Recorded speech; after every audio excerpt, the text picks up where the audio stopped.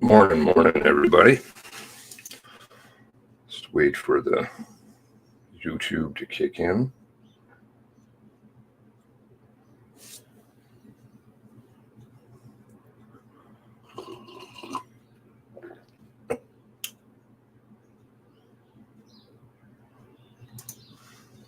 Okay, there we go.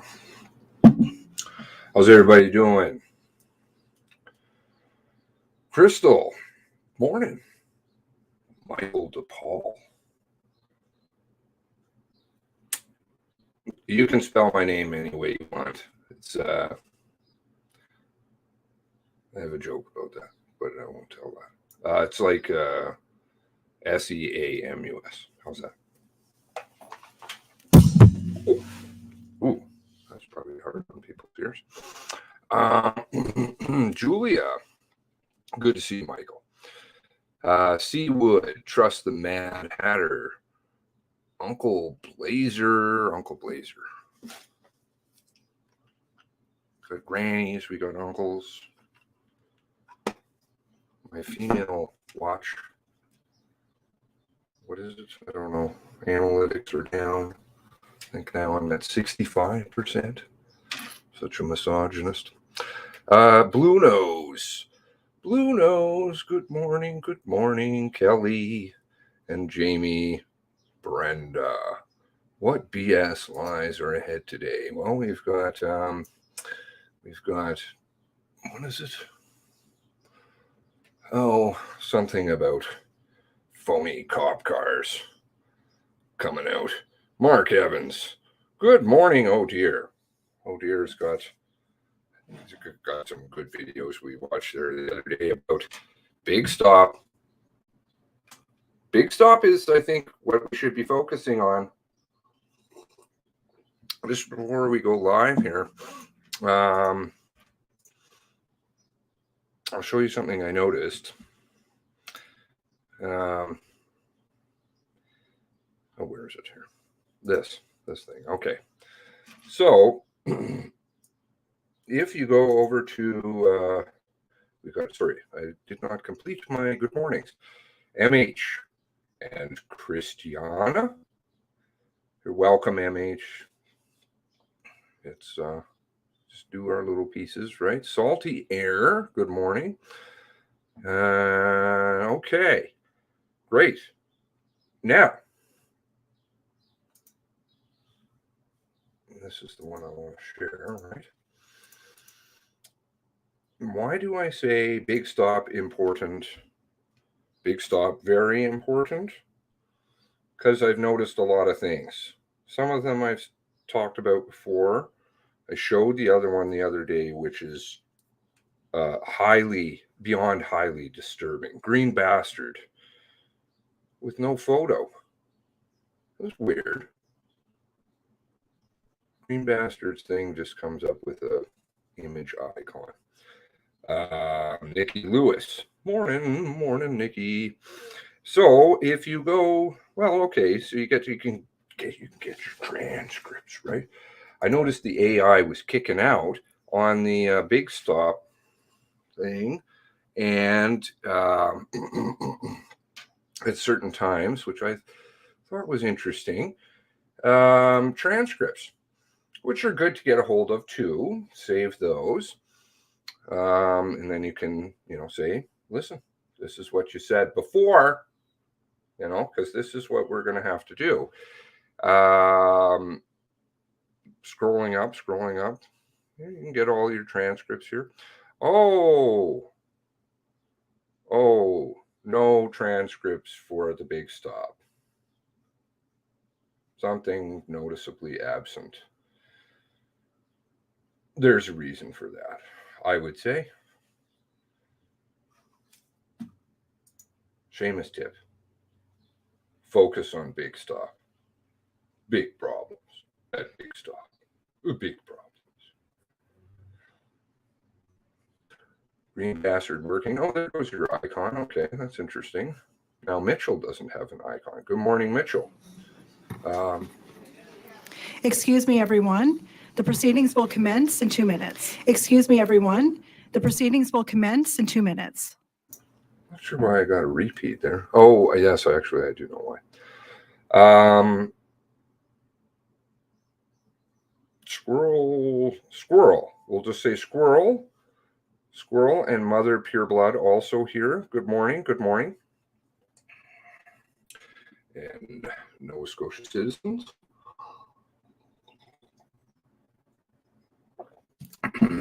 Lots of important details on Big Stop, but you have to go and piece things together. Big Stop, very important. Focus on Big Stop.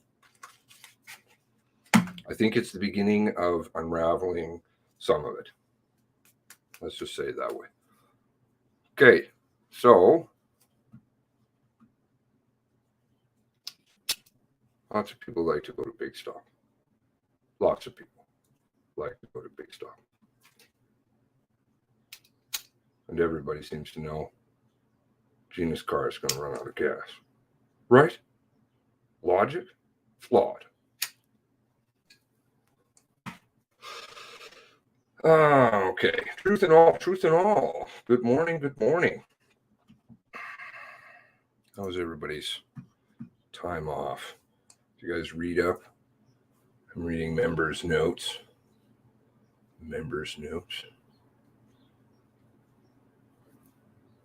Kyle, Josie, and Mr. Lawless. Federal crimes. Serious. Strathroy. HRP, yep. HRP hanging out at the Big Stop. I think HRP may be more relevant. Be interested to see HRP's communication logs and the Halifax HRP channel, as well as the WhatsApp. I think there's some interesting things in there. Peter, good morning. Everybody got their Tylenol handy, ready to hear about and the police paraphernalia. So we're going to have the 2.1 tons of destroyed garbage or whatever they're going to say. Good morning. The proceedings of the Mass Casualty Commission are now in session. Good morning. The proceedings of the Mass Casualty Donald, Commissioner Leanne Fitch, and Commissioner Kim Stanton presiding.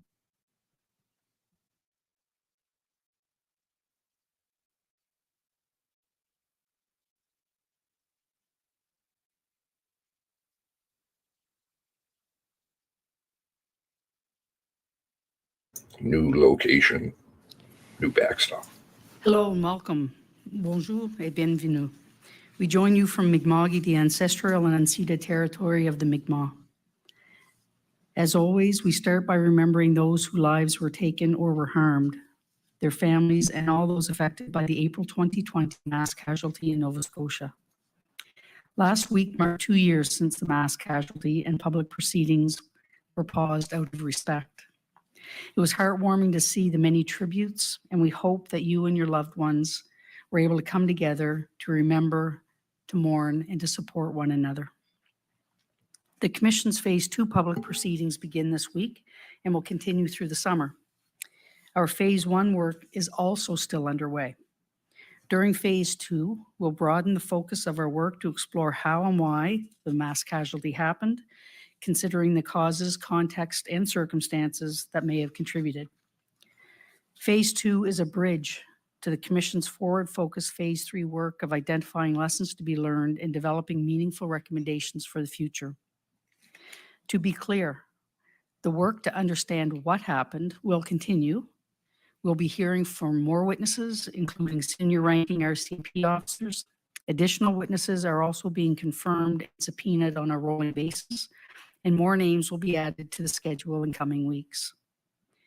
Through Phase 2 work, we will continue to build on what we have learned during proceedings so far about what happened, exploring issues identified in our mandate, including police resources and decision-making, public communications, understanding mass casualties, supporting communities after a mass casualty, gender-based and intimate partner violence, and access to firearms. As we broaden our focus, we will also expand the kinds of public proceedings we are using in this inquiry. In addition, more foundational document presentations and hearing from witnesses, you can expect to see the public releases of expert and technical reports, which are prepared by independent report writers and researchers to help us better understand the related issues in the mandate.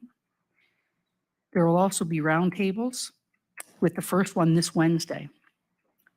These will involve experts and other individuals with helpful knowledge who will provide their insights on relevant issues through public and facilitated processes and discussions.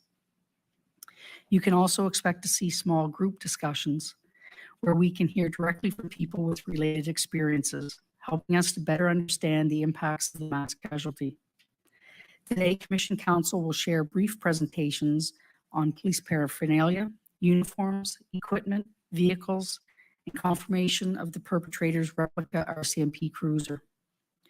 We will also hear from the witness Max Liberator, who will provide information about the perpetrator's police paraphernalia, including uniform items and decals for the decommissioned replica RCMP cruiser. I will now ask Commission Counsel Amanda Bird to begin. Thank you.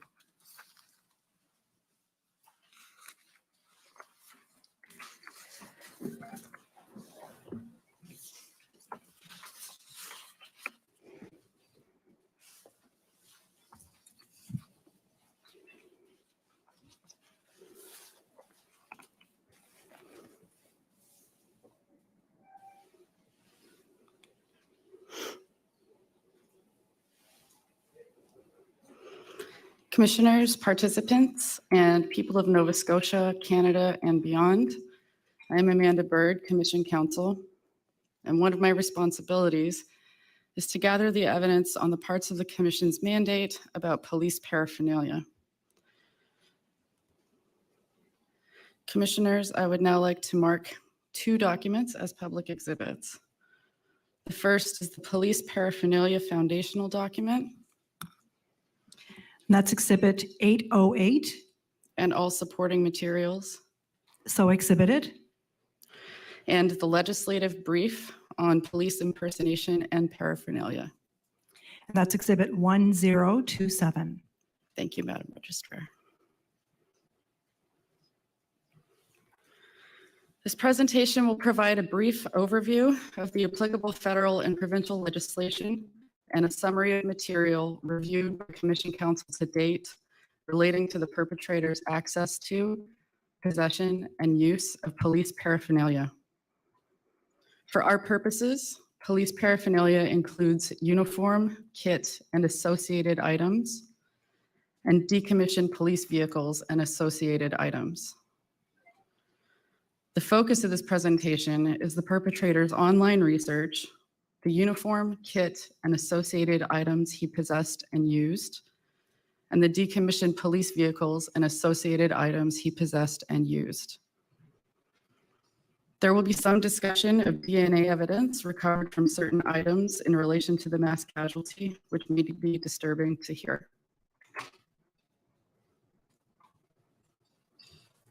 So I'll start with the law.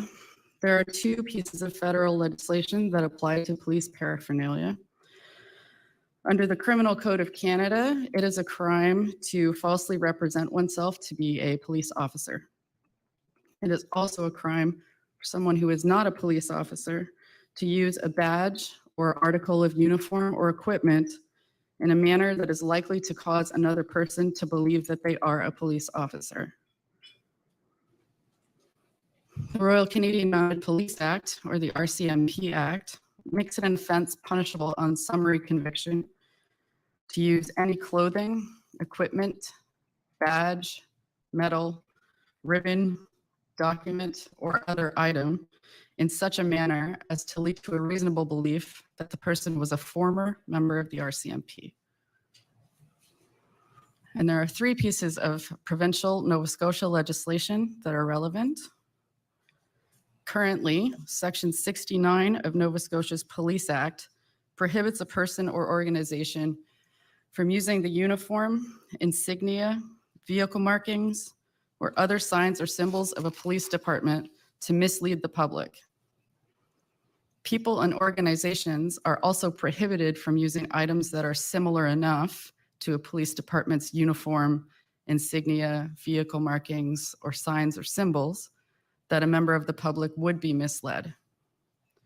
This legislation was applicable at the time of the mass casualty in April of 2020 and continues to apply today. Nova Scotia's Private Investigators and Private Guards Act prohibits licensees from holding themselves out to be members of a police force or acting as members of a police force.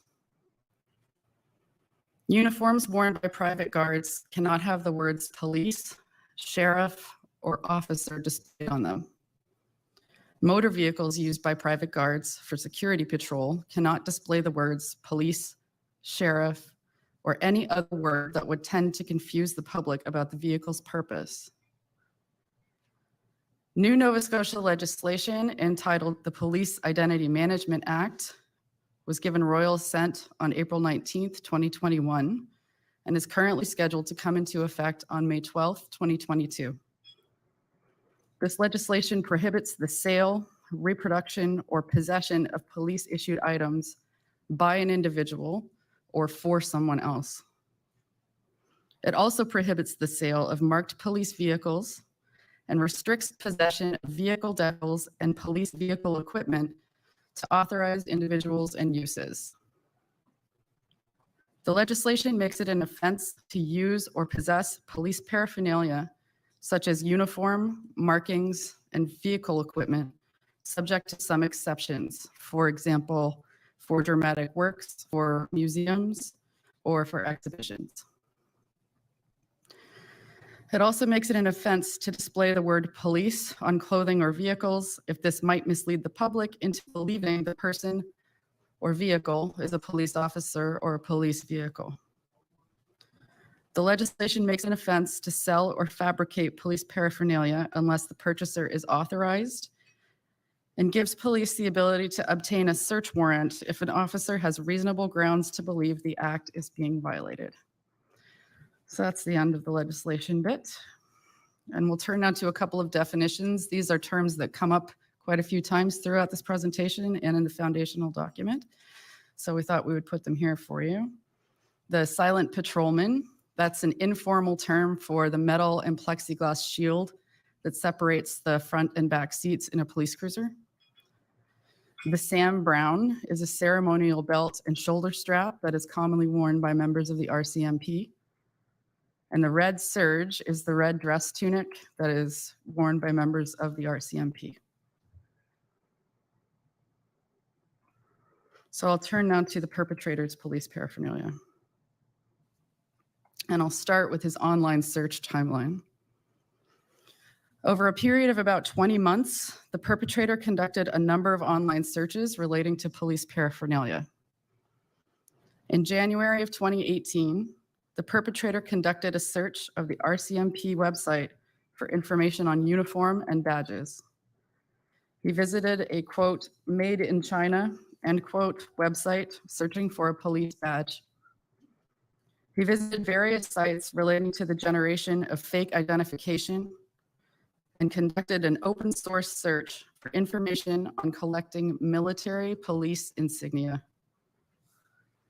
He visited the RCMP website's uniform page and conducted other open source searches in relation to RCMP uniforms. He conducted searches relating to obtaining fake police badges and law enforcement IDs. The perpetrator also conducted searches using the following search terms: RCMP badges for sale, RCMP badge number lookup, and fake RCMP badge. In February of 2019, the perpetrator again visited the RCMP website and concentrated on the section of the website relating to the badge and insignia. He conducted 2 searches on eBay for collectible police decals and stickers.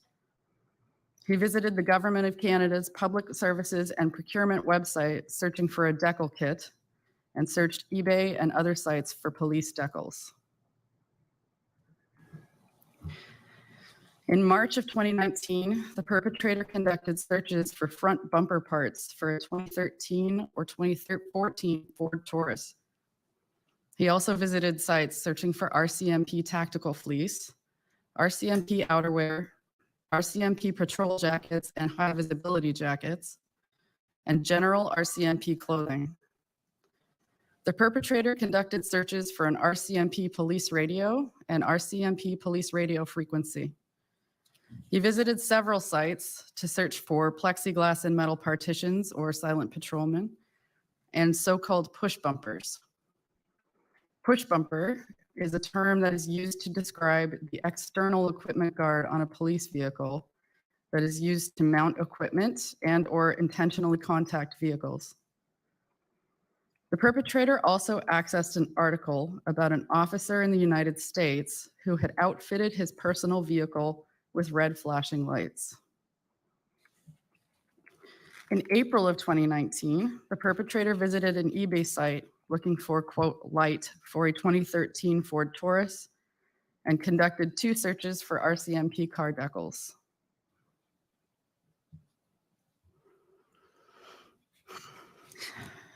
The perpetrator continued to search for information about RCMP police decals, Ford Taurus vehicle parts, and collectible items in May and June of 2019. In July of 2019, the perpetrator conducted open source and Google searches for, quote, RCMP 26B11 patrol car, end quote, and RCMP Truro. As I will discuss in a moment, 26B11 was the original number assigned to the 2017 decommissioned Ford Taurus that the perpetrator turned into the replica RCMP cruiser. In August and September of 2019, the perpetrator continued to search for items relating to police Ford Taurus motor vehicles, including the silent patrolman, tires, and push bars. So I'll now discuss the uniform and kit items that the perpetrator had or ordered. The perpetrator is known to have had a red RCMP surge. The red surge is a dress tunic that is worn by members of the RCMP, and a red surge was not recovered after the mass casualty. The RCMP recovered a gray RCMP general duty uniform shirt from Gina Goulet's residence on April 19th, 2020. The shirt was authenticated as RCMP issued for the Mass Casualty Commission by the RCMP Uniform and Equipment Program. The RCMP also recovered a bright yellow high visibility vest from Gina Goulet's residence. The vest has not been authenticated as RCMP issued, and it's important to note that these types of vests are not worn exclusively by police officers and are available at retail stores. The RCMP recovered a pair of dark blue pants with a yellow stripe from Joey Weber's Ford Escape on April 20th. The Mass Casualty Commission does not currently have evidence to suggest that the perpetrator wore these pants during the mass casualty. The pants were authenticated as RCMP issued by the RCMP Uniform and Equipment Program for the Mass Casualty Commission. The RCMP recovered a Correctional Services Canada or CSC jacket from Joey Weber's Ford Escape on April 20th. The RCMP recovered an Emergency Medical Technician or EMT badge on April 21st, 2020. The badge was in a black wallet the perpetrator had at the time of his death. The RCMP recovered a nylon or webbed duty belt from Gina Goulet's Mazda 3, which the perpetrator stole and was driving at the time of his death. A duty belt is a belt worn by police officers, correctional officers, security guards, and others around the waist to hold such items as a firearm, a baton, oleoresin capsicum spray or pepper spray, handcuffs, radio, and other accessories. The RCMP recovered a pair of high brown boots with the perpetrator's last name written in them on April 26, 2020, from 123 Ventura Drive, where the perpetrator spent several hours overnight on April 18th and into the morning of April 19th. High brown boots are also called high browns, and they are brown leather boots that are worn by members of the RCMP. The RCMP also recovered a Sam Brown belt and empty holster from 123 Ventura Drive. And as I mentioned earlier, the Sam Brown is a ceremonial belt and shoulder strap commonly worn by members of the RCMP. The RCMP recovered plastic bullet holders from 123 Ventura Drive on April 26th. They also recovered a radar speed measuring device from the same location, which we know the perpetrator ordered on eBay. He also purchased tuning forks for the radar speed measuring device, but these were not recovered. And finally, a pair of handcuffs were recovered after the events at the Shubenacadie Cloverleaf by a civilian and were provided to the RCMP. The Mass Casualty Commission has not received definitive evidence to draw a conclusion on whether the perpetrator owned or used these handcuffs. I'm just going to show you a few photographs here. This is the bright yellow high visibility vest that I discussed earlier that was recovered from Gina Goulet's residence. This is the gray RCMP general duty uniform shirt. This is one of the high brown boots. These are the blue pants with yellow stripe. This is the EMT badge that was in the wallet. This is a photograph of the Sam Brown belt, and you can see the empty holster there.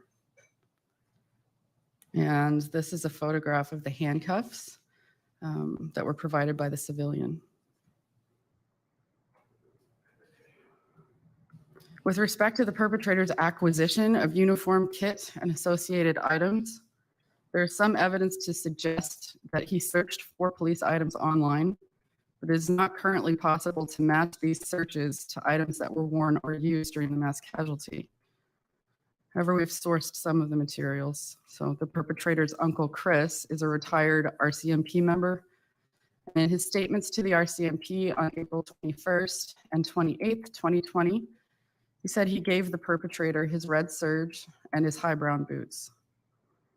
He said the perpetrator displayed these items at the warehouse in Portapic. Chris did not think the perpetrator would have taken the general duty uniform shirt or other general duty uniform items he may have had access to because the perpetrator was larger than Chris and the items would not have fit him.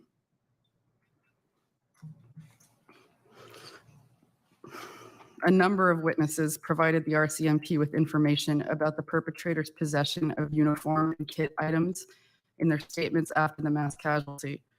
This is just a broad overview of some of that information. There's a lot more detail in the foundational document. Lisa Banfield provided information to the RCMP that the perpetrator had RCMP uniform items, including a red serge, and, quote, khaki shirts like police officers have, end quote. Family members reported that the perpetrator had pants with a yellow stripe, a long-sleeved RCMP shirt, a red serge, a hat that one witness described as looking like Smokey the Bear, and a badge. Friends and acquaintances also described uniform items, including an RCMP shirt, pants with a yellow stripe, a red serge, a holster, and a badge. It is not known whether the badge witnesses referred to was in fact the EMT badge that was recovered from the black wallet in the perpetrator's possession at the time of his death.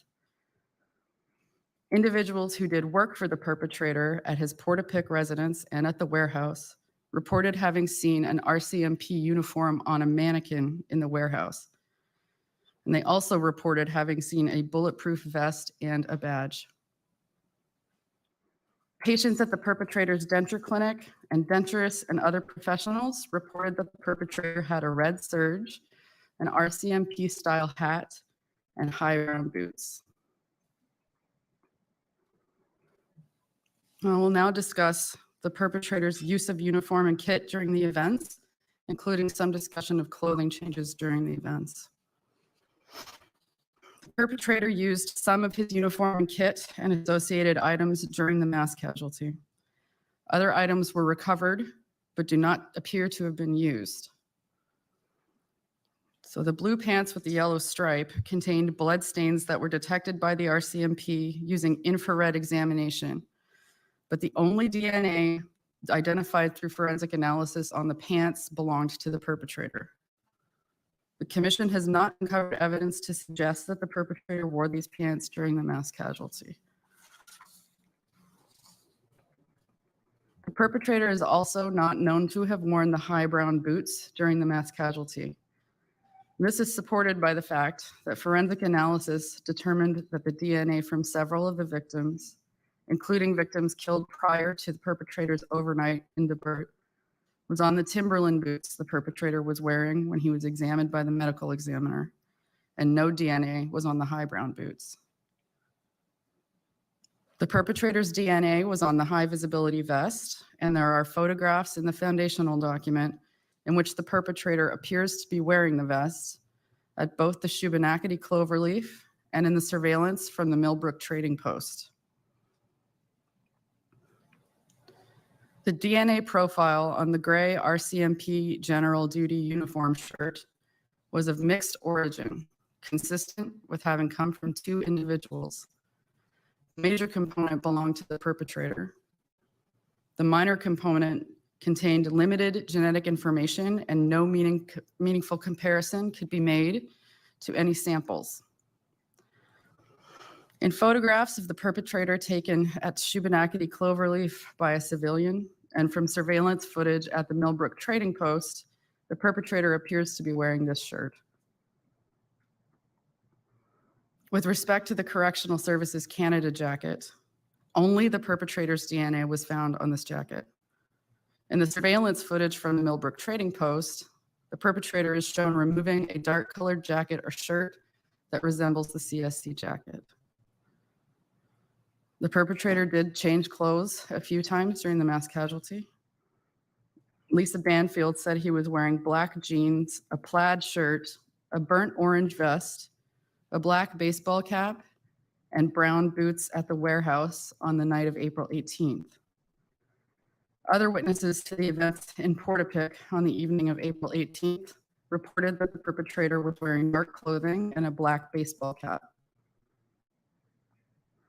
A witness who saw the perpetrator near the football field in Debert sometime around 12:30 a.m. on April 19th said he saw a police car driving by and the person driving it appeared to be wearing an RCMP uniform. Surveillance footage from the Millbrook Trading Post, taken at approximately 10:25 a.m. on the morning of April 19th, show the perpetrator changing clothes. The perpetrator removed a dark shirt or jacket that appears to have a crest or patch on the left shoulder and resembles the CSC jacket, revealing the high visibility vest and the light gray or beige long-sleeved shirt with a crest or patch on the shoulder that resembles the RCMP General Duty uniform shirt. The RCMP General Duty uniform shirt and the high visibility vest were recovered from Gina Goulet's residence. And at the time of his death, the perpetrator was wearing brown Timberland boots, a black belt, a white or light colored t-shirt, and black jeans.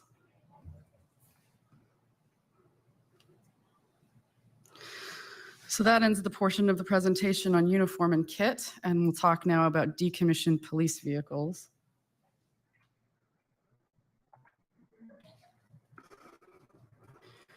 The perpetrator had 4 decommissioned police vehicles at the time of the mass casualty. 3 of these were 2013 Ford Taurus motor vehicles, and 1 was a 2017 Ford Taurus. 3 of the 4 vehicles were registered to Berkshire Broman Corporation, which was a corporation the perpetrator owned. The perpetrator purchased all 4 of these vehicles from GC Surplus, which is an online closed bidding system that sells movable assets, including vehicles, for more than 100 departments and agencies within the government of Canada. So the first vehicle that he purchased was a 2013 white Taurus. He purchased this in March of 2019 and paid about $4,200 for it. The second vehicle he purchased was a 2017 white Taurus, which he purchased in July of 2019. This one sold for $10,990 or thereabouts. And this was the vehicle that the perpetrator turned into the replica RCMP cruiser and later numbered as 28B11. The perpetrator drove this vehicle during the mass casualty and set it on fire. It was subsequently recovered by the RCMP. The third vehicle he purchased was in September of 2019. And he paid around $2,998 for it. The perpetrator failed to register this vehicle after he purchased it from GC Surplus, so he did not register this vehicle. And the last one that he purchased was in July of 2019. That's backwards. The last one he purchased was in September, which is the one that I just talked about. So the third one that he purchased was in July of 2019, but I think it didn't actually get transferred over to him until October. But this was the vehicle that was located at 193 Portland Street in Dartmouth during the execution of a search warrant on April 20th, 2020. It was a 2013 Taurus. The perpetrator purchased this vehicle from GC Surplus for about $3,800.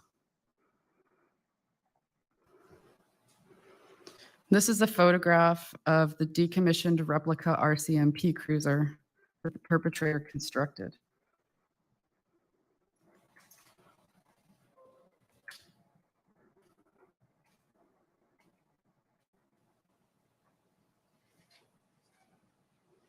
I think I'll go back to that picture so you can see for a minute what I'm talking about. Many civilian witnesses told the RCMP in their statements after the events that they either had seen or had knowledge of this replica cruiser prior to the mass casualty. Perpetrator showed many of these witnesses photographs of the cruiser, and some saw it in the warehouse in Portapic. Several witnesses reported that the perpetrator told him he intended to use the vehicle either as a memorial for fallen RCMP members or that he intended to rent it out for use on movie sets. The commission does not currently have evidence to suggest that any of these witnesses reported the vehicle to police. The perpetrator used a number of accessories to construct the replica cruiser, and I will discuss a few of those accessories now.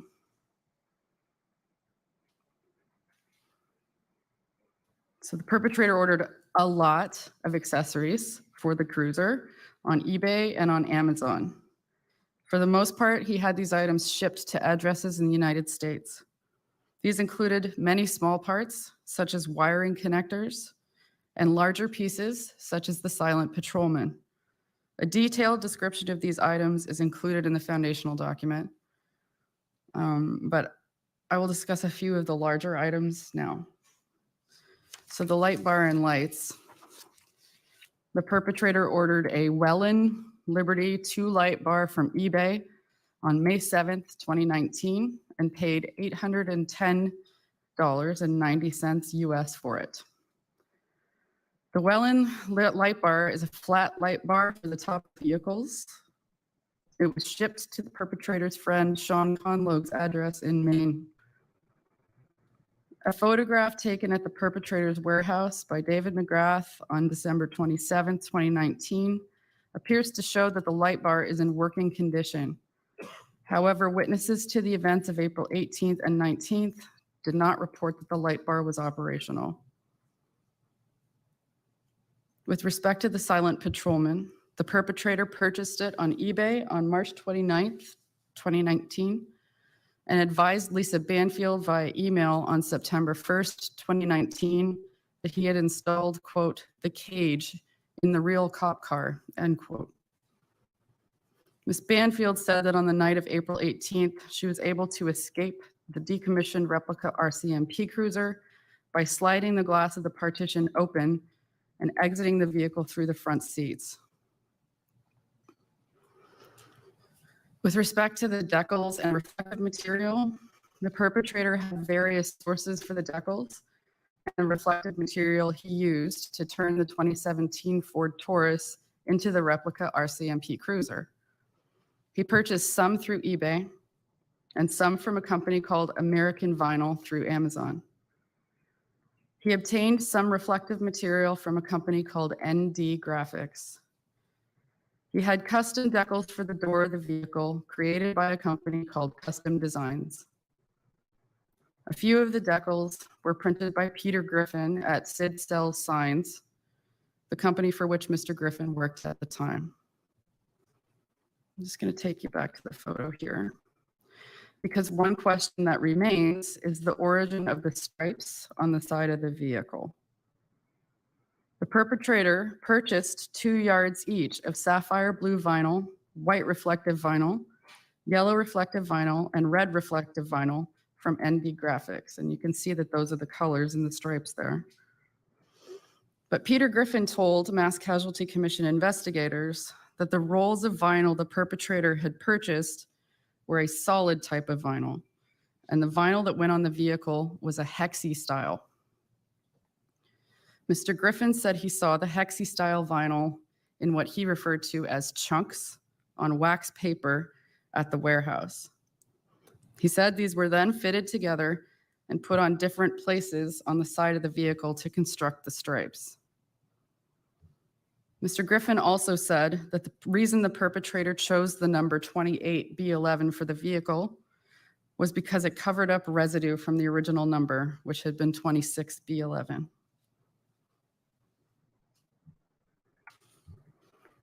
With respect to the radio, the perpetrator ordered a Motorola radio control head, Motorola Palm microphone, and a power cable for a Motorola radio from eBay. A supplementary report from Mass Casualty Commission investigators indicates that there was no evidence to suggest the perpetrator had the ability to listen to encrypted radio transmissions. It is not currently known whether the radio and associated parts the perpetrator ordered were for the replica cruiser or a different vehicle, or whether the replica cruiser had a working radio in it. Commissioners, this concludes the presentation on police paraphernalia. Thank you. Thank you so much, Ms. Pruitt.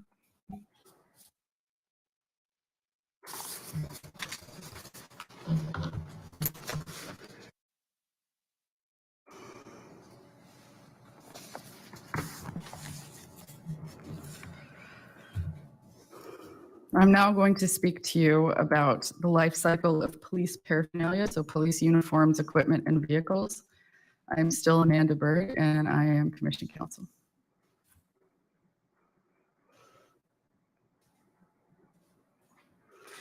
Commissioners, I would now like to mark 8 documents as public exhibits. These are the transcript of mass casualty interview of Stephen Carroll, COMM 53744.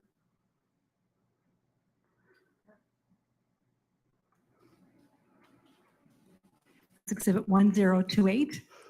Transcript of mass casualty interview of Alan McCambridge, COMM 53742. 1029. Transcript of mass casualty interview of Christine Lemarche, COMM 50865. 1030.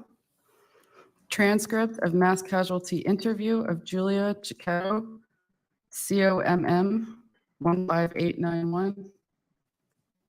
1031. Transcript of mass casualty interview of David McNeil, COMM 3767. 1032.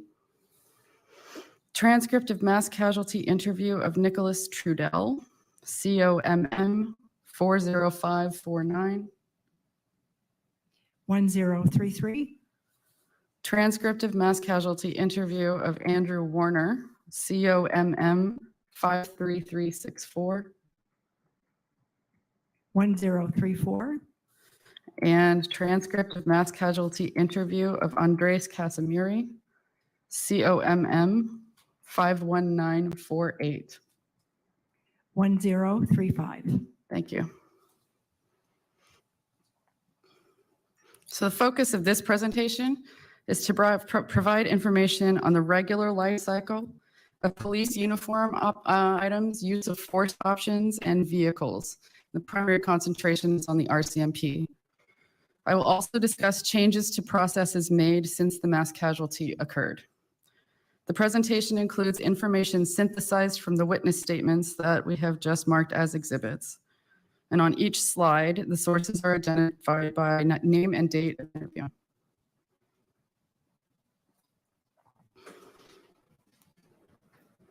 So we've got a few definitions and acronyms here to start. Materiel and assets management is the RCMP team that manages all procurement requirements on a departmental level.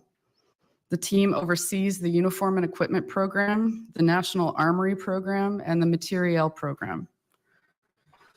Then we have Public Services and Procurement Canada, which is PSPC, and used to be known as Public Works. And this is the central purchasing agent for federal departments and agencies.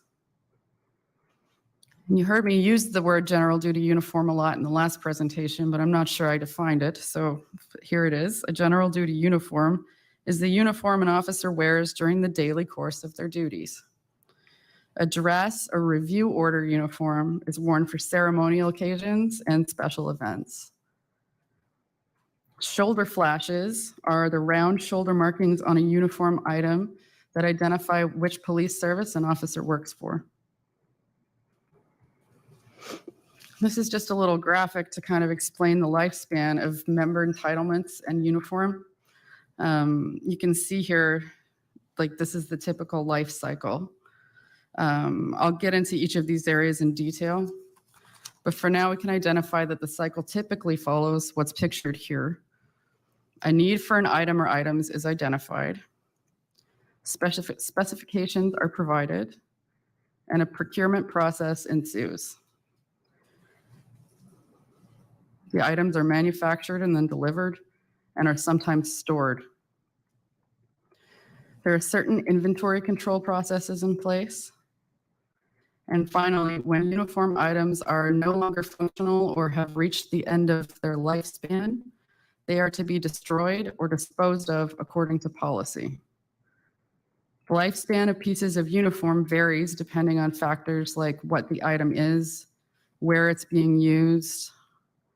The lifespan of uniform items is set out in RCMP policy, and members can see information on the fair wear and tear life expectancy for each item of uniform when they use the online ordering system to place individual orders. And I'll talk more about the online ordering system in a moment.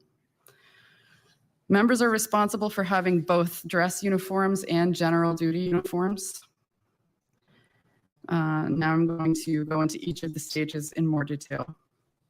So stage one, the need is identified and the specification is developed. The first stage in the life cycle of uniform items is the identification of a need for a particular piece of uniform by the detachment. Some examples could include stronger wet weather or harsh environment equipment like extreme cold weather boots. Once a need has been identified, the Uniform and Equipment Program develops the detailed specification for the item based on the need. And the next stage is procurement. So Materiel and Assets Management uses the specifications that were developed by the Uniform and Equipment Program to create a procurement, which must be fair, open, transparent, and compliant with trade agreements and the rules of procurement. Bidders then bid on the contract, the cost, and turnaround time.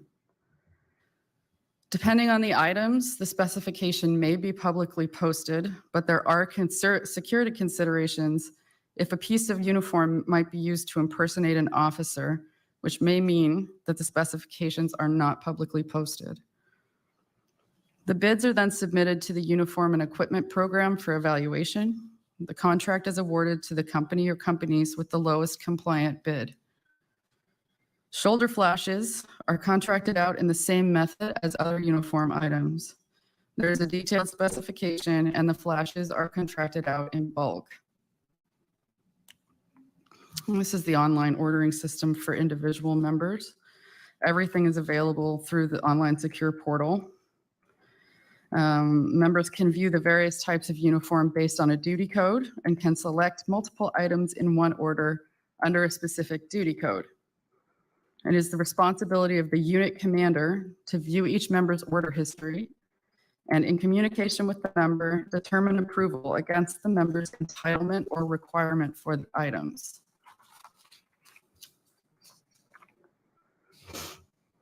For bulk orders, as part of the contract, there is a freight on board destination for the items. The vendor is responsible for arranging shipping and paying the shipping costs from the supplier to the RCMP. For online member orders, once they are approved by the unit commander, the orders go into a pending order area. The items are then grouped, prepared, picked, and shipped via Canada Post to the detachments each day. With respect to monitoring inventory and orders, it is the unit commander's responsibility to review and approve member requests. Discipline decisions for members who may appear to be over-ordering would be at the unit level as a starting point, at the discretion of the unit commander. The unit commander may also involve a warrant officer if there is a problem to determine what disciplinary action, if any, is required. Members would be refused items if they had already received their quota of these items within the item's life expectancy. For example, if a member orders a new patrol jacket every year, that would be suspicious, and the unit commander would likely challenge it to determine the reasons for the orders. Now that applies to fair wear and tear. If there's an incident where an item of clothing is destroyed in the line of duty, then that's a little bit of a different situation. With respect to inventory control, when the RCMP receives items, it gets a detailed packing slip, which is cross-referenced at the loading dock of their facility to make sure they have received everything. If there is a discrepancy, it immediately goes to the manager of accounting and planning for action. The manager will contact the carrier, find out what happened. Follow-up occurs immediately on account verification. And if action is required, this also happens immediately. With respect to the destruction or disposal of uniforms, this is not on a national scope, and the responsibility for destruction of uniform items is at the detachment level. Detachments may have incinerators or shredders on site. The RCMP will collaborate with other government departments to assist them if they have challenges. For example, they might provide cold weather gear with the insignia removed to an agency like the Canada Border Services Agency.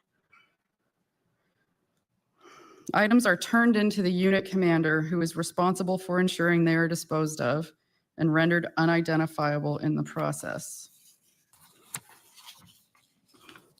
Policy says that items are to be destroyed locally or rendered unserviceable.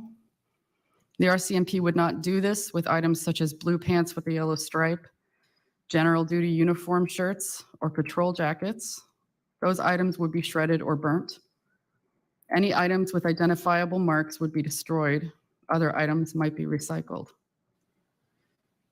Members who are resigning or retiring require permission to maintain their dress uniform.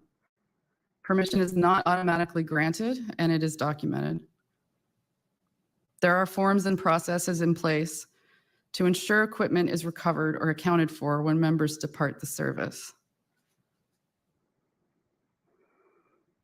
I'll speak a little bit about dress uniforms here because it's a little different. The mechanism is the same for general duty uniforms as dress uniforms, so the procurement, design, specification, ordering process. But members are entitled on approval to keep certain items of the dress uniform upon retirement. These items also have a longer life expectancy because they are not worn on a regular basis. With respect to use of force options, we heard the procurement process for the use of force items is the same as for uniforms, except certain items go to a different team at PSPC.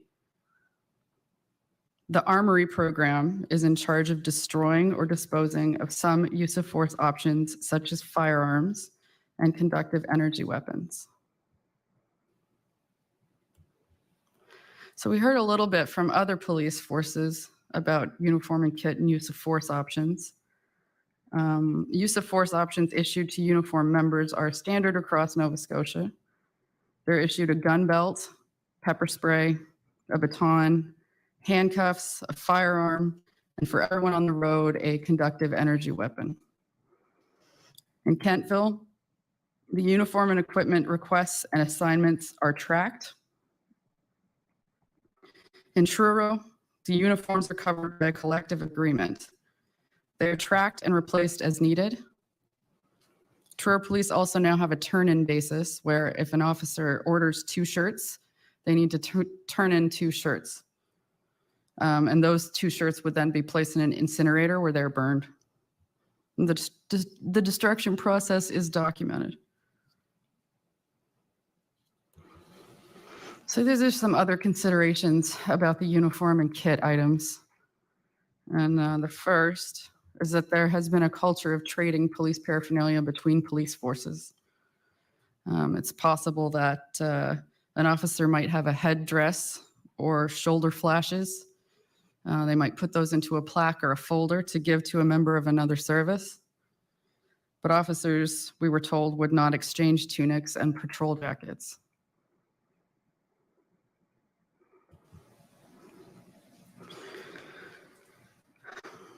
The uniform often does have special significance to veterans and retired members. Retired members must be given permission to wear the ceremonial uniform.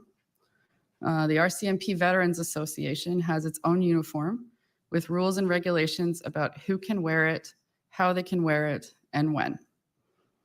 Since October of 2014, members must ask permission to wear the dress uniform while attending regimental funerals. Most veterans wear blazers and do not march.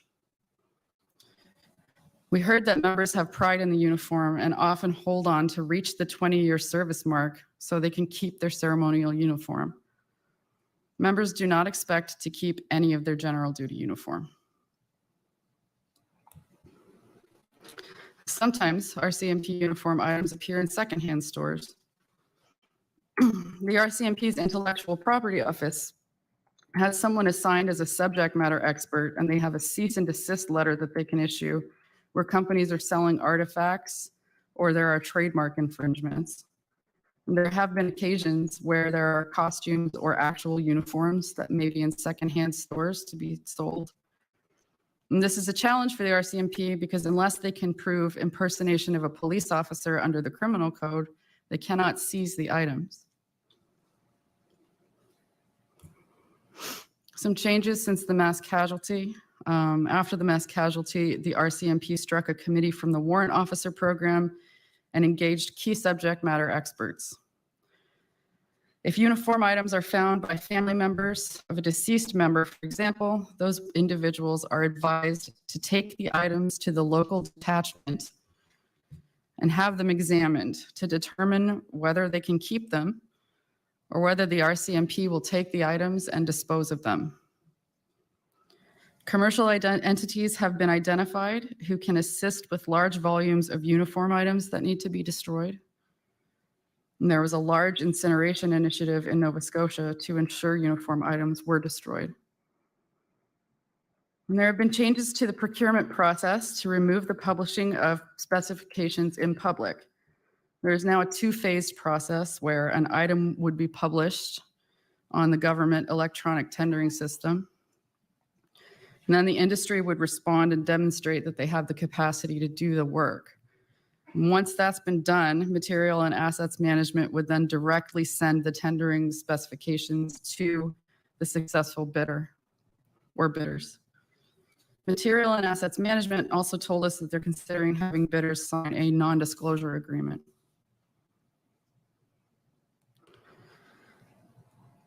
So that's the end of the portion on uniform, the life cycle of uniform and kit.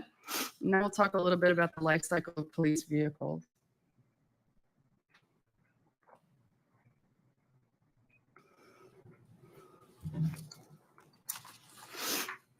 Vehicles for the RCMP are purchased through standing offer, and PSPC is the contracting authority. The bulk of RCMP vehicles would be considered general duty vehicles, which are marked and are the typical police vehicles you would see on the road. These vehicles are replaced based on a replacement cycle that's determined by mileage and age. And we heard it was about 130,000 kilometers or 8 years. So with respect to upfitting vehicles, there are more than a dozen orderable options for police vehicles, and the mandatory criteria for a police vehicle are comprehensive. Some options are installed by the manufacturer, and these are a lot of under the hood options. And then the vehicle goes to an upfitter who is identified by the manufacturer and is a subcontractor.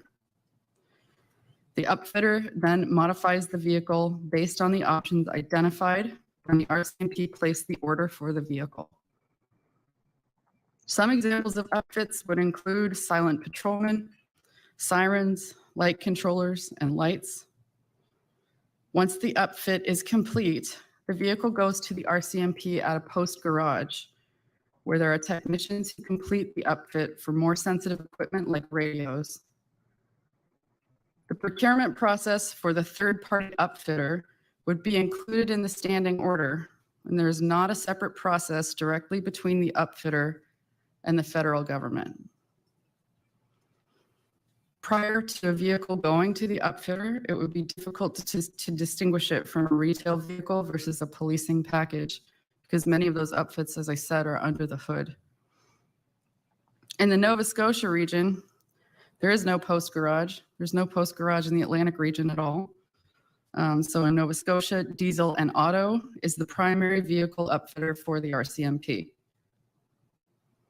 If diesel and auto is not able to meet the demand and turnaround time, it will allocate the upfitting to secondary suppliers. No one is allowed into the upfitting area at diesel and auto without a security clearance personnel. When a vehicle has been upfitted, diesel and auto then sees it again, they notify the RCMP, and the vehicle is likely to be already allocated to a detachment. Once the RCMP tells diesel and auto which detachments are getting which vehicles, diesel and auto arranges a pickup that is usually done by an authorized person who is normally an RCMP officer. This person signs for the vehicle and does a walk-around inspection. The information is recorded and is sent back to RCMP headquarters. So with respect to decals, ordering decals is an RCMP program, and the responsibility for ordering them varies across the country. Materiel and assets management is responsible for procuring the decals. Inventory management for decals would be handled in the regional offices within the RCMP. Talk a little bit here about the decommissioning of vehicles and the preparation of surplus assets for sale. Two witnesses told the Mass Casualty Commission that the decommissioning and disposal of RCMP vehicles is a shared responsibility. Material and assets management relies on GC surplus to assist with the decommissioning process. GC surplus, as you might remember, is an online closed bidding system that sells movable assets, including vehicles, for more than 100 departments and agencies within the Government of Canada.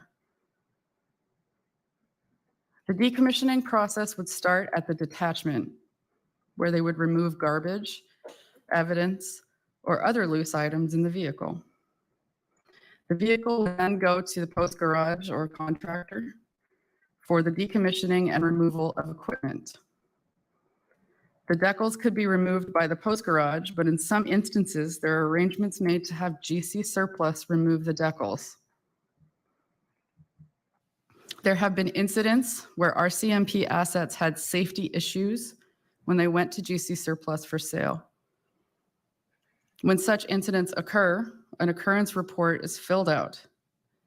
GC surplus has standard operating procedures that include preparing a car for sale, But these may not be specific to RCMP vehicles because GC Surplus gets vehicles from other agencies as well.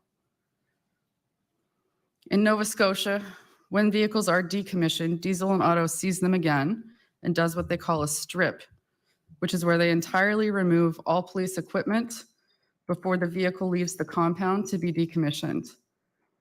When a vehicle is decommissioned, Diesel and Auto logs all the parts that come off the vehicle on a list, which they send back to the RCMP, who manages the parts inventories.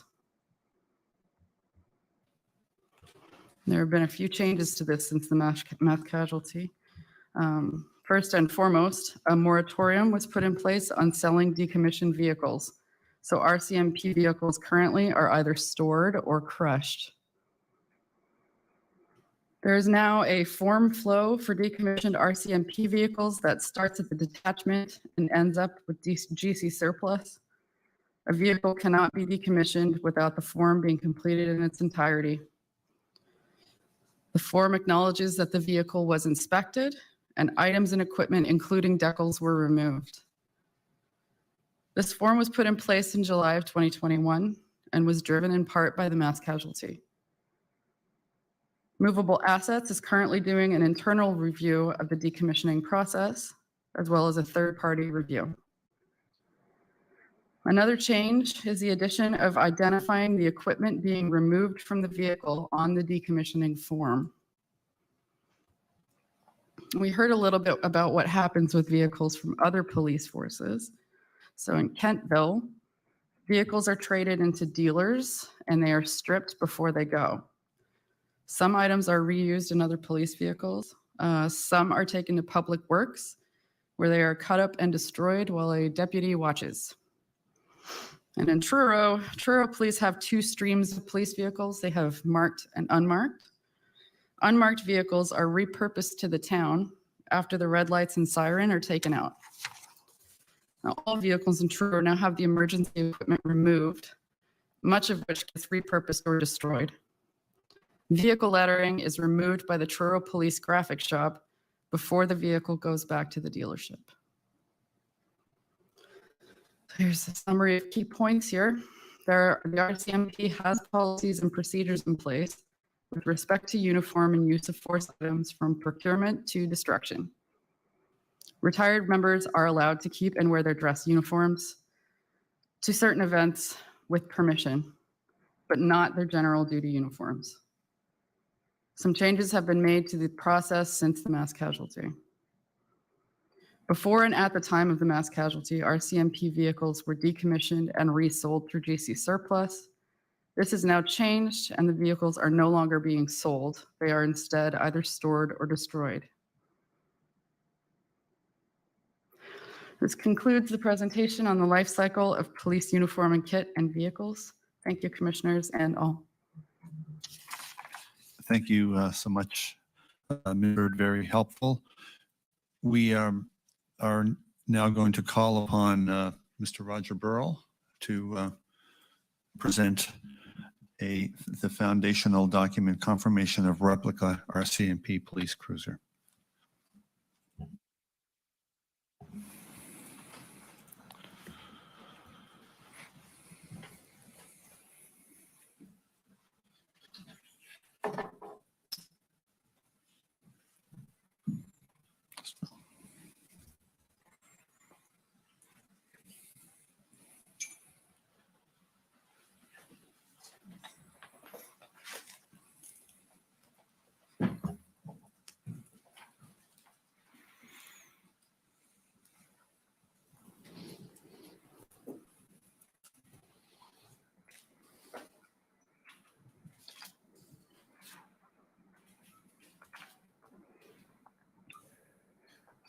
Commissioners, participants, Nova Scotians, Canadians, and all those impacted by the mass casualty of April 18th, 19th, 2020. You'll be relieved to know that my introductory comments this morning will be much shorter than previous introductory comments, simply because a number of things, and I'll explain it in a bit, but my colleague Ms. Bird has covered much of the material that is also in the document that we're going to be talking about now, the foundational document entitled Confirmation of Replica RCMP Cruiser. Up till now, the introductory presentations of foundational documents have gone into some detail to illustrate the components of the document and to provide you some insight with respect to the narrative of events. The documents that were presented up until now were very particularly designed with a narrative nature as the focus. However, as we move along in the inquiry, the upcoming foundational documents will contain more of a thematic and or conceptual aspect. And as a result, the material that you will be hearing about, you've perhaps been exposed to already, and it's been now kind of compiled in a thematic theme or a thematic approach, such that the introductory remarks will be shorter. This introduction is intended to present a very high-level view at the issue or of the issues and to focus on the big picture. The foundational document itself dives deeper into the material. I would encourage you to look at it for purposes of that detail. I will touch on the introductory informational purposes at a very high level. So as is the routine here, Madam Registrar, I would move that the foundational document entitled Confirmation of Replica RCMP Cruiser be marked and tendered into evidence in these proceedings. It's Exhibit 1036. Thank you. And also, I would move that all supporting documentation referred to therein in Exhibit 1036 be marked and tendered into evidence in these proceedings as well. So exhibited. Now, often the subject matter slide is a cursory slide that we get through, but just a few comments. This subject matter is a summarization of material currently available to the Mass Casualty Commission in relation to the perpetrator's use of a replica RCMP vehicle during the mass casualty, including the perceptions, understandings, and analyses of RCMP members with respect to the possibility that the perpetrator was in possession of a fully marked replica police or RCMP vehicle. For the purposes of this introduction, I will be focusing on the perpetrator's use and possession of the replica RCMP vehicle and indeed other vehicles in his possession. The perception, understanding, and analysis is reviewed in the materials and in the foundational document and will also be explored, obviously, in upcoming witnesses in these proceedings. Commissioners, I present the foundational document Confirmation of the Replica RCMP Cruiser. So as my colleague spoke to you about earlier this morning, this foundational document gives the picture of the motor vehicles in the perpetrator's possession on April 18th. We have to know what the perpetrator had or what he possessed in order to analyze how that was assessed and how it was determined by law enforcement in terms of their behavior engagement throughout this event. It's important because throughout the mass casualty, the status of the RCMP replica vehicle was significantly explored in terms of trying to determine where the perpetrator was, how he was operating, and what type of vehicle he had. You will recall from the earlier foundational documents that at the very early onset of the matter, at 10 o'clock, the OCC or shortly thereafter received a call indicating that there was a RCMP vehicle in the yard at the Blairs, and it was described as decked and labeled RCMP vehicles. So what vehicles did the perpetrator possess, and did he indeed have a decked and labeled RCMP car? Well, the information available to the Mass Casualty Commission suggests the perpetrator owned a 2007 black Jeep Wrangler, license plate GNP 860, a 2017 white Ford F-150, license plate GDM 984, and a 2015 Mercedes-Benz C300. These were all registered in the name of the perpetrator.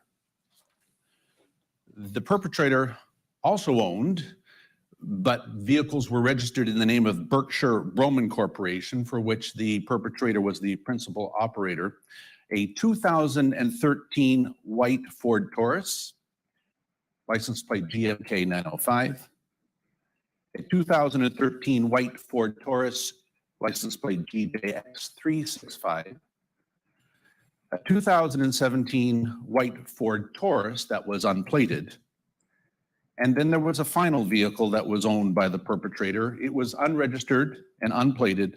It was a white 2013 Ford Taurus. So you've heard from Ms. Bird and myself basically that there was a number of vehicles within the possession of the perpetrator on April 18th, 19th. The vehicles were accounted for during and after the mass casualty in the following manner.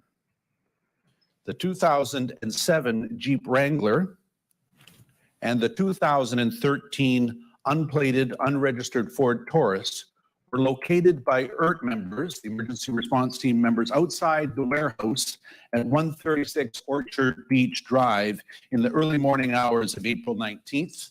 Those two vehicles that I've just identified were completely burnt out. The 2017 white Ford F-150 was discovered at the perpetrator's warehouse on April 22nd, 2020. It was burned, obviously, beyond recognition, destroyed in the fire. Supplementary reports by the Mass Casualty Commission investigators have confirmed that the F-150 was burnt out and located at the remains or the leftovers of the fire at 136 Orchard Beach Drive. The 2013 white Ford Taurus, license plate GJX365, was located by ERT members, burnt out at the cottage, 200 Portapique Beach Road. You will recall this location is where first responders attended as they went down the road, Portapique Beach Road. And they initially observed that vehicle at that location, not having been burnt. Shortly before, an hour or so, as they were in the community, the vehicle was observed to be burned or burning. It was found burnt out at that location. The 2013 Ford Taurus, license plate GMK 905, and the 2015 Mercedes-Benz C300 were located at 193 Portland Street in Dartmouth. You will know that the 193 Portland Street in Dartmouth was the residence and denture clinic of the perpetrator.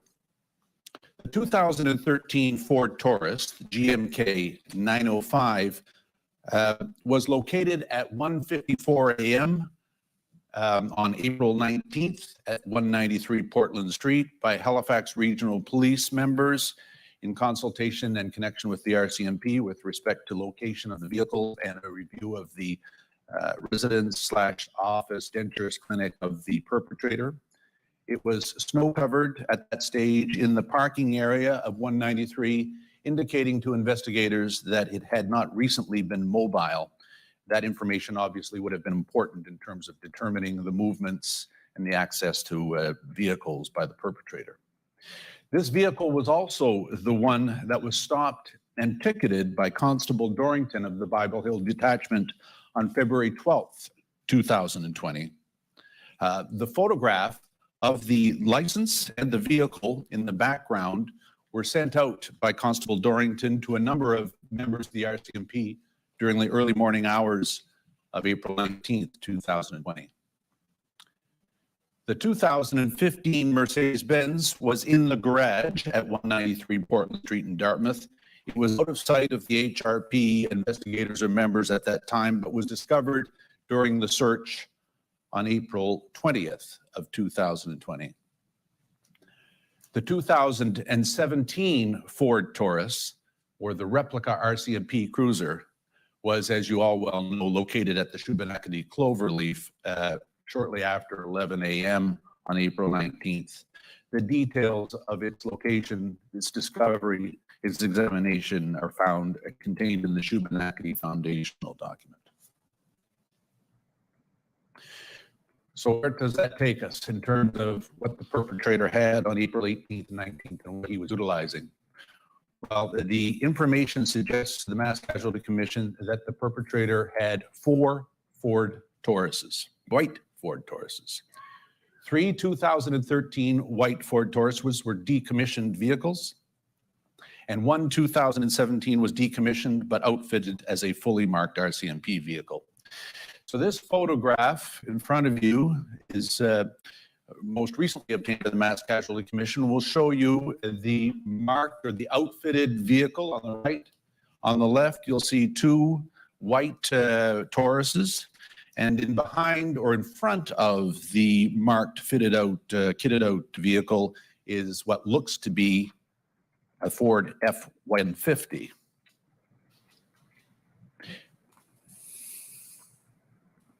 This photo shows you a view of the fully marked replica RCMP vehicle. Information obtained by the Mass Casualty Commission is that these photos, and this photo, is from or taken on September 2nd, 2019. You can see obviously some important features of the photograph for purposes of what has been talked about over the last number of weeks. The push bar in the front of the vehicle is easily seen. The light bar on the top of the vehicle, as discussed by my colleague earlier this morning, is also viewed in this photograph. We have now 2 further views of that same vehicle from side on and a 3/4 view from the back, from the driver's side. These 2 photos are from also September 2nd, 2019. You'll see the decaling that was described by Ms. Bird earlier in much more detail, and I'm going to get into. You'll see the markings on the vehicle in terms of attempting to make it appear as authentic as possible. And then, of course, you will see the 28B11 identifier, both on the passenger and driver's side C-pillar behind the back door. This is a photo of the interior front seat taken of the replica RCMP vehicle on September 2nd, 2019 or thereabout. You will recall from the overnight in Debert foundational document, discussion of the municipal electronics radar device. The radar device that's seen on the dash or in the inset in the dash would appear to match the physical description of the radar device that was located on April 26th, 2019 at that location behind 123 Ventura Drive. You'll also see a number of things that are consistent with the eBay Amazon ordering of the perpetrator. There is a radio that's described in that location, or you can see in the photograph. You can also see an aftermarket console. You can see as well a camera around the rear view mirror area. There is as well the absence of an airbag mechanism that's depicted in this photograph from September of 2019. This is a further view from September of 2019 of the interior view of the replica RCMP vehicle. The silent partner partition that had been discussed earlier by my colleague is displayed here. You can see how it's set up in terms of its partition role between the front and the back seat. The back seat view is there as well. You can see the door skins that were ordered on the eBay, or I'm not sure what the actual mechanism it was ordered on, but the door skins are applied to the back door. That prevents the windows from going up and down and a person to be able to exit the vehicle. All consistent with much of the information that we have heard. So Hopefully this brief presentation will give you a sense and help you orient yourself to the foundational document. Fundamentally, we know that the perpetrator had 4 white Tauruses. One was fully kitted out in the manner that has been described in the photographs and as you have heard. The foundational document goes into much greater detail as to how the information with respect to the replica RCMP vehicle emerged throughout this casualty, how it was processed by law enforcement officials, what actions were taken as a result thereof, and more information obviously will be coming throughout these proceedings. In an effort to sort of synopsize some of that information, efforts been made by counsel here to just give you a quick review of what type of information emerged in terms of witness information with respect to the RCMP vehicle. And I'll go over this very quickly. It's information that you do know. Between 10 and 10:30 in the morning, the original calls came to the OCC, the 911 center, from Jamie Blair, the Blair McCully children, and Andrew Kate McDonald, describing an RCMP vehicle.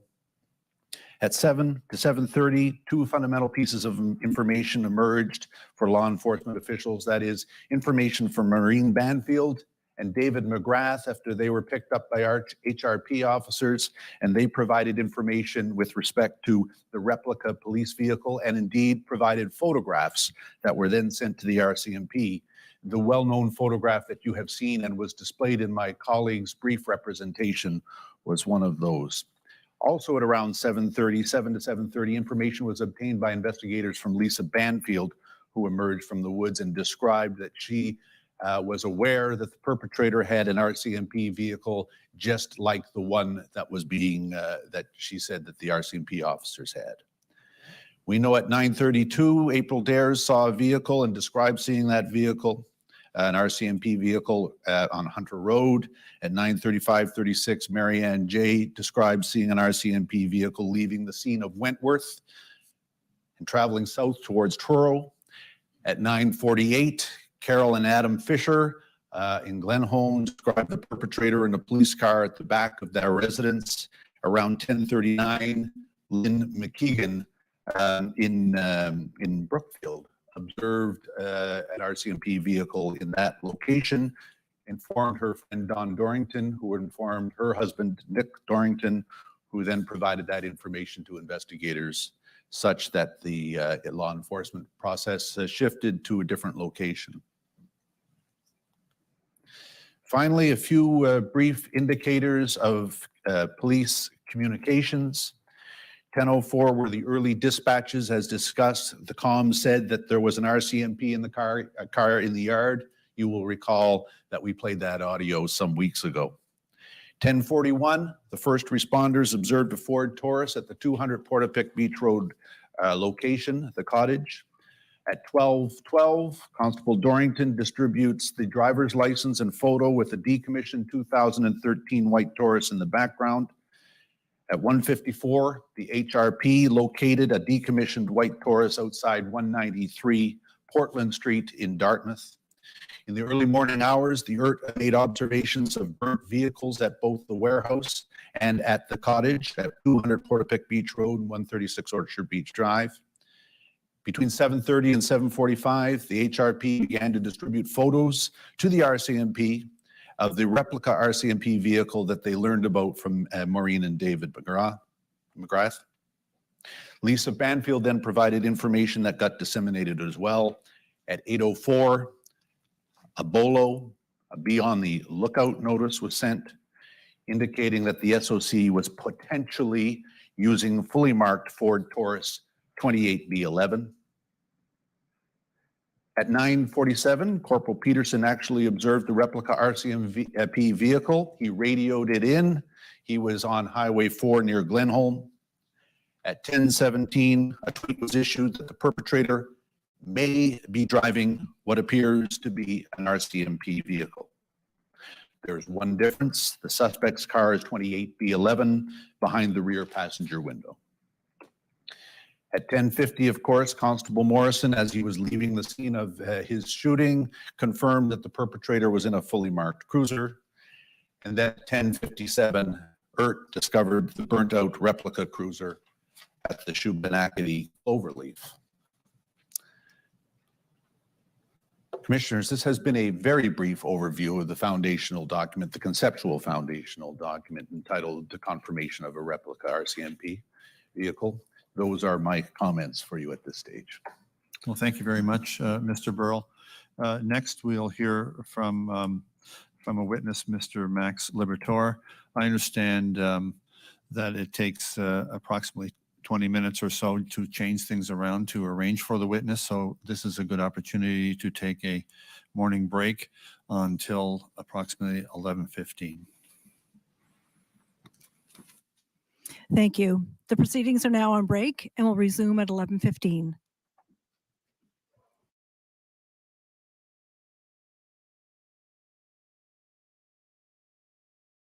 Okay, start that clock going, Julia.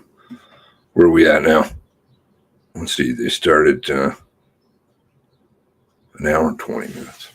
An hour and 22 minutes. Working hard. Snowing. Very brief indeed. Lots of things there. No badge. No real badge. No VINs. No antenna on the trunk. Silent patrolman with a headrest in the way with a hurt back. I'll have to check the model on that silent patrolman because only one of the four actually that model have a silent patrolman. Lots of good points in there you guys are making. Excuse me. Well, it's a terrible timeline that they keep bringing out. Oh, horrible holes. So you catch things because I'm trying to do stuff. Did he say that the truck was recovered at the warehouse? Burned out?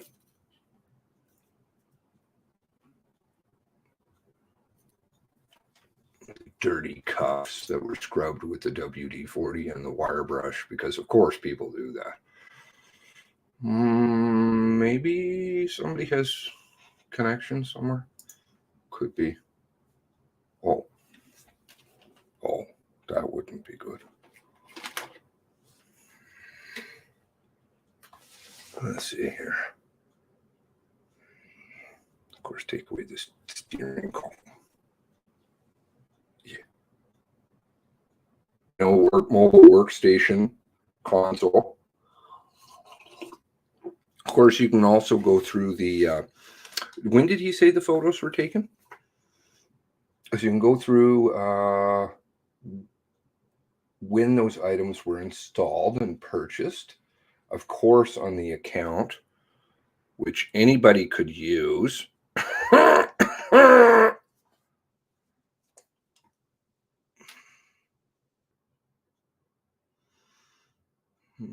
There were lots of pictures floating around early on.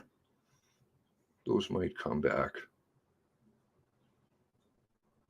to compare to when they say those photos are taken. You can take eBay purchases,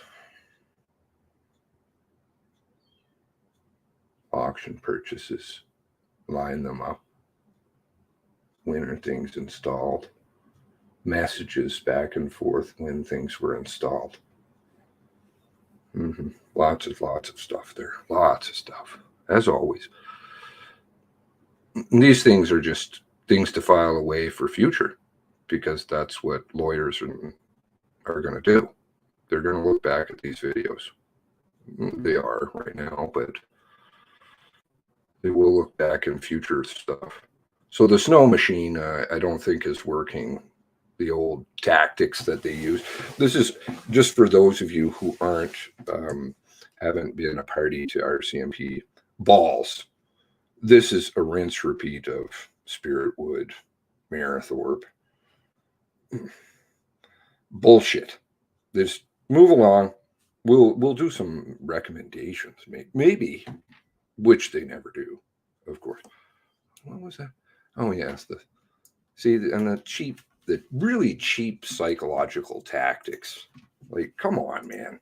Seriously, get out of here.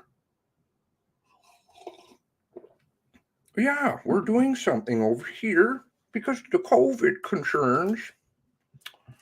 And the shoulder badges, so shoulder flashes. Too bad that's all that they had at those trade shows. Too bad that was disproven.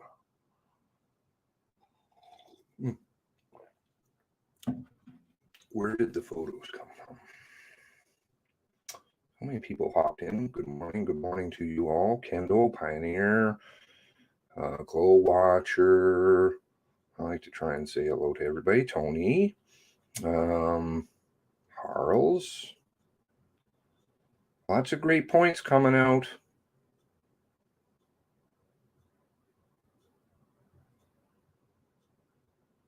I believe that they're all getting screen recorded to all these episodes, so that the chat is there, because the chat is vitally important for future stuff.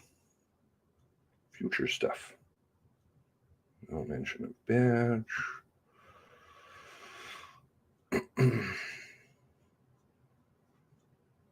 Still makes 0 sense that who paid attention to detail would have so many stripes on the back of the car unless he was told to help identify him. Well, I think everything was marked specifically, so, do not touch this person, item type thing. I would say, but that again is an opinion that I've had since the start.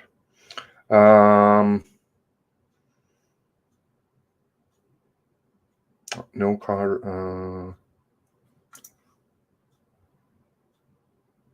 No one ever mentioned the F-150 was burnt that night. Why? Yeah. Might be photos. Might be photos out there too.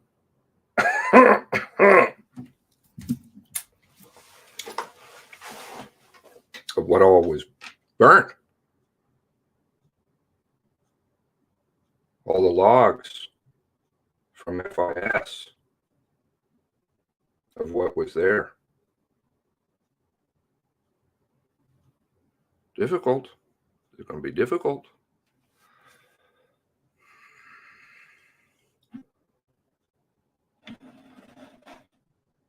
Difficult.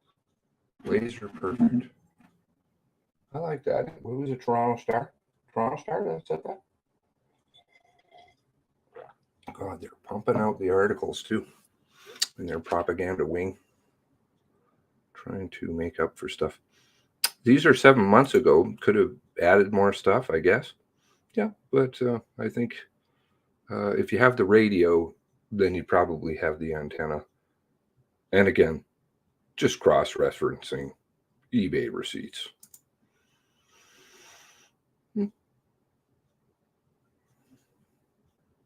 Cross-reference. Devil in the details.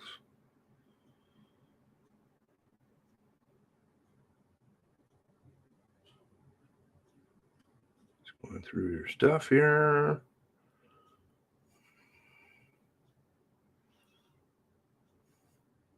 I always thought, from what I read, and in my opinion, he had the radio to know RCMP movements.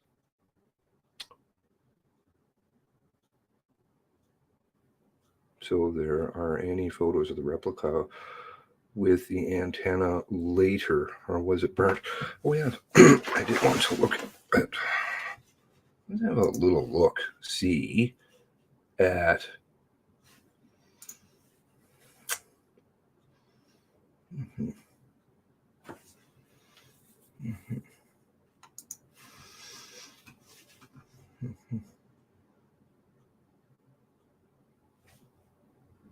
I was trying to, I was asking Odeer the other day, because, I kind of know trucks, kind of, just being an Alberta boy, ranching and stuff. This is a very particular box, and the front end is interesting too. The wheels are obviously, again, I'm not sure if the white truck is a red herring or not. I just have it in my own mind, you know, because there's certain things that are and certain that aren't. But the box is very particular.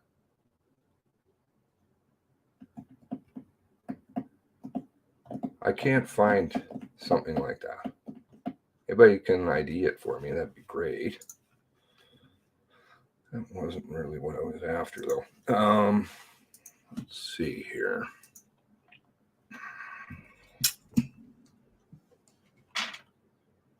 What am I looking for?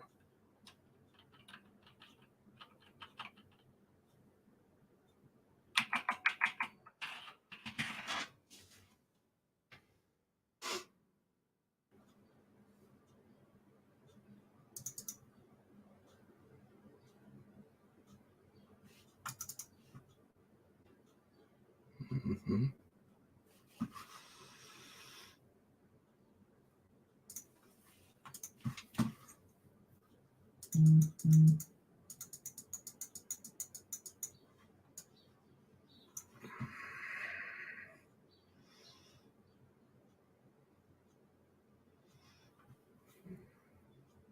I'm looking at the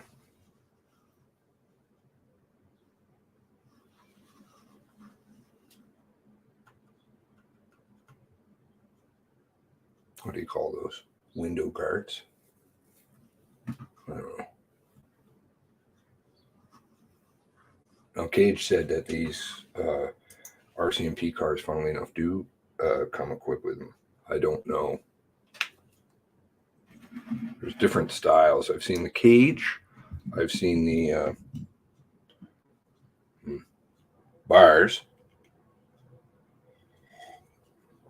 Does that line up with the picture? You know, that's it. It's the details that we're looking for. The cuffs, yeah, those seem to be pretty dirty for cuffs. Might have a serial number on them too, because they should. Great crime scene photos too.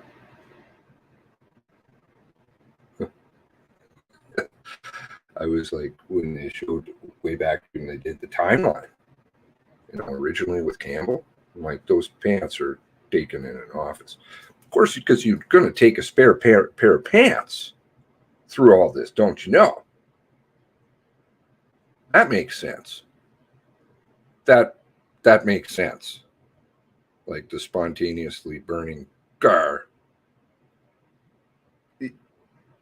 You all know that, of course, you guys all can see how much you're getting shitted on. It's insulting to your intelligence.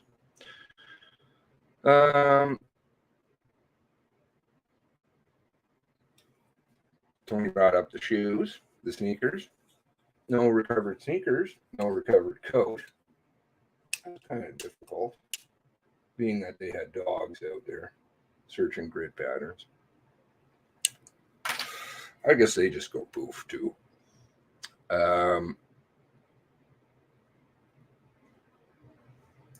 Min shock. These are all of them together. If this in fact is real photos, very convenient, perhaps. You never know. At this point in time, like to see the VINs.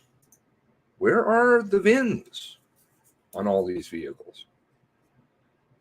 Because it's really important to keep the VINs from you on vehicles that are destroyed. You know, the ones that they destroyed right away. There's going to be a paper trail on that too, because the RCMP have to file. And if they didn't file, oh no, that's a big no-no. But destroying evidence is a big no-no too. All for future court cases. Going to be amazing. Frankly, I think citizens of Canada are going to start bringing cases. you know, or I don't know, people up and around the Enfield Big Stop, being placed in danger potentially. There's quite a few cases I see that could be brought. Funny, on all registered vehicles altogether, like they are being used. Mm-hmm. No more mobile workstation inside that car. Oh yeah, that was the other thing. I wanted to look at the photo.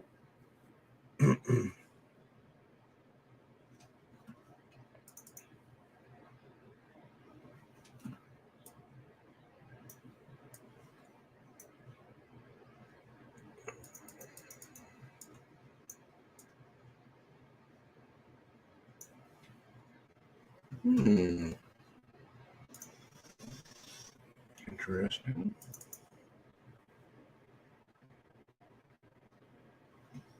On the back end of the car.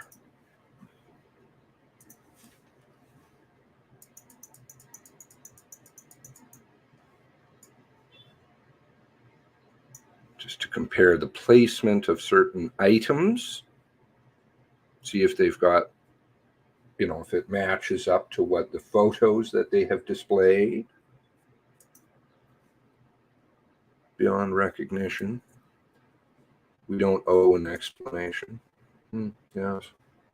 Quickly, I'm just quickly. You're happy for my conclusion, aren't you? Just happy. 10:41 to 10:12 or 12:12, nothing.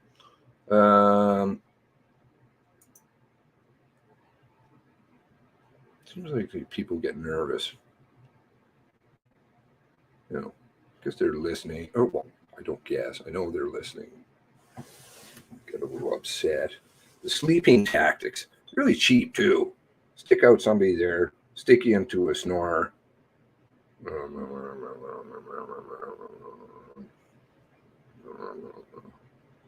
Cheap psychological tactics.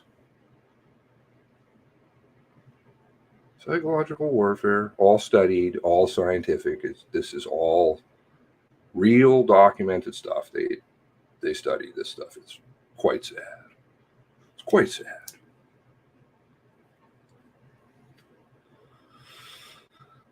Rinse, repeat, rinse, repeat. Go away. Nothing to see here. Sorry.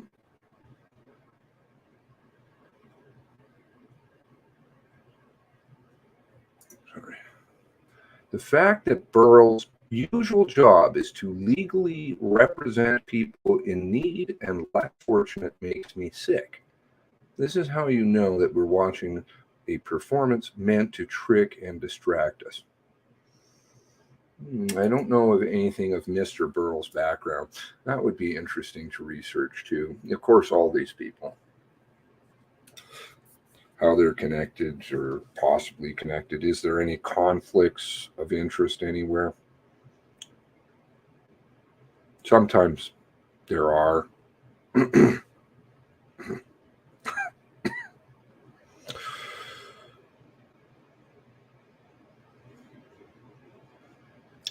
Stop the clock. Oh, morning TikTok. EMT badge. I didn't quite catch that one. Maybe somebody can bring me up to speed about the EMT badge. I'd be interested to know. Psychological seed. Dressed in black. Caller said, well, you see, this is the Superman. Because that's what you do. Logically, right? You're going to run around, as Mr. Burrell said, and change uniforms, change costumes all the time in your phone booth. While you're being pursued, the most hunted person in the world, literally, at that time. That makes sense, of course. Don't you know? Halifax Regional Police, RCMP officer's badge, reported lost earlier today. I would say, again, this is more of the, where is it? You know, these types of stories. They had a lot of them. I will go through quite a variety. Over time, I've given some. They do a lot of sewing of stories at particular times, you know, to try to ease your mind into seeing certain things they want you to see, like their narratives. It could be this, could be that. We don't really know, but we've come to a conclusion based on the overwhelming amounts of evidence, clocks that don't match up, believed to be burnt. In the reenactment video, is there a reenactment video? Love to see that. Get on with it. Sure, lawyers in the future gonna love to see that too. With the model of that silent patrolman mounted in a car around a headrest.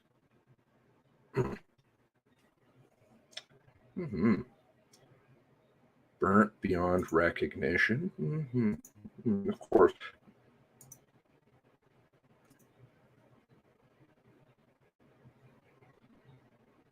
Believed is the key word. Believe. Just believe us. Don't worry. We haven't done anything wrong here. Sorry. Like my granddad said, he was a judge. You fuck with me one time. He didn't speak like that, of course. You lied to me one time. Oh, no. Big problem. No longer believe you anymore. Everything is in doubt. Oops. Excuse me, everyone. The proceedings will resume in 2 minutes.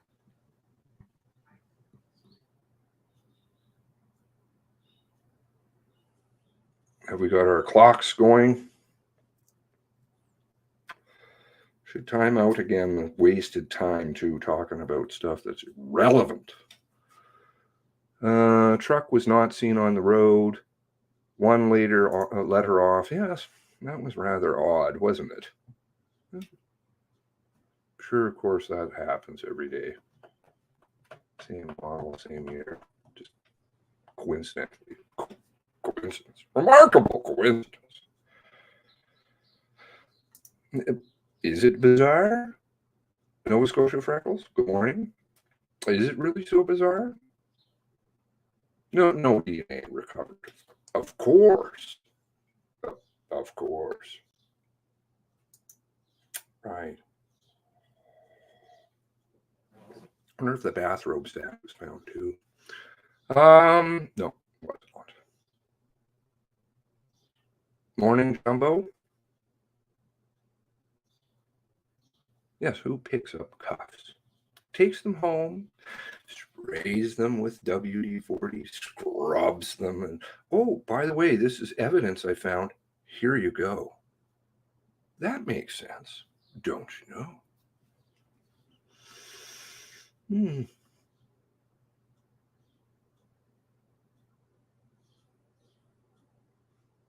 Really, really try to mess with people's heads and think that you're that stupid. Sad. Porta pick cover up.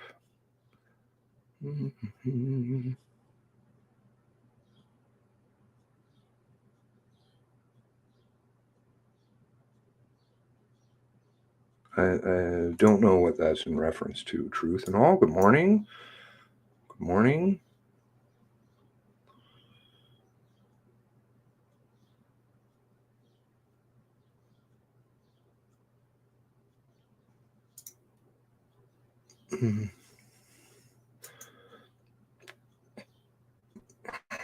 I'll have to find where somebody did recover cases where people have taken evidence, firearms and those kinds of things. Cuffs. Then quick review of cuffs. You could do a quick review, cuffs being found. Well, apparently they were found by the witness, Eric Fisher. He took them home. I guess I don't think I ever read that he ran out there initially, but anyway. Interesting, it's not mentioned in the ITOs.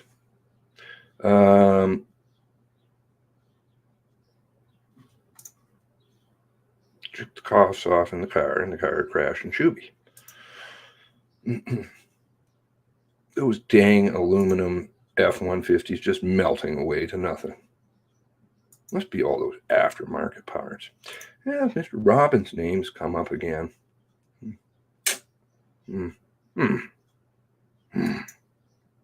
Arlene Westerfeld. Anybody following that? Celebrate. Ooh, they got problems out there too. Did a citizen find the cuffs? Exactly where? Apparently on the road. I actually haven't read too much about it, so I'm off on other things they're drowning us with. 12 stripes for the benefit of the RCMP. Been saying that from day one. Yep. Very good. Very good eyes. The devil's in the details. Everybody spot things, different things, bring them up. They're going to come back here, so I better. Here we go. Welcome back. The proceedings are again in session. Back. The proceedings are again in session. Thank you. Mr. Van Wart, whenever you're ready.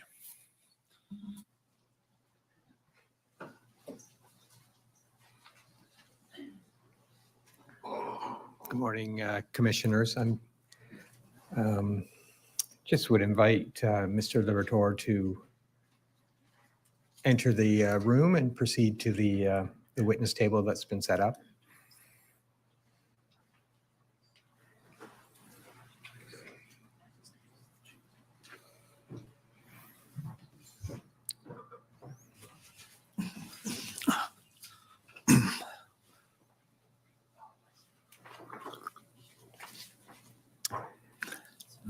Good afternoon, sir. I'm sorry, our angle is a bit awkward, but first thing I'll have you do, if you could say your name and please spell your last name. My name is Max Libertore, Liberatore. And Mr. Liberatore, there's a Bible in front of you. If you could please hold the Bible and Madam Register will proceed to ask you. Do you swear that the evidence you're about to give should be the truth, the whole truth, and nothing but the truth, so help you God? I do. Thank you.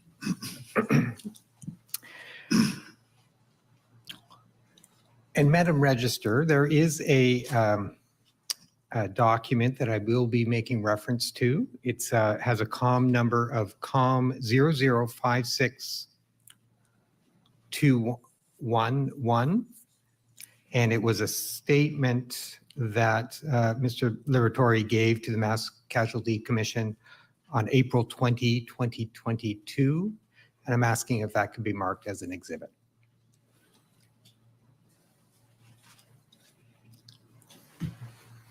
And that'll be marked Exhibit 1036. Thank you, Madam Register. So, Mr. Liberatore, you've just heard me make reference to a statement that you gave to the Mass Casualty Commission investigator last week. You remember doing that, right? Yes. Okay. And you also gave a statement to the Mass Casualty Commission back in December of 2021. You remember that? Yes, I did. Okay.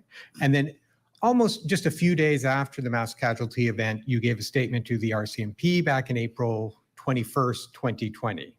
Yes, I did. Okay. I just want to, and I think you understand this, just so you know, each of those statements, they've been made exhibits in these proceedings. So all the information that you've given in those statements is known to the commissioners and the commission, right? Yes. Okay. So the purpose of my questions today isn't for you to have to retell what you've already told the commission, but I'm going to ask you some more fairly specific questions and give you an opportunity to speak further on the information that you've already provided. Okay. Does that make sense to you? Yes, it does. Okay, great. So let me first ask, you work for a place called GC Surplus. Yes, I do. Okay, and could you just provide a brief description of what GC Surplus is? I work with the government for 30 years. I have 12 years at GC Surplus. Do you want me to actually explain what we do there? Yeah, and if you could just briefly explain. We take everything that belongs to the federal government, from vehicles to all the departments and all their equipment. And when they're done with them to surplus them, they actually bring them to us and we auction them off. Okay. And specifically, what is your role at GC Surplus? Me and a coworker, we run the warehouse. So when those supplies all come in, from cars to trucks to tools and everything else, we put it in the warehouse or outside in the yard. Okay. And the warehouse is located in Dartmouth? Yes, it is. Yeah. And I guess in the context of maybe pre-COVID, right? Customers who are interested in purchasing something through an auction from GC Surplus, they could access the warehouse to view items? Yes, they could. Okay. And would you help facilitate that? Yes, they come in the gate and they would walk in the warehouse or the yard. And most of the time we have things for sale on site. So that's why they would come to look. Okay. And also, as part of your job, would you speak to potential customers on the phone? Yes, I talk to them all the time on the phone. Okay. And so through the course of your work at GC Surplus, I understand that you grew to know the perpetrator. Is that? Yes, I did. Okay. And so how many years did you know him for? I'd say 7 or 8 years. He would just show up, 8 months one time and once in a while, here and there. Okay. And is it fair to say that he was a regular customer of GC Surplus? He was there on and off quite a bit. Okay. And certainly you would know who he is when he called, and you would recognize him if you saw him, if he came in. Yes, he would usually just come in. Okay. And we know from the information that was summarized in the foundational document today that the perpetrator bought 4 decommissioned police vehicles from the GC Surplus, right? Yes, he did. Okay. And do you have memory of selling these vehicles to the perpetrator or being involved in that? I don't have a memory. We sell a lot of them. Okay. So people do come in and take a look a lot. So when they put their bids in, they put their bids in. If they win, they come afterwards when they're paid for it. And they go to the desk and they get their keys and their paperwork and away they go. Okay. And so perhaps you could provide a bit of a description of your involvement in preparing a decommissioned police vehicle for sale. So when they're dropped off in our yard, there could be 20, 30, 40, 50 decommissioned cars there. What we do is we take it inside the bag. That's basically the garage. And we'll sit there with heat guns and we take all the decals off, get them all cleaned off. We usually take the line off too. There's a little line. We take the line off. And we make sure everything's out of the cars. And then we do a report up from what year it is, how many kilometers, what the car is, the tires are good, the size of the tires, size of the motor. And we'll get it all prepped up. We put it out in the yard for a sales rep. One of the girls or one of the guys will go out and they take pictures of the car all around from the top to bottom, inside, outside. And then they go in and they put it on the computer. Okay. Yeah. Then they put all the details on there. And if a customer were to come in to view a police cruiser before it went on auction, would they ever see the police cruiser with the decals still on? No, they're already de-deckled off. Okay.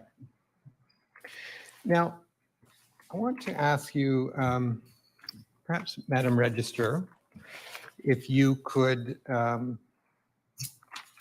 place on the screen I'm not sure the exhibit number, but it would be COM number 00423 or 4203, a statement from April 21, 2020.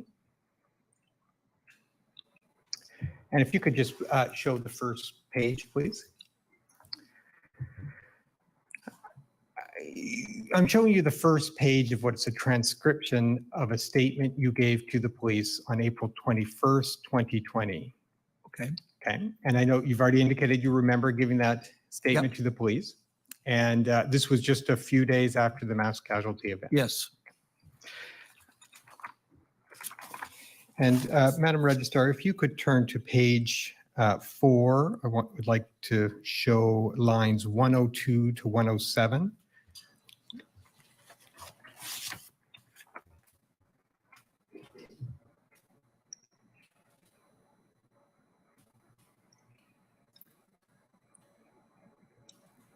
Thank you. I'd just like to read you some of the information that you gave to the RCMP back on April of 2020. Starting just midway through line 102. So when he bought the car, he was always coming in then. We would look and all that. And he was telling me about this cop car that he bought in his garage. And he was starting to do as a cop car. Now, and I said, oh, okay, you have whatever, right. So then when he came in, or when he come in again, he'd be telling me about the cop car. Then he came in and he started showing me pictures of the car, what he did to it after, and all the, and it's all cleaned up. And then he started showing me the decals he put on the car. Yes. Okay, and you remember sharing that information to the police? Yes, I actually had a Sunday dinner with my brother-in-law. My brother-in-law's brother is an RCMP officer, so I was telling him what he was telling me at the time. So he ended up sending some RCMP officers to my place so I could tell him what he was telling me, I guess. Okay. Yes. And do you have a memory of when the perpetrator showed you the picture of the mocked up police No, cruiser? I don't have that. I have a lot of people come in at work, so Okay. no. Can you remember any other information he told you about the mocked up police cruiser? Yes, when I asked him why he was buying the cars, because he was a denturist and he made money, I would assume he would try something a little better, but he was buying the cars a little bit. So that's when I asked him, and he actually told me that. And he actually told the girls and the employees at work where I work with, he was building the RCMP car for parades for the falling down cops of New Brunswick. Okay. He was going to put their names on. I thought it was kind of, yeah, that's what he told me. Okay. What was your memory of your reaction to seeing these photos and learning that he was constructing? I really never took anything of it because there's so many people that come in and buy those cars for taxi drivers, and it was just an everyday occurrence to me. People buy stuff, and he would talk to us or somebody else there, and that's it. Okay. Perhaps, Madam Register, if I could have you show on the screen the foundational document, police paraphernalia.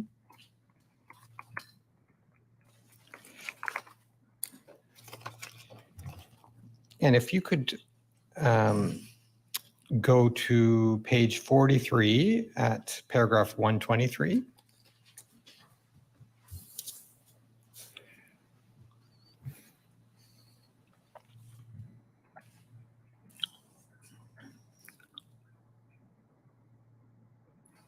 If you could go show the picture a bit.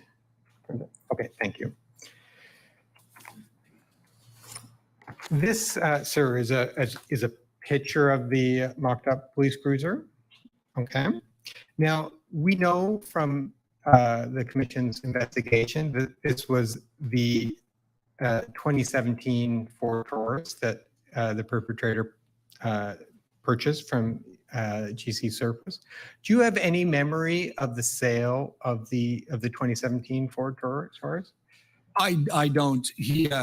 I know he purchased it, and he must have just come get the keys, and he would just take it out. Okay. So he's been in there a few times to buy a few of them. So, like I said, it's like an everyday occurrence.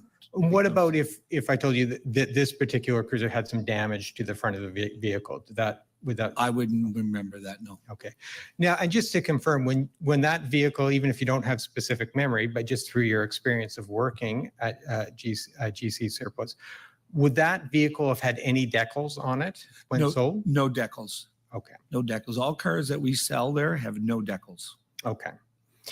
And I want to ask you about a gap the commission has with regards to its knowledge of how the decals were placed on the vehicles. And I just want to point it out to you before I ask you the specific question. But if you look at the photo, you'll see on the side above Canada, there's a start of lines, the blue, white, yellow, red, and then it continues to the front of the vehicle. Do you see that decal that I'm referring Yes, to? yes, I do. Okay, great.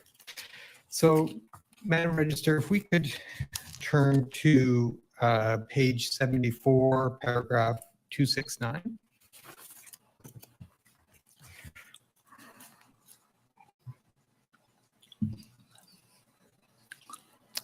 Thank you. So I just like that this is the extent of the knowledge that the commission has with regards to the application of that decal. And I just want to read you what the commission knows. So the Mass Casualty Commission interviewed Peter Griffin on March 5, 2022, and asked if he knew where the perpetrator obtained the big long lines in the 3 colors that were on the side of the decommissioned replica RCMP cruiser. Mr. Griffin said that he saw them in pieces at the warehouse and that it was not one long strip. He described these decals as small chunks that went in different places on the side of the vehicle. Mr. Griffin said the perpetrator could not have cut the pieces himself from the roll of vinyl that he had because the vinyl on the rolls was the solid type of vinyl, while the vinyl for the stripes on the car were hexi style. Mr. Griffin said it almost looked like it was ripped off a car and you're putting it on another one. He said the pieces of vinyl were sitting on pieces of wax paper in the warehouse. He did not know where the perpetrator obtained these pieces of vinyl. Okay.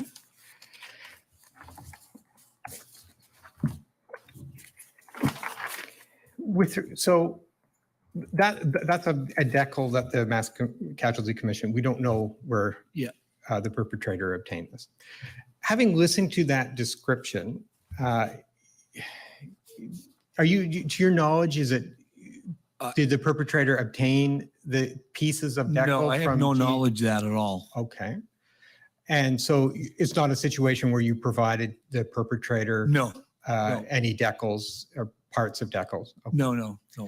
And as far as when you described that you would be the person that would remove decals, okay? And as you remove the decals, I understand when you remove that stripes, it does come off in pieces, right? It does. Okay. And depending on the day, sometimes you're successful in pulling off longer pieces, and sometimes it just comes off in smaller chunks. Is that fair? It does come off. You'd have to almost show somebody with the heat gun when you pull, but usually when I pull, I usually kind of grab the chunks and I bundle them up so they're crunched up to take it off. Some pieces do fall off, yes. Okay. And then what happens to those decals once they're removed? While I'm doing it, I have them all crunched in like a bucket below me, like Okay. a ball. And then when I do the whole car, I take them and I throw them in the big garbage bin next to me. Okay. And then what happens to the materials in the big garbage bin? We throw them, they fill up and then we throw them in the big bin outside. Okay. And can you describe the big bin outside? What's the It's like one of the BFI bins Okay. out in the yard, yes. And is that in a secure setting, or do public have access to that? It's in a secure, like in the cage itself, in the compound. Okay. Yes. And just to confirm from your earlier answer, when people come in and view a car, you indicated that the decals would not be on the car? The decals will not be on the car. Okay. And There are cars in the lot that do have decals on them. Okay. Yeah. And would a customer who's coming to view a potential purchase, would they have access to those cars? If you had 3 or 4 people before COVID, you're trying to control the people inside there, yes. Okay. So you could walk by one of those cars. Okay. Yes. And could you describe what the security protocols were back pre-COVID? We usually have me or my partner or somebody in the office. There's usually outside in the compound when people are usually walking around the compound. Yes. Okay. Are people ever left unattended?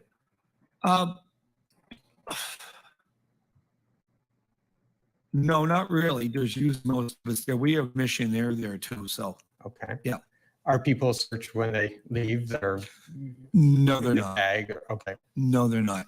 They usually come. No. Okay. And having your experience of removing decals, would somebody be able to remove a decal without a heat gun? It would be pretty hard. Okay. It would really, you would take off some small little pieces, you know, it would be really hard. I have 12 years experience of doing it, and it's pretty hard to really grip into it to take it out. Yes. Okay.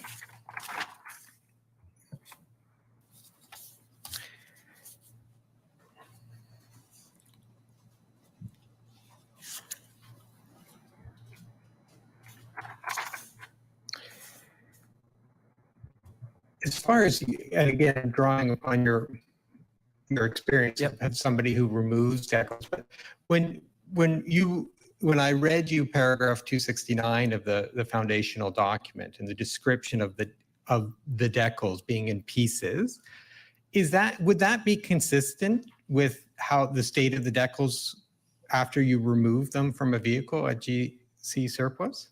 No, when I remove them, they're completely crumbled in my hand. Okay. Like a size of a softball or, you know, a tennis ball. They just crumble them and I throw them inside the garbage bin. And would that be every time? Every time.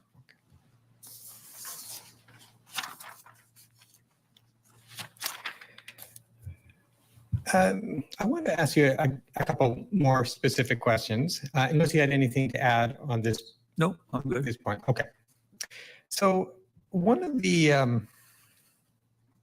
topics that was raised at your most recent statement on April of this year with the Mass Casualty Commission, right, was that you were told by the investigator that your personal cell phone number and name appeared in the cell phone records of Lisa Banfield. Yes. Okay.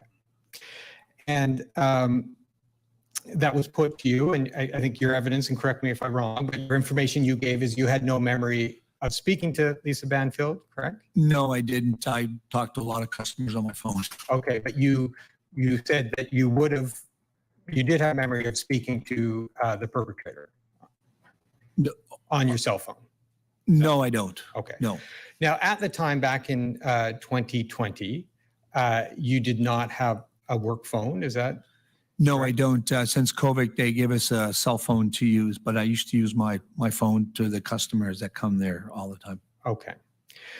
And were you surprised to see that you had phone conversations with either the perpetrator or Ms. Banfield as indicated in their phone record? I was and I wasn't. I've talked to a lot of customers, so it's just like an everyday occurrence for me. Okay. That people call me. You know, I actually had a phone call this morning when I was waiting to come in here from somebody that come pick some scrap. So they just call and see if I was there and can they have time to get in and grab their scrap. So, Okay. Yep. And would other customers other than, and apologize, I'm using the word customers. I think I don't know if that's the right word, but I think you understand what I mean, right? But would other customers have had your personal cell phone information back in 2020? Yes, they do. A lot of them do. Okay. And again, this was put to you in the interview and you provided an answer, but I don't know if over the course of the few days that have come by, you've had any more time to think about it, but it was put to you that there was a call included in the phone records from November 24th, 2019, over half an hour long. It was a Sunday. It didn't appear to be during work hours. And it was put to you if you had any memory of that conversation. Yeah, I don't have no memory of that at all. Okay. And even you've had some time to think about it, you still have no memory of it? I really don't have no memory of that. Okay. Do you have any memory of phone conversations you had with the perpetrator? No, not on the phone. Okay. The other point of clarification I want to ask you about is with regards to the perpetrator's denturist Yes. services. Okay. So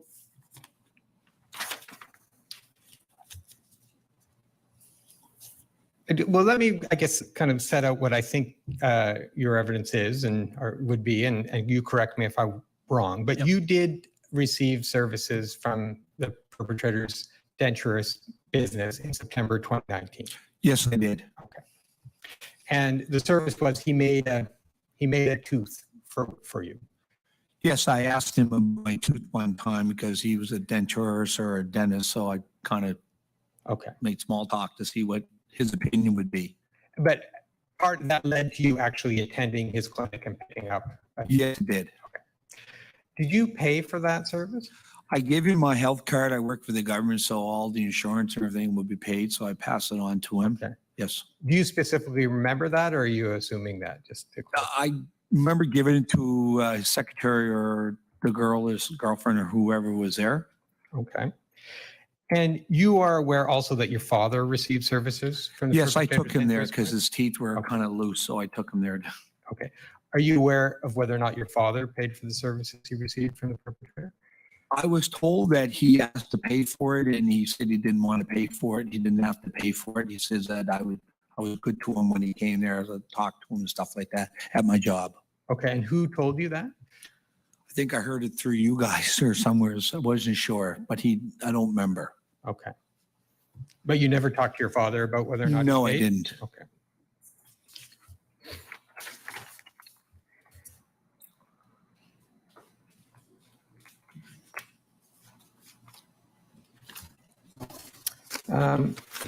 Madam Registrar, if you could put up on the screen. Sorry.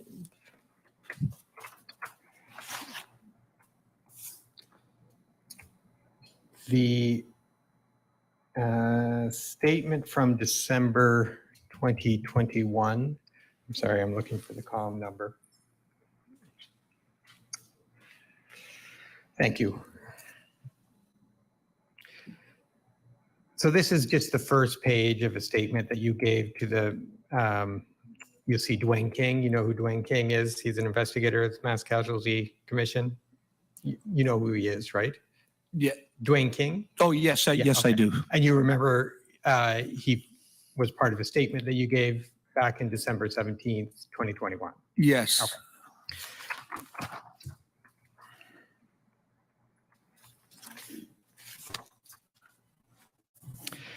If, and Register, if you could go to page 25, please.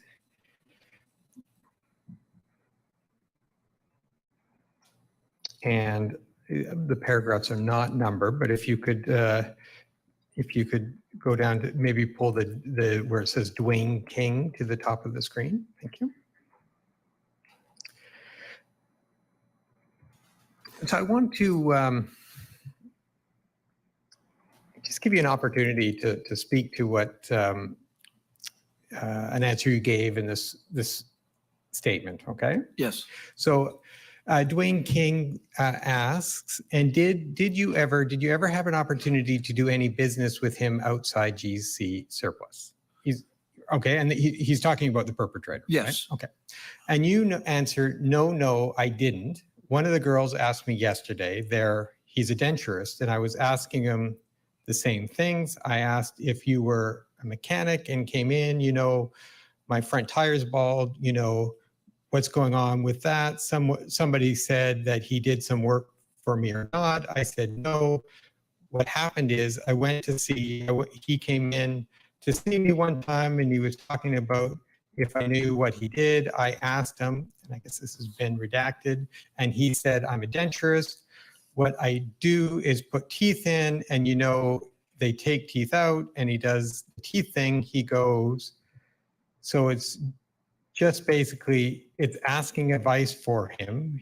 He does not ask stuff like that. And I do that if a mechanic comes in or if a carpenter comes in to get advice or something, and whatever it was. No, somebody said that he's doing something for me or not. No, he wasn't. I asked him for advice or something before, but I mean, I ask carpenters and mechanics that come in to give me a little bit of, I guess, an eye's view, a little bit of a heads up, or help me out on something or whatever, I guess. But that's about it. Okay, Madam Register, if you go on to the next page. And then Dwayne King says it was just a general conversation while he was for a visit or to look at some stuff. And you say, yeah. Dwayne King says, just going through my notes, Rachel, go ahead. Rachel Young was she's a commission counsel who was present in the interview. And then Rachel Young asked, so did he ever make dentures for you, Max? And you said, no, I have teeth. No, I don't. No. Yeah. Okay. So I guess my question is, I mean, in your first statement to the RCMP, you mentioned that you received services, Yes. and then from the perpetrator as a denturist. Yes, You I did. repeated that in your April 2022 statement. In this statement, you appear to be saying that you didn't receive. Yeah, I was a little puzzled when I was kind of told that, because when people come in, like he was a denturist at the time, I have a tooth that still needs to be fixed. I actually asked him his opinion on, what could I do, or how do I work around that? Okay. So that's what I mean about. I guess my specific question, though, with regards to this statement, this December 2021 statement, Yes. it appears to me that you're saying that you did not receive services from the perpetrator in that state. Is that fair? Yes. Okay. My question to you, and just to give you an opportunity to speak to it, why did you say that? I was a little puzzled because of what kind of happened, and I didn't really understand how, I was like, how that had anything to do with me working at GC Surplus. Okay. And so when you said you're a little puzzled, you were puzzled by the question? I was puzzled by the question, yes. Okay. And so is the information that you gave there in this December 2021 statement, is that accurate? No, because I did ask him about my tooth. Okay. And I think those are the specific questions I wanted to ask, but I just want to ask a few more just very specific questions just to clarify. Did you ever provide any decals to the perpetrator? No, I did not. Okay. And did you ever receive services from the perpetrator in exchange for providing any items to him? No, I did not. Okay.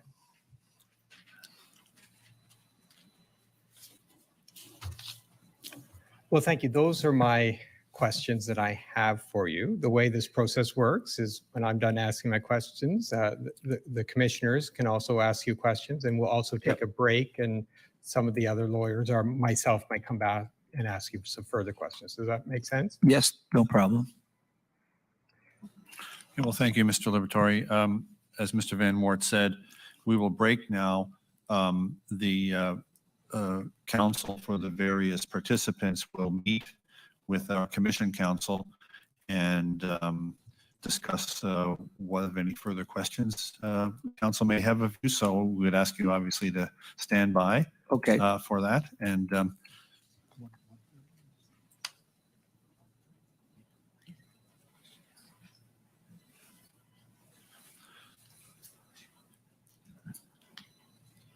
so we'll break until 1:30, and thank council again for sharing their multitasking over the lunch break to meet to discuss some further questions for you, Mr. Liberatore. And I apologize earlier, when I was referencing you, I pronounced your name as Liberatore, but it's Liberatore. Liberatory. Yes. Yeah, thank you. We'll break till 1:30 then. Thank you. The proceedings are now on break and will resume at 1:30.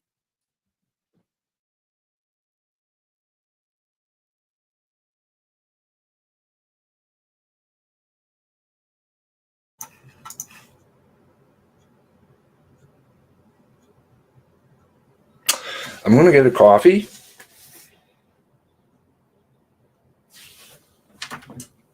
I'm going to get a coffee.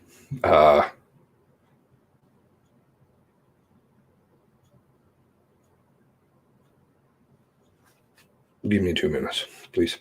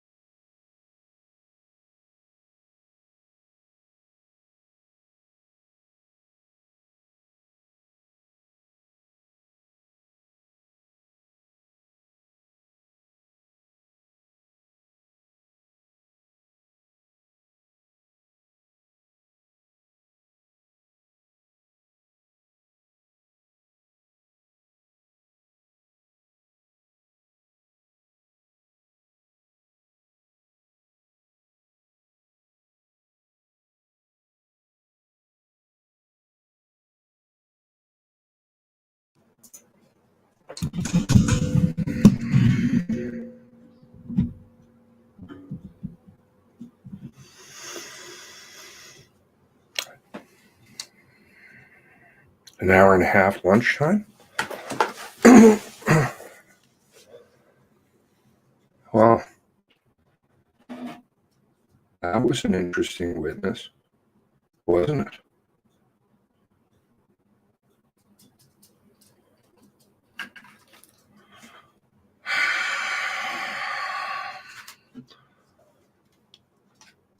Oh, oh man.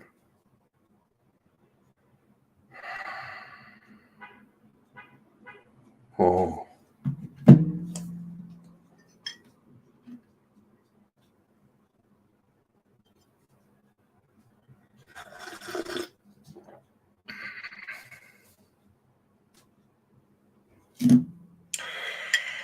Um,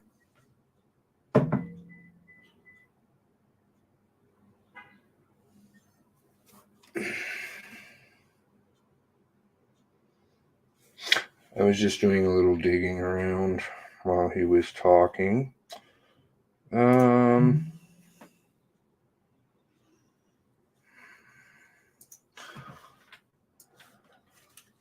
I'm presuming that this is his brother.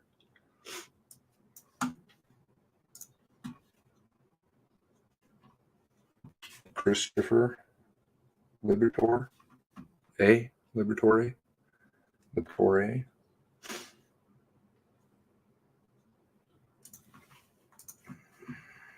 Oh, what happened here? Why did that go away? Weird. Again,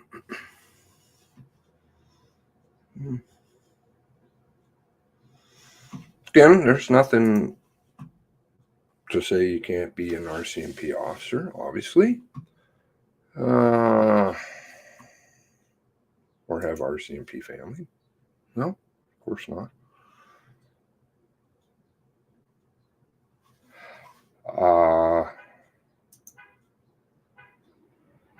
I'm not sure if this is the same person.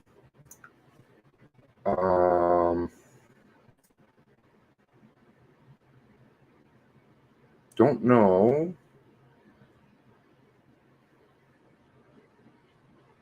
They have an interesting Facebook.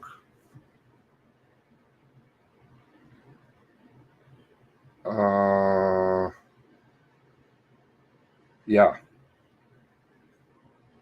Not sure what to do with all that. Person may be friends with, possibly with, with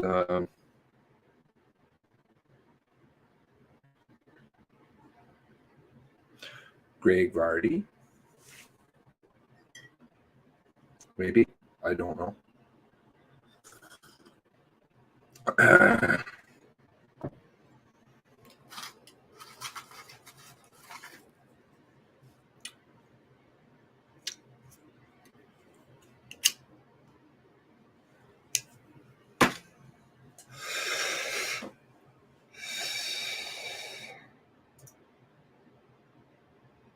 Yeah. Don't know what to do with that. That seems rather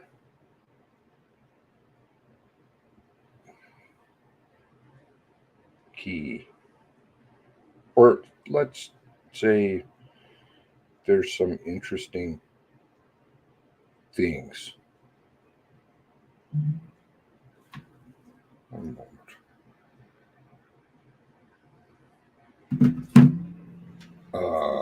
On a person by the same name on their Facebook.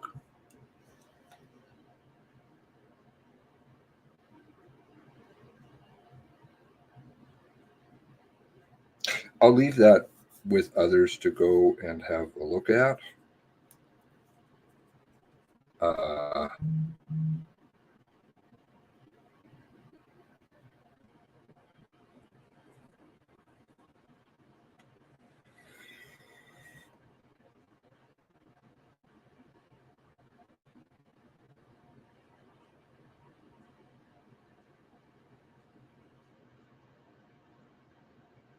Again, it doesn't necessarily mean that it's the same person on the Facebook.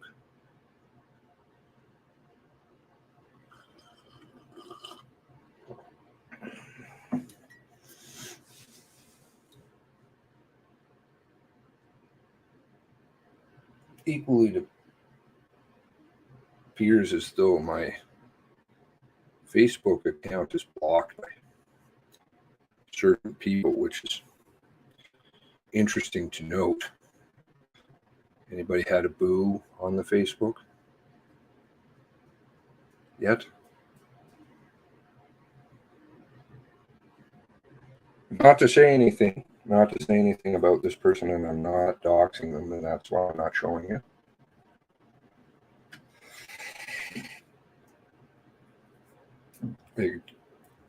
There could it just all could be very, very explainable.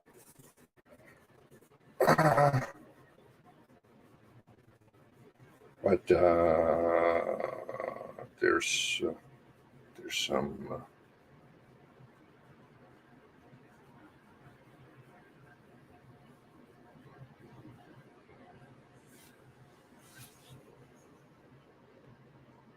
Facebird, the Facebird. Hey, Patriot. Glad you could hop in. Anybody having a look?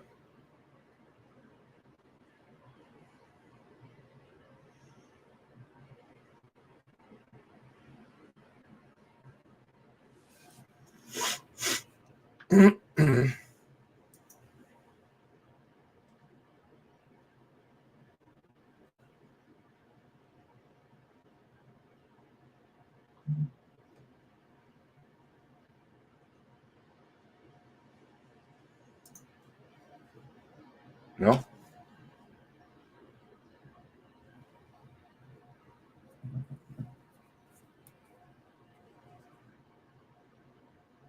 Cheers. Appreciate that, Patriot.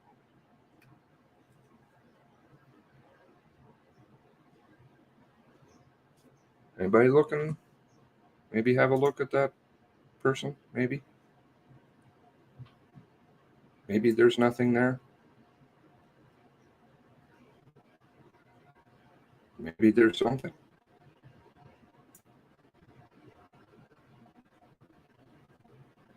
Seems like there was a bit of conflict anyways, at least in the testimony. Possibly. Maybe not. Maybe you just crossed paths. The girlfriend or whoever was working there. I noted that too.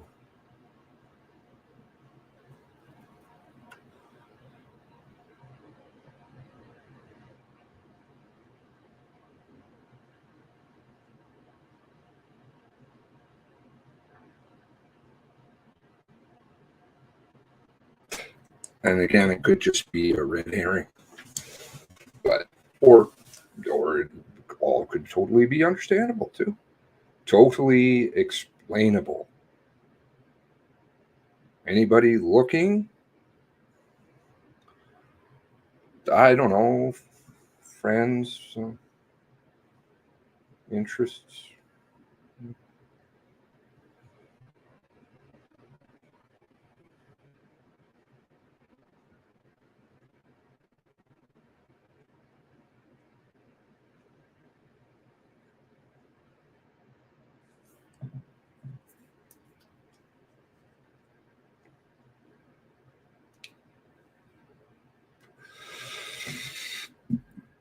You can get on all kinds of trouble showing things of Facebook online.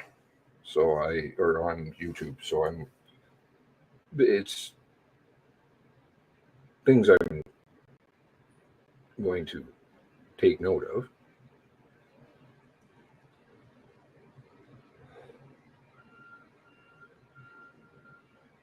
Agree, Tony. Lawyers aren't being allowed to ask questions. Is anybody looking?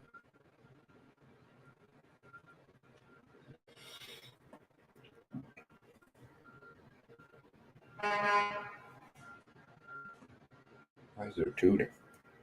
Tooting outside.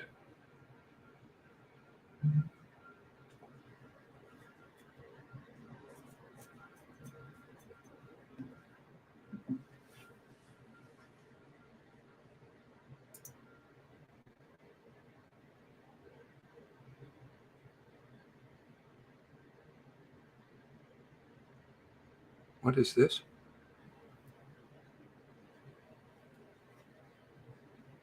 They posting stuff in the...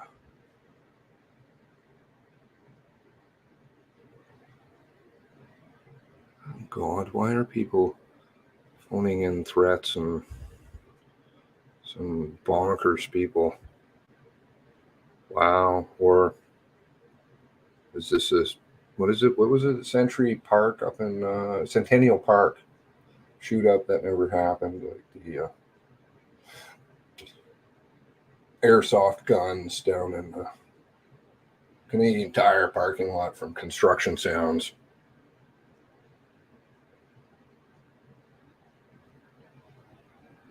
You love your life log? Oh, that's a low blow, man. You might dial people in on the Facebook. Don't do that. Life log.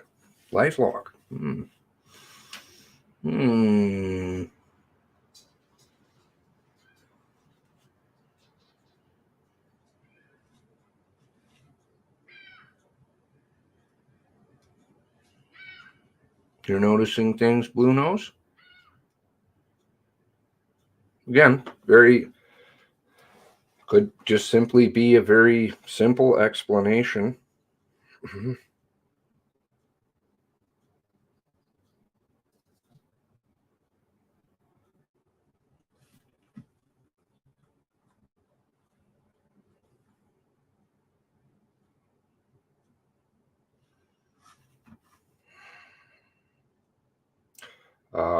Yeah. I don't want to dox because that's not good.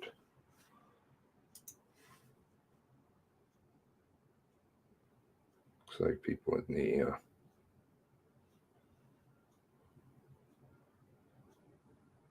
Discord are looking now. Yeah. No, thank you. I've had a look already, at least peripherally.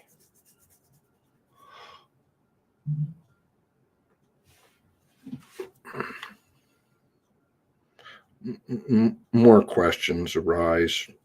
Possibly there's nothing again.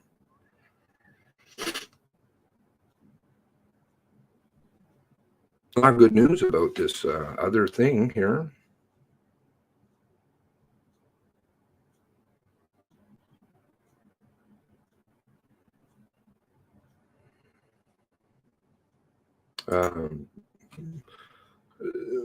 At the school there at St. John's,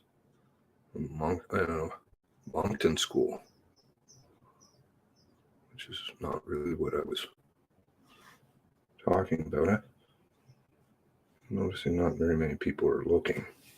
Is there a reason for that?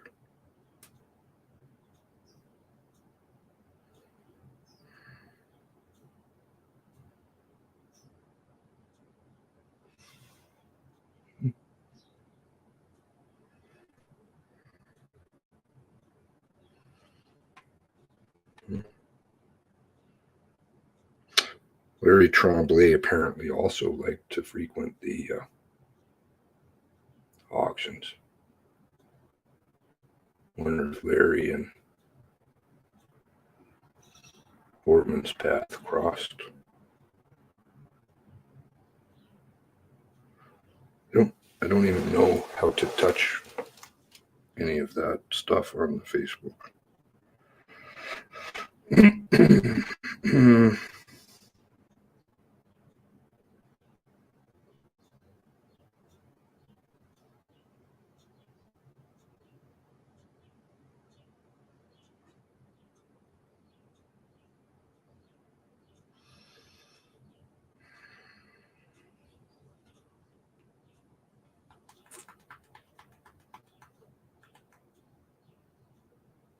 Very interesting to note that I've been blocked by certain people too.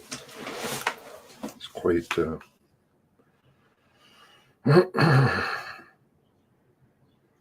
why would I be blocked? I don't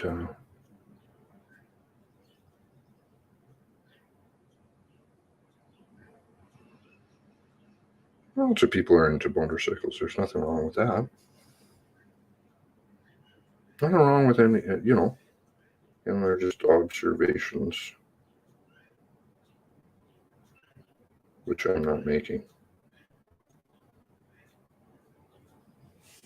You can make for yourself and document, perhaps.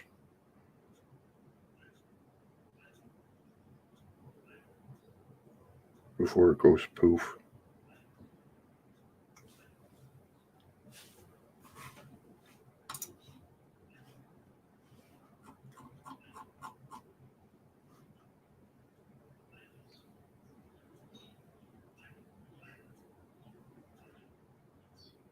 Wow. Interesting people's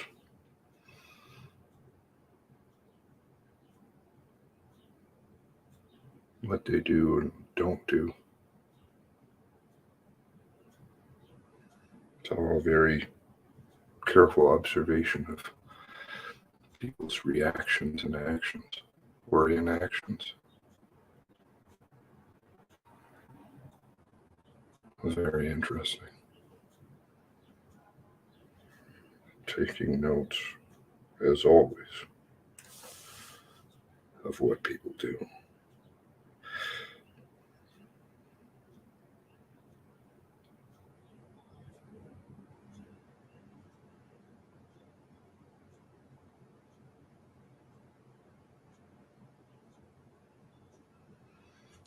I think it's in the Discord. Oh dear.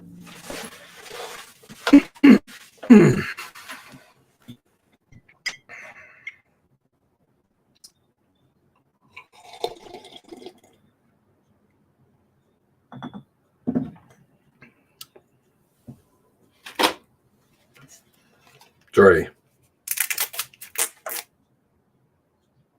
Just going to hopefully the chili will be good. Homemade chili. That sounds yummy.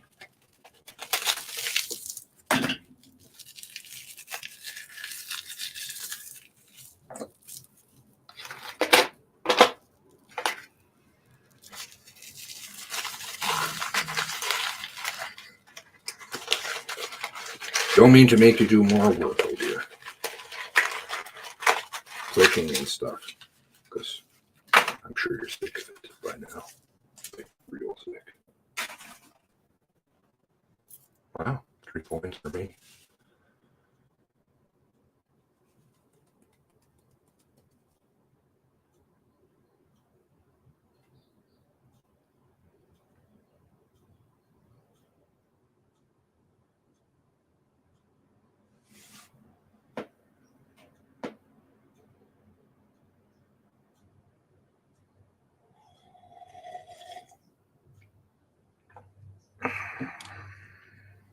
Some people are looking, some aren't. Mm-hmm.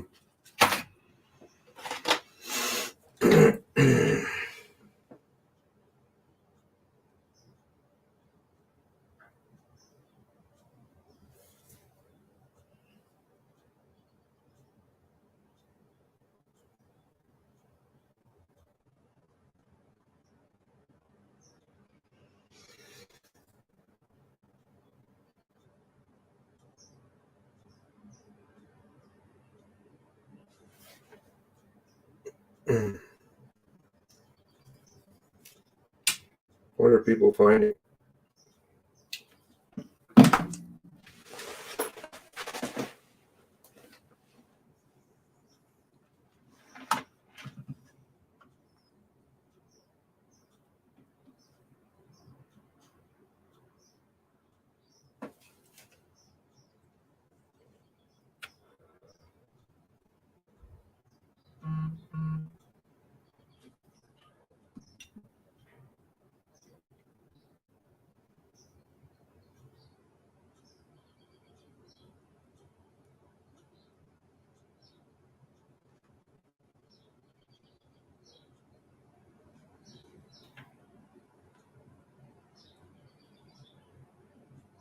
That's interesting. Yeah.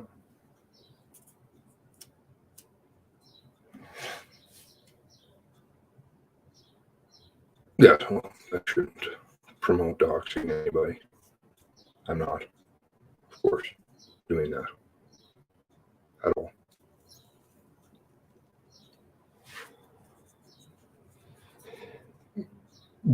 Why again did the MCC call him? No, is it strategically? I'm not too sure about that move.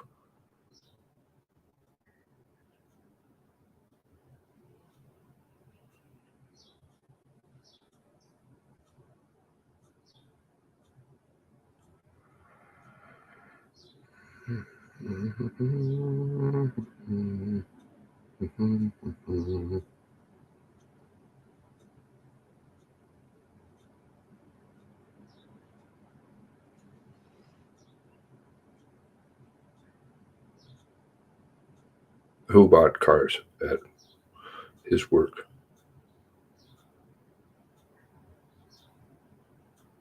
Oh, I see. To confirm that the cars were deco free. Okay. Okay.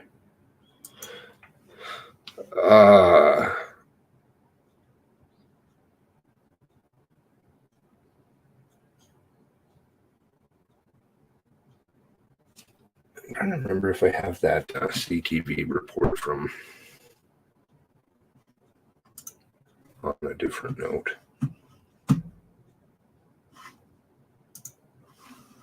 About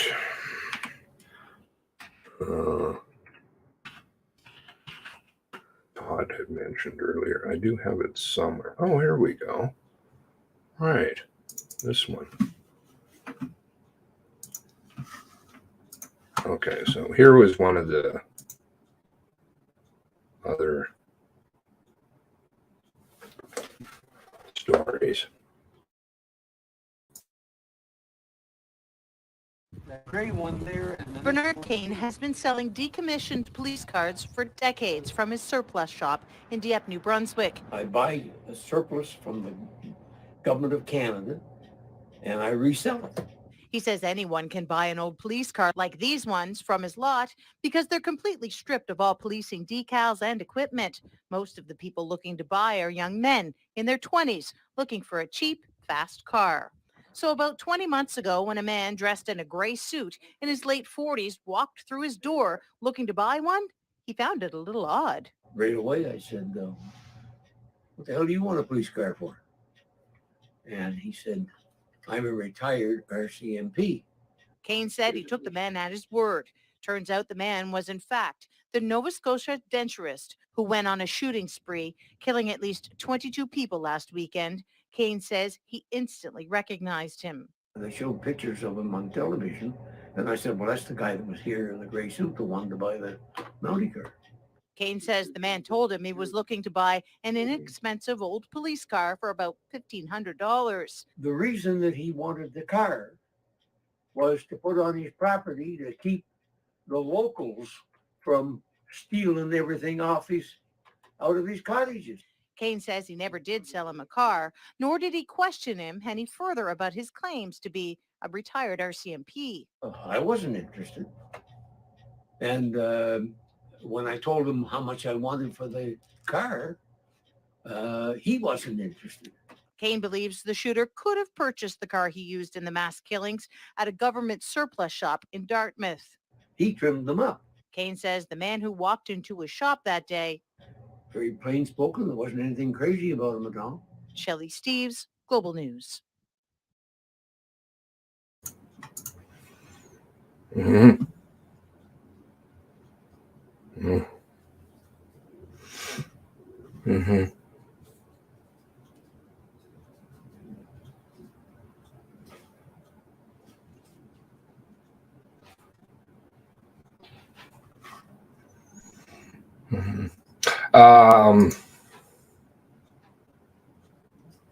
The two foundational documents are up. just so people are aware, here is for the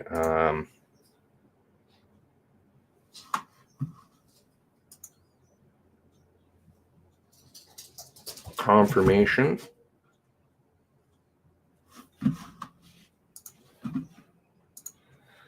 Let's see here. So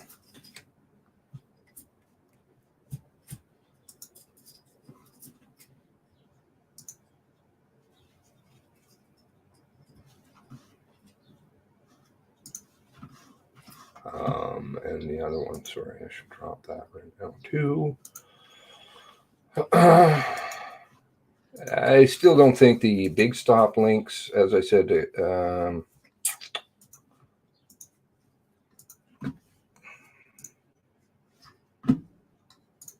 transcript is, yeah, there's some interesting things.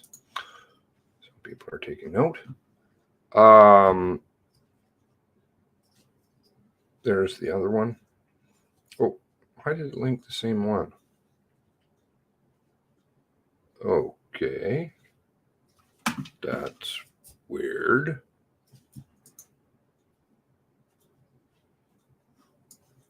Okay.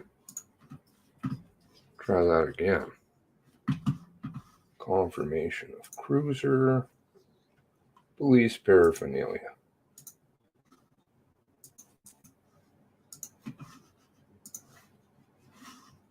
Maybe we can have a quick boo at when are the supportive documents going to come for some of these foundational documents that they keep dead linking to? Of course, the pre-approved documents, which are allowed to filter through how many different lawyers.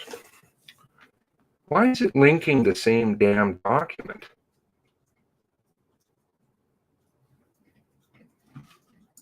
What in the heezy is going on? It won't link. I'll try this again. No. 5715. Okay, yeah, sorry, they're both there. My apologies. Worked for me both. Okay. I did download. I don't think there was anything new. They're still missing the big stop ones. Let me just check. Still at 758. So we're still missing a lot of the big stop. Big stop, big problem, big stop, big problem, big stop, big problem. No transcript, of course, because that makes sense. You can see that, right?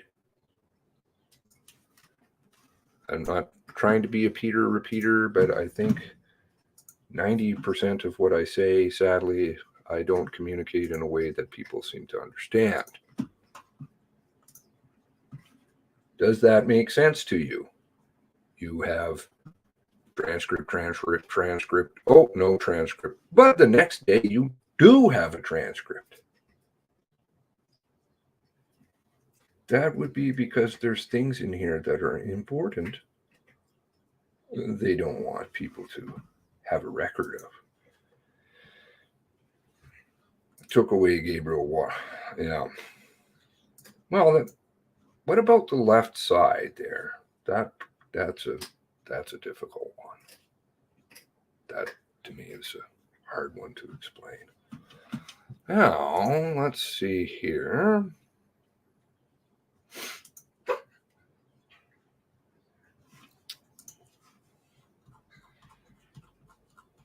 It's good to go and get them every day, even if it says 758, because they go through and I think they're changing things as we go along.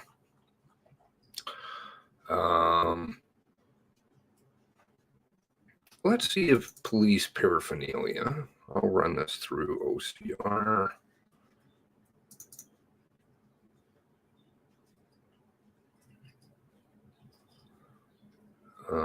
if it wants to open that. Okay, so I'm going to have to close something here. Sadly, Adobe Acrobat Pro only likes 50 documents at a time. Sad. Who's this?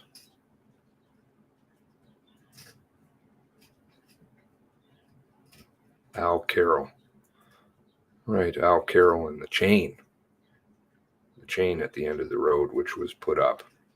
I like that. The next day. The chain, which was verified by other witnesses too. But Al Carroll apparently witnessed the chain the next day, and it was up. Because that makes sense. You're running away from police and things, and in the dark in a car. You're going to put a chain back up, which actually is a rope. Don't you know?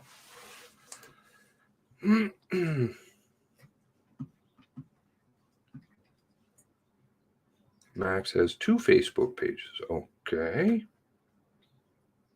That's interesting. Uh-huh.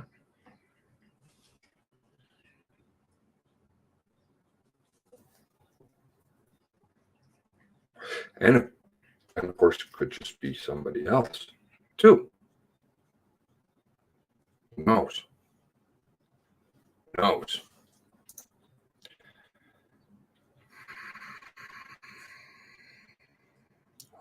That's all. A lot of conflicts here I'm seeing. Sorry, I'm looking at other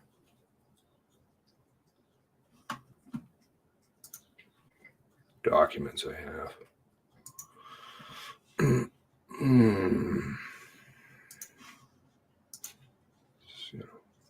Conflicts. Because there are quite a few.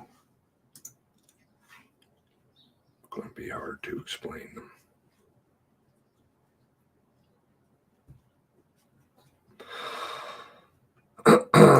Let's do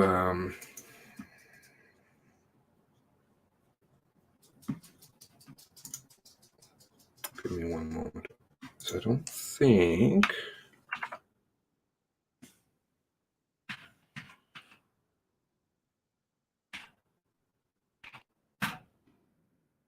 okay. Let's see what they say about a badge.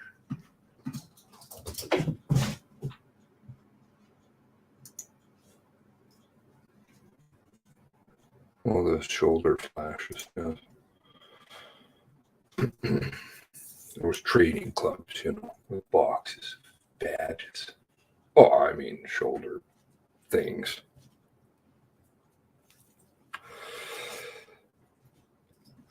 Visited a Made in China website while searching for a police badge. What about Darren and the real police badge?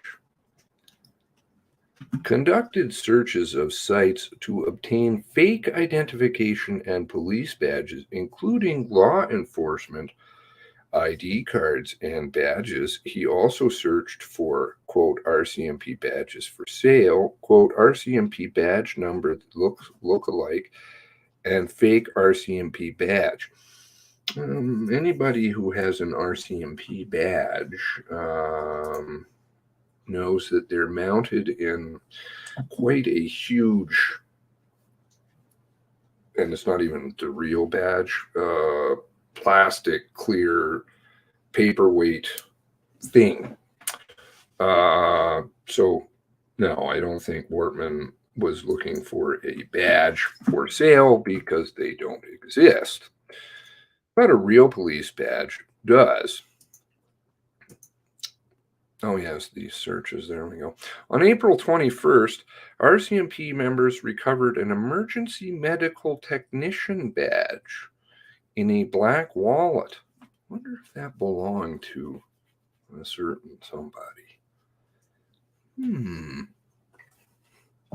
Would be interesting. It is not known how the perpetrator acquired this badge.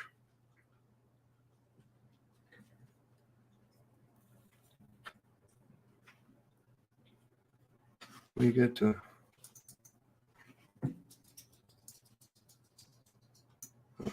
my apologies. I think that was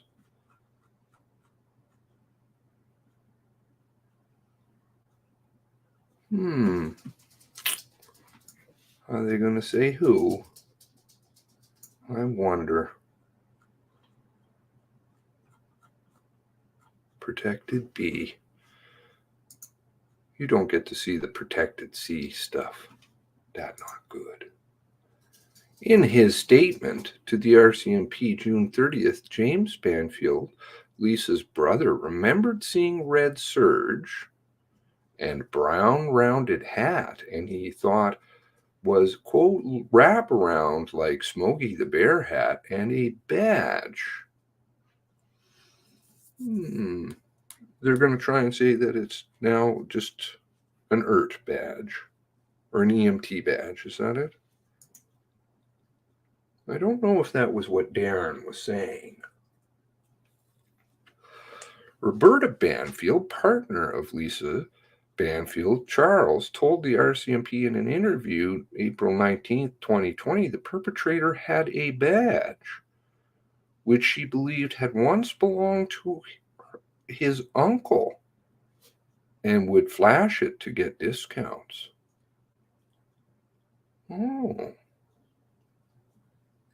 2 badges, maybe. Charles Banfield, Lisa Banfield, brother, told RCMP perpetrator would show badge. Of course, you're not going to get that, right? That won't happen. It's got to go through a lot of cleaning. Aw, not working. Ooh. They must just love throwing cookies down too. Cookies? Anybody know about what cookies are? Oh, I know certainly a couple of you do. Those of you who are extremely tech savvy. Brenda Brewster said in the interview, perpetrator had a police uniform and a badge, but she never saw the items. Okay, Brenda.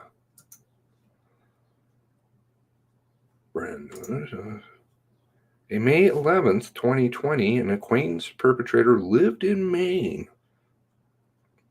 Just an acquaintance who lived in Maine, don't you know, told American authorities the perpetrator always, quote, always carried a badge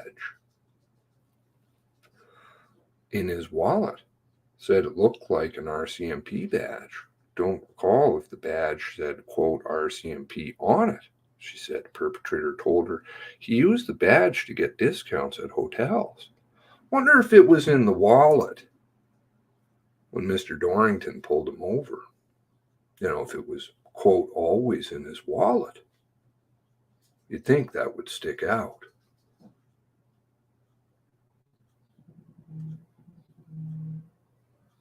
One moment, please.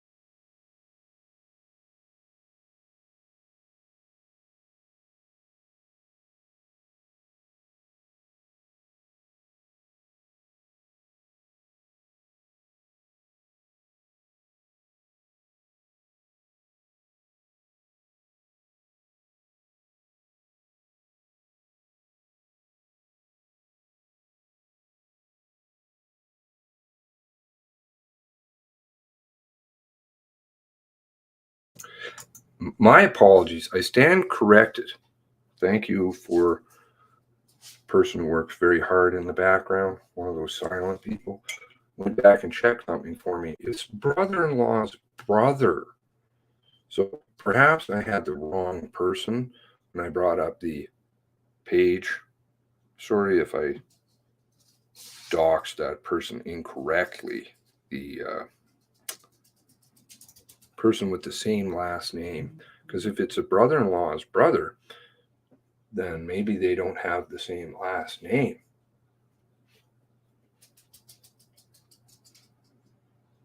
Maybe it's somebody who's blocking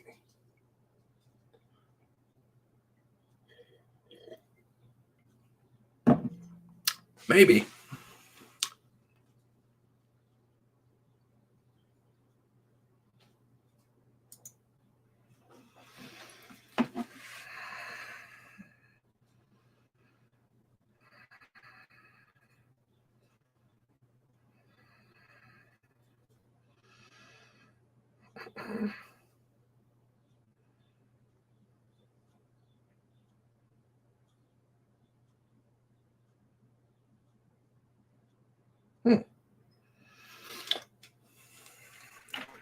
Please.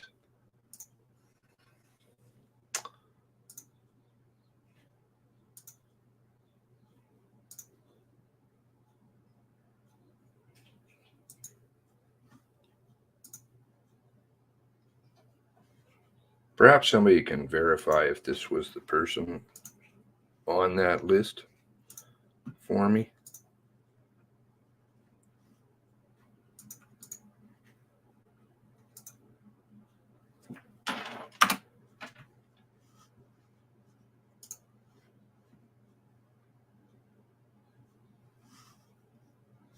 That would be appreciated. So what did I do here? Where am I at here?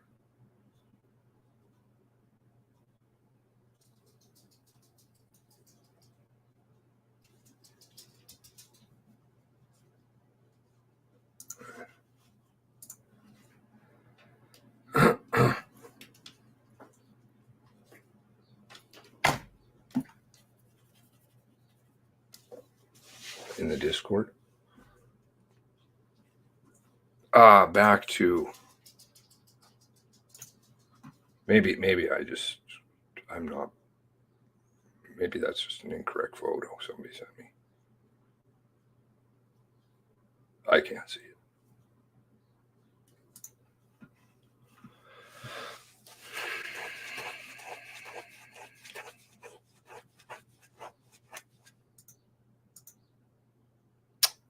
An acquaintance.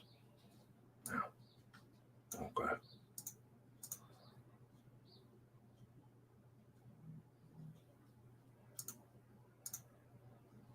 An interview May 21st. Another individual also in Maine. This is an individual. Told the RCMP the perpetrator had a gold badge. Oh, is that like the one of two conflicting boys up in Libert? Oh, maybe. Gold badge. In her interview, American authorities, Angel Patterson, Ben Maine, also carried a police badge. Ms. Patterson said the badge looked like a, quote, RCMP badge. Ms. Patterson, I'm assuming is a United States citizen, so I don't frankly even know. Well, actually, I think I've seen an RCMP badge before, so I guess she must have read it. To think that it looked like a, quote, RCMP badge. Perpetrator told her he carried it to get discounts at hotels, which she found odd because, as she knew, he was wealthy. Mr. Patterson described the badge as, quote, some sort of an authority badge. What's in your wallet? I'll tell you what, I don't have one of those in my wallet. You just get them at the Shoulder Flash show. In an interview October 19th, I love those articles, 2021, an acquaintance of the perpetrator who did work for him over the years, Mass Casualty Commission, the perpetrator showed him a uniform bulletproof vest and a badge. This is Bill Acker at the warehouse sometime after 2014. Sometime. That's pretty open-ended. You know, this is sometime, somewhere around, you know.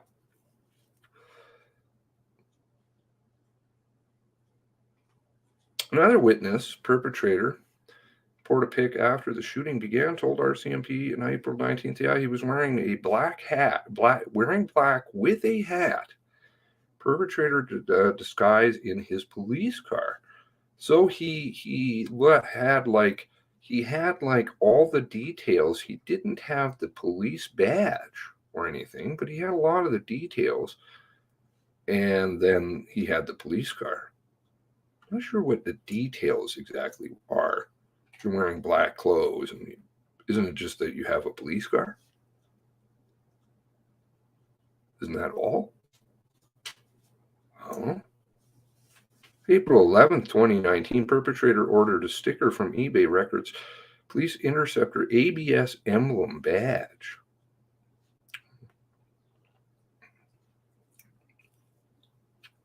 It's like those tuning forks. Did you like the mention of that? I guess they're just listening to the shows. A bit pissed off. People are pointing out total, utter nonsense. And then they're like, well, we'll build that into the next MCC.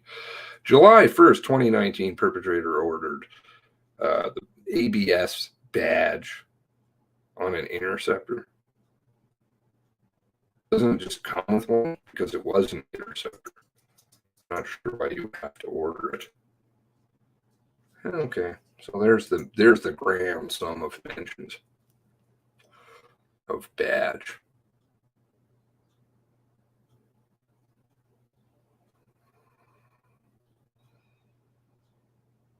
No, the language, the disguise, the mock cruiser, the fake police car, every time, make sure you say it. Or certain people don't. Certain officers don't refer to it as a fake police car. They don't use those words. Lots of them just call it a PC. 2. Or the cruiser. Maybe they're saying something. RCMP uniform coats and pants are odd blue that Gabe would wear black, given his super anal attention to details, aka mock replica cruiser with the tuning forks that you need for the, what was it? The downed officers. Oh, but he hates certain pork products, because that's what you do. You hate certain occupations, but then you're going to spend tons of money, to have a parade car for them. How stupid do they think you are? Clearly, very. Should be getting real mad. I get mad at this kind of stuff because it's insulting. It's insulting. Please don't come to the table and insult my intelligence. It's not good. Radar measuring device. Perhaps we could look at that. I'm interested in that too. The tuning forks.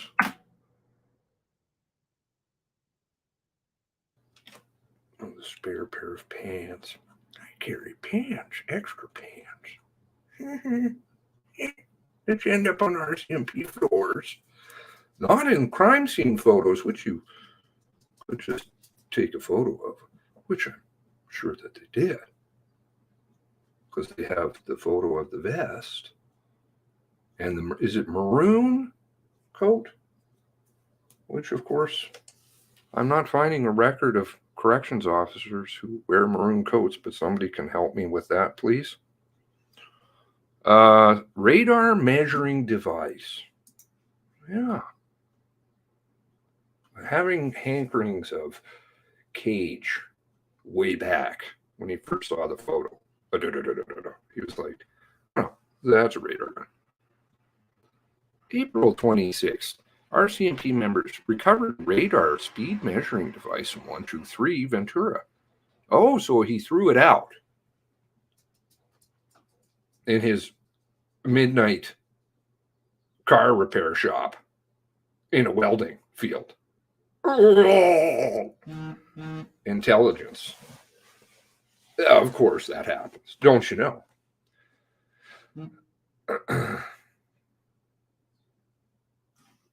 Insulting. Sad. I find it actually pretty sad that people would come up with this tale. That's insulting to their intelligence. Perpetrator ordered the device on eBay. September 2nd, 2019, Perpetrator also ordered a set of radar tuning forks, because that's really necessary for the parade, for the people you hate, which you actually love, and you're trying to honor. Right. The radar tuning forks were not recovered, even though they sifted garbage piles of stuff.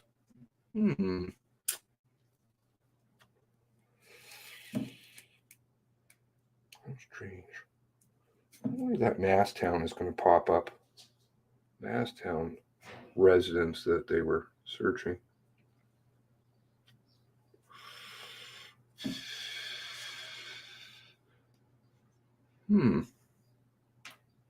If he built it as a parade vehicle, how come they haven't provided any supporting paperwork, aka registration, to attend parades?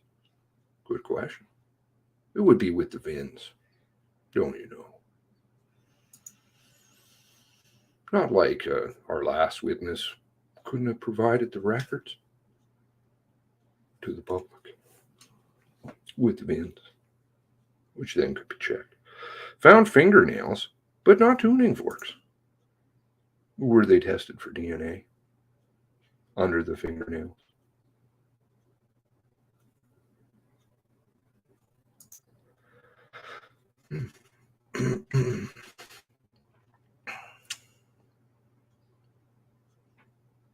Sorry? Oh, I just got goosebumps. That's never a good sign. What is that? Gabriel Wortman in Fredericton. A mummified body was recovered in attic, a crawl space of one of his Aberdeen Street properties. Can you citation, please? Interesting.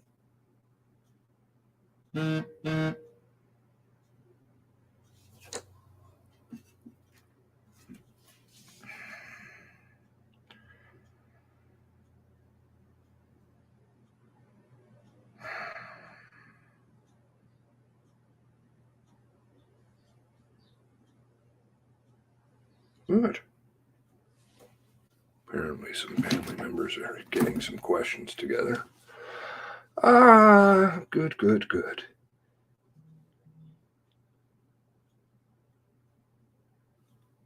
I will read that information later. If you don't mind. I didn't take his Nexus card with him. What the heck? I was in a conference call. So they were saying the F-150 was in the garage. So he pulled the truck and trailer into the garage. Manfield's statement said the trailer was attached. Afternoon, Mitchell, or morning, wherever you may be.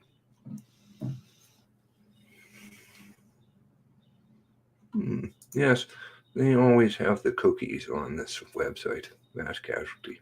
Watching very closely what everybody's looking at. Sometimes the answers are in the stupidest places. We should have stuck to the plan and stiffed families on an inquiry. Well, they did, because they didn't give them an inquiry. They gave them a omission. But there was a bit of a misspeak this morning where she did refer to it as an inquiry and then corrected herself a while later and called it a commission.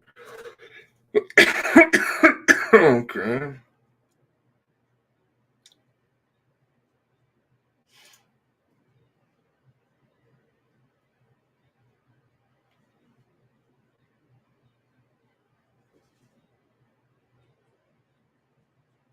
Well, are they pumping out other stuff now?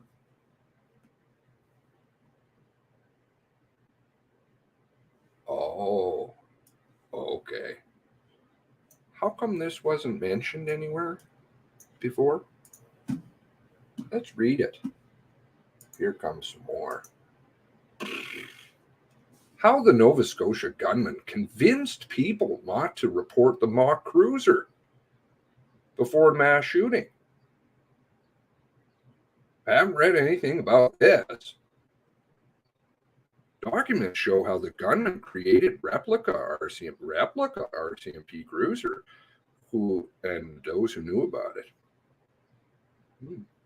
No antenna. No mobile workstation. Many people who knew about the gun. Many people knew about it. Fully marked RCMP cruiser before it used in Nova Scotia mass killing, but didn't report it based on various lies he told them about the vehicle and whatever, whether it was legal. New documents released Monday said the omission leading the whatever. That's a. I wish I had something like. Could I just stick a through that on here? I can't. Into the April 18, 19th shooting rampage. You got the wording, all the buzz words. Detail how the gunman, Gabriel Wortman, created with tuning forks, replica, cruiser, gathered on other police paraphernalia like uniforms and equipment, and those who knew about them. Which was how many people again?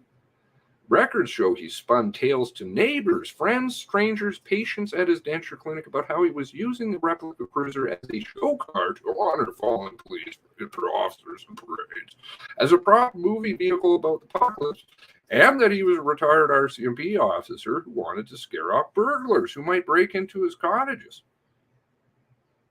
Inside. They just park it inside and then they run away. The gunman may also have spoken directly to someone at RCMP provincial headquarters in 2019. May have. Oh, they were aware. Let's go back to, where is that?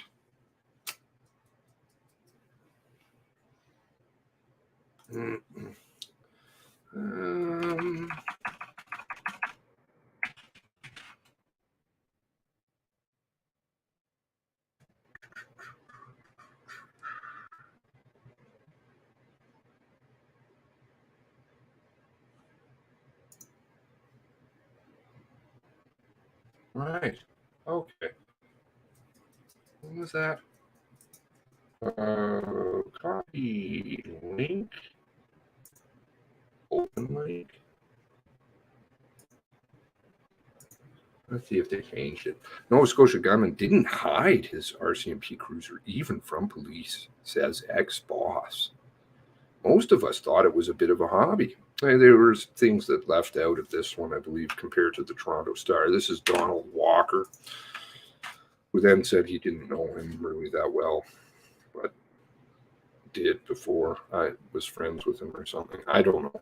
Anyway, let's look at Laser. Michael Arntenfeld, a former detective who now teaches criminology at Western University, ponders professionalism who assisted Wortman. These stripe packages, as they're known, are laser measured. They're done by third-party vendors who have all the specifications, because you can get that online. What questions were asked and why was he doing this? He told blah, blah, blah. Now, there was also a reference, I believe, somewhere to somebody who actually did it for the RCMP, and they were like, whoa, this is too perfect. Too perfect. Let's continue with the new explanation story. May have spoken to somebody directly at RCMP provincial headquarters in 2019 about the replica cruiser, according to one person interviewed by the omission, but was apparently told such a vehicle would be illegal. No, we had early references to the fact that beyond that, they were aware of the car, came out to the property, saw the car, just said, don't take it out. He was hiding it. I can tell you that, says Max Liberante, manager Federal Surplus Warehouse, where gunman bought his decommissioned RCMP cruisers, told Mass Casualty Omission in an interview. Quote, of course, you don't think he did what he did.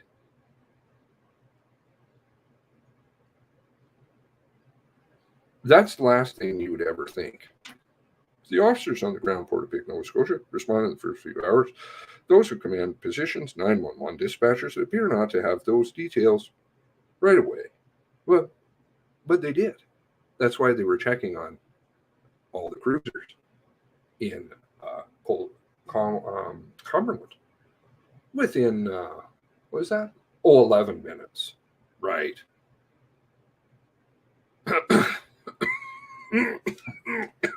You didn't know.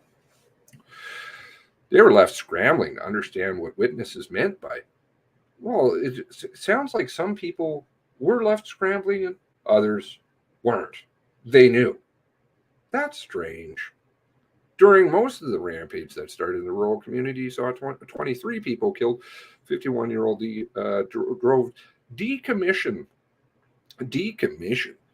vehicle. He bought federal government auction June 27, 2019. Who paid that? Was that the joint bank account again? Was it the joint bank account that paid for it? So do we know that he bought it? Just like he used the websites? He? Okay.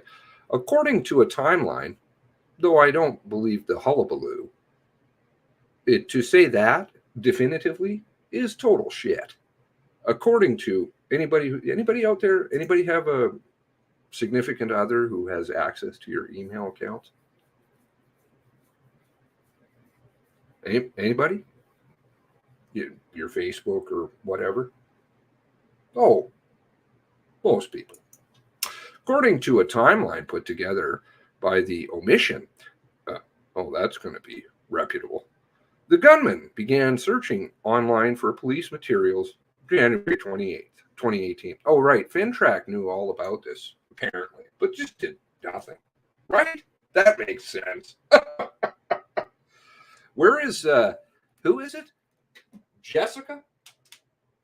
Where is she going to pop up next? What stories has she been floating around in lately?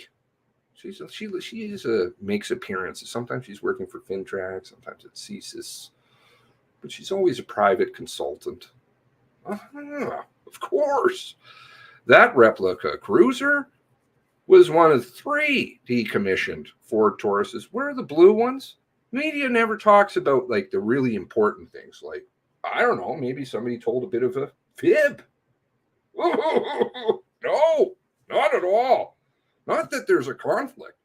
No, they want to pump out balls, snow. Where are they getting their money? Berkshire Broman Corporation. This would be why none of them ever talk to me. Strange. Except one person in the national media. Not the person you're thinking of, by the way. Though they shut down pretty quickly, too. 2, wonder why. 2 were 2013 models, fully marked RCMP Replica. 2017, because, they just write cars off. Did not have a license plate. 4th, 2013 Taurus, not registered at all.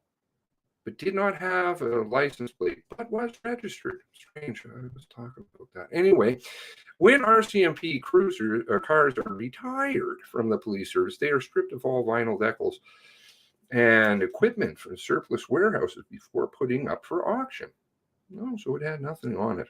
But sometimes, they have all the stories that they like to show you of cars that came with push bars and shit. Oh, but they don't now. Well, can you get it together, please? Over there. Parades, hating them. Come fully equipped. Oh, but they never do. Got it figured out yet? Liberante told the omission. He knew the gunman was adding decals to one of the cars and creating a mock cruiser. Well, that would not be good, would it? I don't think that's very good, especially if he's the one selling it. But when Liberante asked why, gunman told him he was planning to honor the 3 Moncton. Terry Brown up in Moncton. Officers killed by the gunman 2014 featured, I think Al Carroll was also up there. Was it Al Carroll? I showed an article about all that a long time ago. 2014 featuring decals through the roof, through decals on the hood of the car. By featuring them through decals on the hood of the car. I said, oh yeah, that's kind of cool, Liberante recalled. And the gunman added that he planned to use the vehicle in parades. The gunman never tried to purchase decals through the surplus warehouse, Liberante said. While he talked about, because are those available for purchase? I didn't know. And while he talked about the gunman's plans with other co-workers, he never passed the information up the federal government internally or reported it to the RCMP, to his, his brother-in-law or something? For dinner? Liberante is scheduled to speak before the inquiry on Monday. So, they get it all sewn up there for you right quick before you even watch it. Don't worry about it. Nothing to see here. Amanda Byard, Commission Counsel, said Monday there are federal and provincial laws that make it a crime to impersonate officers or use badges. So I guess they wrote some of the article beforehand and then some of it after and then just pumped it out. Use badges, real badges. No, don't ask about that. Uniforms or police equipment. New Nova Scotia legislation. Oh, yes, this was the burning of 7 tons garbage. Holy shit, man. Can you guys get it together? Why do you have to pump out these shit articles? Oh, but see, we're burning them. Even though you have the destruction orders in place, RCMP officers can't take regular uniforms home. Have to apply to get a red surge and get approval. It also prevents the sale of marked police vehicles and restricts possession of the vehicle decals. Police vehicle equipment to, quote, authorized individuals and users.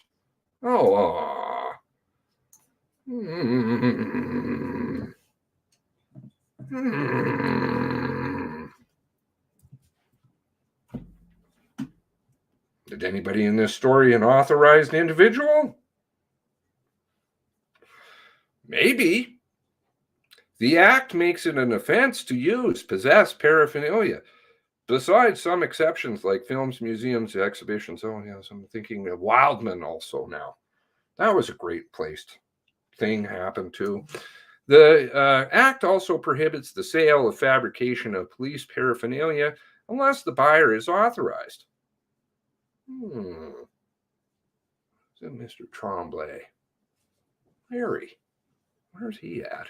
In Nova Scotia, former RCMP cars are no longer being sold after decommission and then instead stored and destroyed.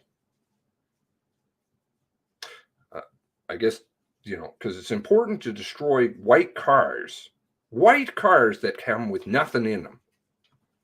But better destroy all the cars that were involved. That's a good one.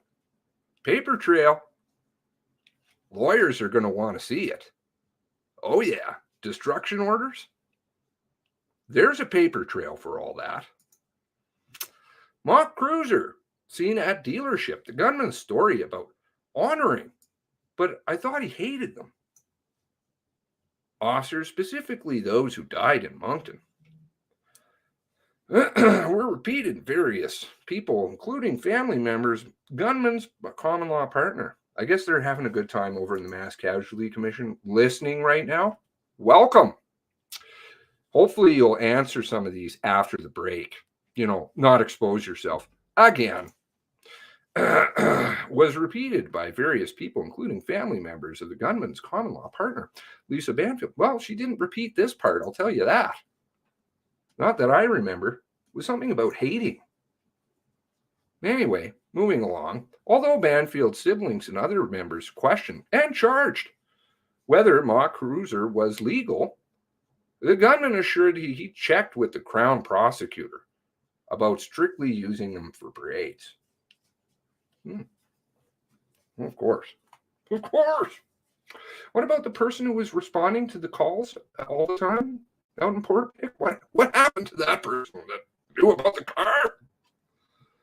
He told people, the RCMPers I'm referring to, he told people who questioned the legality of the replica that the police either knew about the car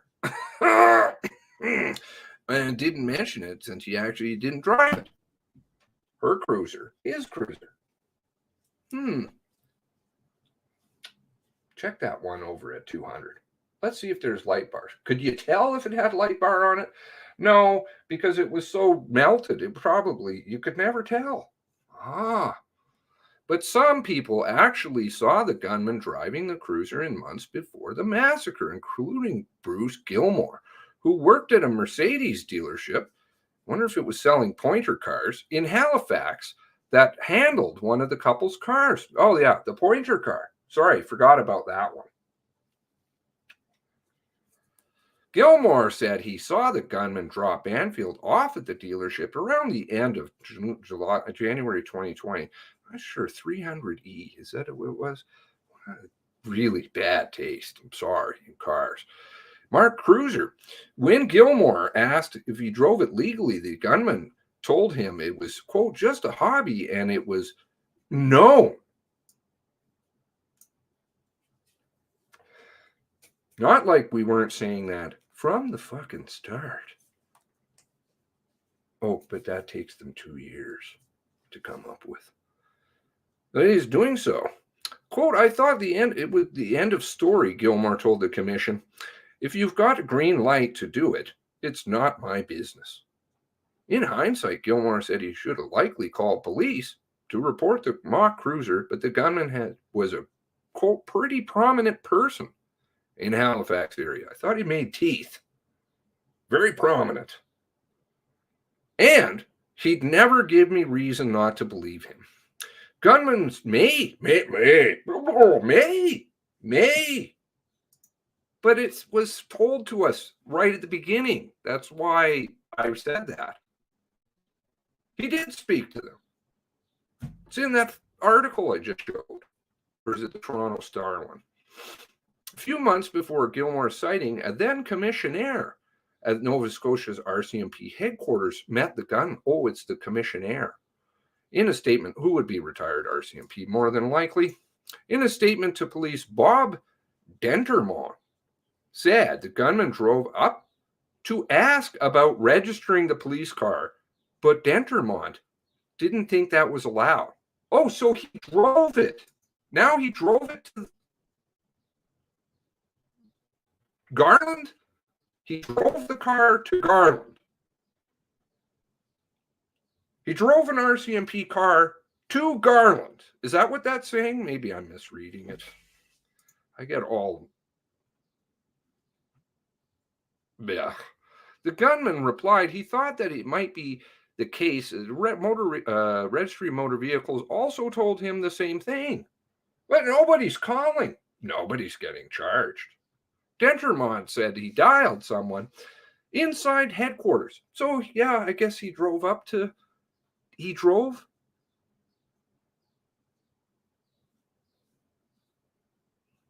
Oh, he just asked.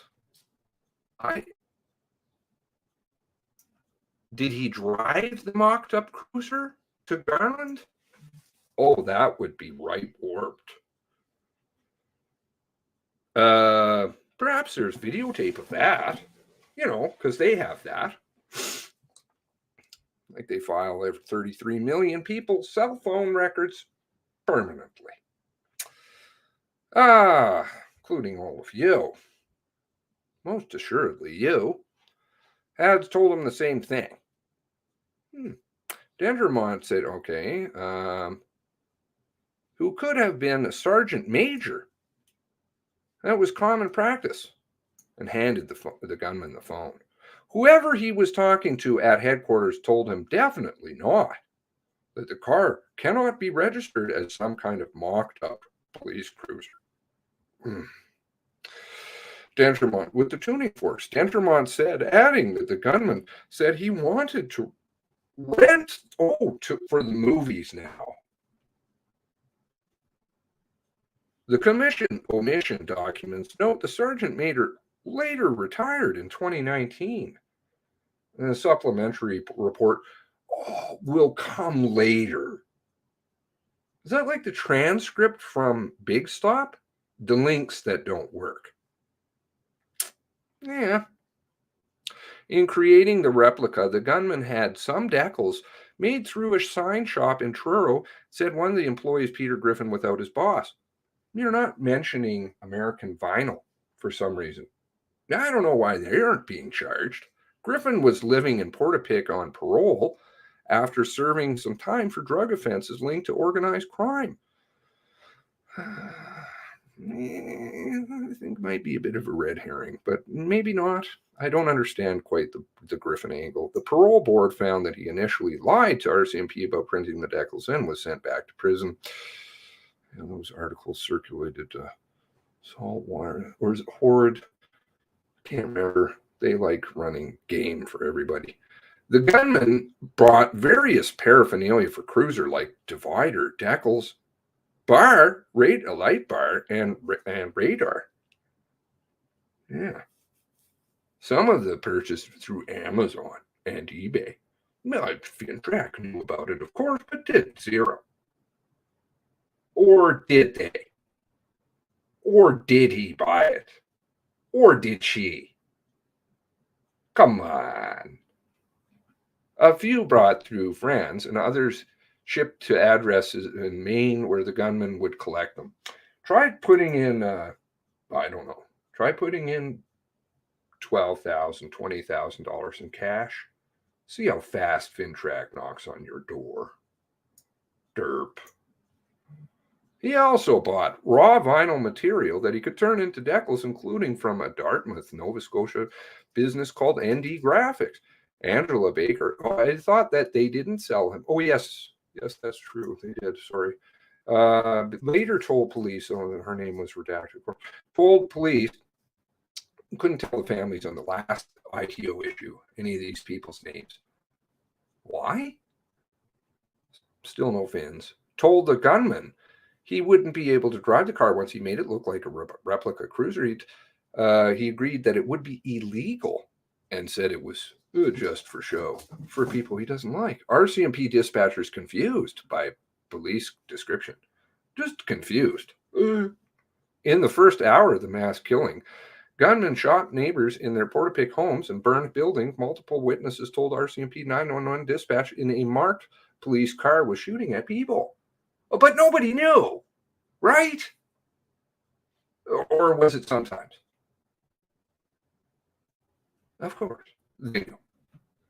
But the first three RCMP officers who walked into the community April 18th and 20th have testified they never imagined the gunman could have an authentic police cruiser. I call giant bullshit. How about the logs from Cumberland that, he's phoning to find out where the cruiser is at 10:12? on the radio? Could you please make sure? That would be because everybody knew. Meh. But these ones didn't, because their radios bonged out. Like their GPS wasn't working even though they were using Google Maps. They thought it was likely an older model that had been stripped of the markings. Bullshit. You wouldn't phone around to Cumberland to say, where is all the fucking cruisers? Look at Darren's affidavit too. Sergeant Brian Rehill, risk manager on duty, also said a call 1032. They're asking someone in a police car, we can't nail it down. That's what it's referring to. We can't nail it down. Cumberland. 10, 12. 11 minutes into it. The logs show it.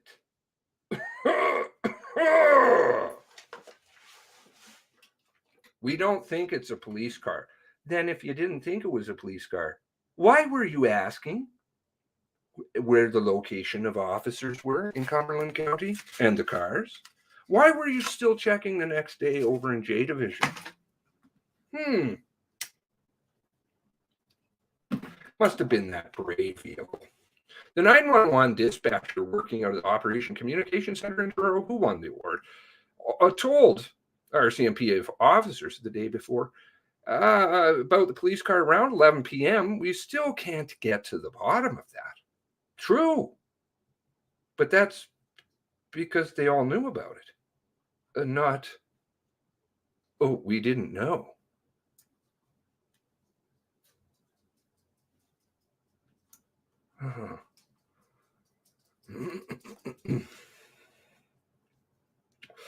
As the Ford Taurus cars, no mention of blue, were not registered, even though they were 3 weeks before. 3 weeks before.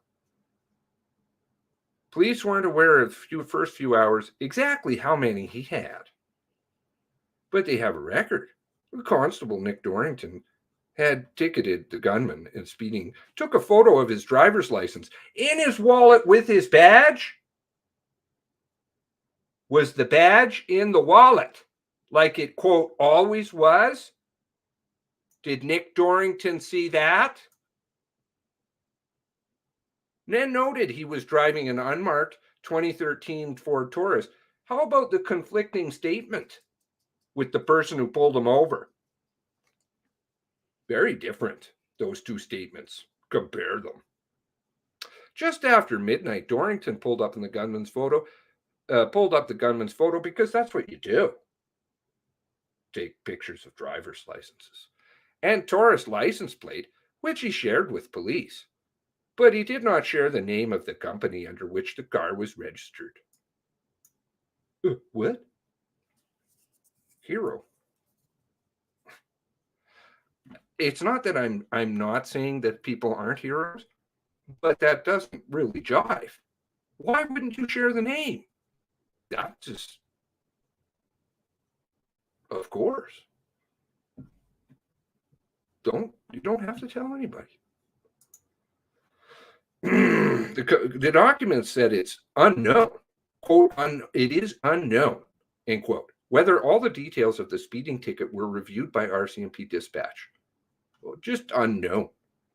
We're still waiting on that. Don't you love all the foundational documents with the gray stuff underneath it? We've asked for this, even though we apparently have subpoena power, but we never get it. Oh, poor MCC. Just poor MCC. The ones that are filtering all the information that can go out. You know, the ones who make their website so easy to use, like they said. Oh, this is all going to come back on a lot of people. Best get out from underneath it. Photo of mock cruiser shared with police. Police collected more details of mock cruiser in early morning hours, April 19th. Banfield, Andrew McDonald. Sorry, let me just make sure. I want to make sure I'm not. Are they working overtime now here? No, we've got 12 minutes left, don't we? I want to make sure I'm not missing anything here. Where's that? window. And that can go away. One moment, please. Okay, we'll just drop that in there so I can flash over to that really fast. Oh, what happened here again?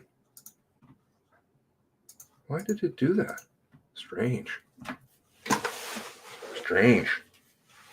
10 minutes left. Visual timekeeper. This is like a sporting event, isn't it? Thank you. Keep notes on how much this is going. And you can work out the hourly rate for everybody. Gonna be good. Want my underwear back. And I'll tell you, on a totally selfish note, I want some eye surgery. You guys have destroyed my eyes.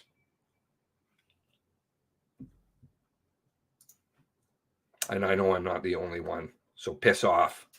Police collected more details of mock cruiser April 18th and Banfield, Andrew McDonald.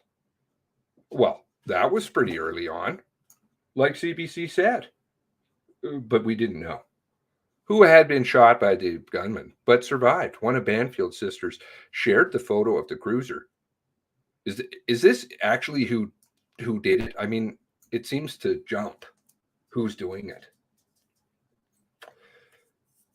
Didn't even Andrew say, didn't it say in the CBC report that Andrew did in the hospital, which was released internally to RCMP, certain RCMP, and Halifax Regional Police. Oh, their involvement's very interesting.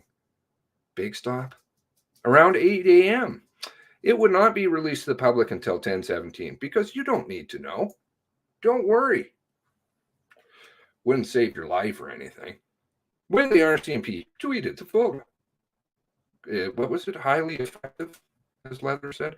The morning, April 19th, Constable Heidi Stevenson, Enfield RCMP detachment called 911 dispatcher Lisa Stewart around 8:20 to ask for the gunman's mock car and whether he had a police radio.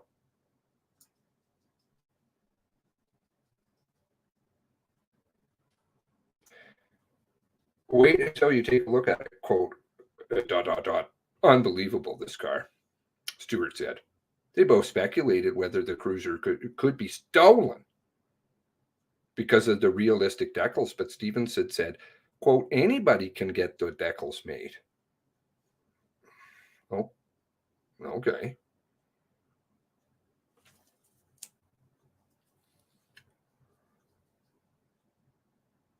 But you can just go out and buy a light bar, Stevenson asked. To Stewart said, I don't know. Stevenson was killed by the gunman in Shubenacadie roughly 2 hours later after a gunfight. She managed to injure his head, which did bleed, but didn't bleed. 14 shots. Other officers, hematoma, bump, were just confused. RCMP Off Staff Sergeant Bruce Breyer's award was updating Truro Police Service Officer Ed Cormier on the car around 8:45. Love to see that. Cormier said it was, quote, crazy, and the Mounties must be second-guessing every RCMP car that they pass. Oh, I would think. Just don't worry about the orange vests, though. It's hard to believe, Bruce Breyers. I don't know where you would acquire one. Like, ask me how to figure out how to do that. I wouldn't be able to tell you. Just like no officer would be able to tell you how to put together a car because they don't know what parts are in them. Uniform likely came from Uncle, commission, but he didn't write his name in the boots. The document also conflicting details and not the same size. How gunman got the RCMP uniform in the car, which he had in the car. Only the pants, though, because he needed a spare pair of pants. Right. which then ended up on an RCMP floor. Not a crime scene photo. Through the shootings, including pants with distinctive yellow stripes and a white shirt. A pack of bags. Banfield said gunman, former uncle uniform, but the uncle, retired Chris Wortman, said he never had given them to the gunman. Well, but he did say he gave him the boots, and he did say he gave him certain items. Not the hat. He said no hat. Chris Wortman confirmed that he'd given a red serge uniform and high browns without the name, which then got the name, but said the gunman might have been able to take the other uniform when he visited Wortman's home. Again, why would you be giving this to a criminal? Lifelong criminal, according to you? I'm not sure if you're working for the RCMP. That's strange. The commission noted that there's no evidence. I'm just being really sarcastic. There is no evidence the gunman ever wore RCMP pants during the massacre. But he had them with him because he needed to make sure that he had the pants, a spare pair of pants, which then ended up on the floor in RCMP headquarters. Because that's an evidence photo. That's a crime scene photo, not in the back of Joey's car. Right. No evidence the gunman ever wore the pants during the massacre. He was wearing black jeans when he was eventually killed by police at Enfield. Wasn't that what he was wearing to begin with? A black? A DNA. Oh yeah, the DNA. That's issues too. Only has the DNA of himself. The public inquiries hearings this week will be held at Prince George Hotel with the new backdrop, don't you know? In downtown Halifax near the Commission's primary location, Halifax Convention Center. You're paying for that too.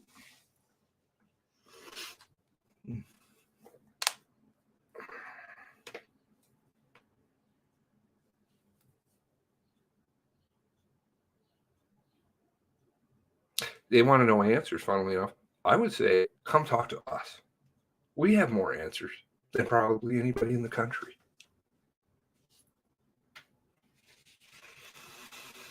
Good folks.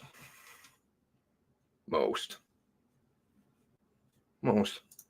Good folks.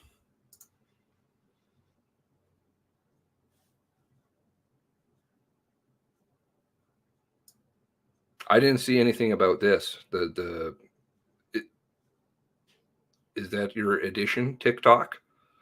Actually, mummified body was recovered in the attic crawl space. Is that what he's threatening people with? How come they never mentioned it? Because a lot of people knew about the car, and I still never have read anything about the mention of a mummified body, which was where we started with all this. I'm a scream. I don't know if that's a good thing, a bad thing. A boo-hoo-ha-ha. Is it laughing? Am I funny? Funny ha-ha? Funny ha-ha. This article is mostly blue shift. Blue shift? Oh, bullshit. Cloven hoofbeats. I don't think I have it muted, so it's still going. Where are we at now? Oh, almost. We got 3 minutes. Let's see.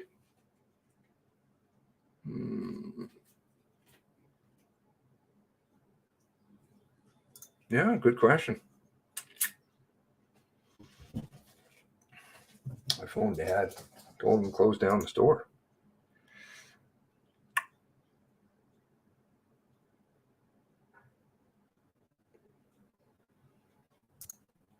Good point.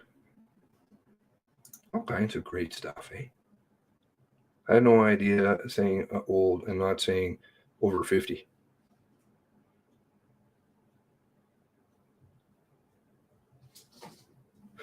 I'm 22.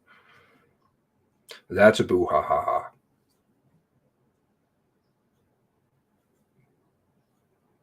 I'm getting old.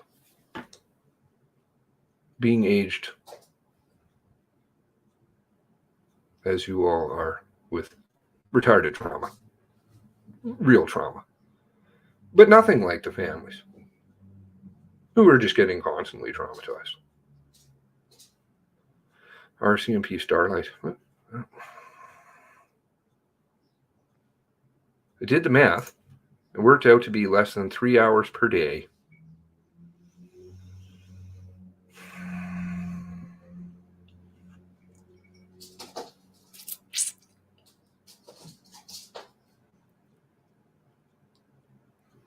How much time do you think you guys devote to this, personally? I don't think on a slow day I've ever done 3 hours. Maybe I've taken a couple of days off. I don't know.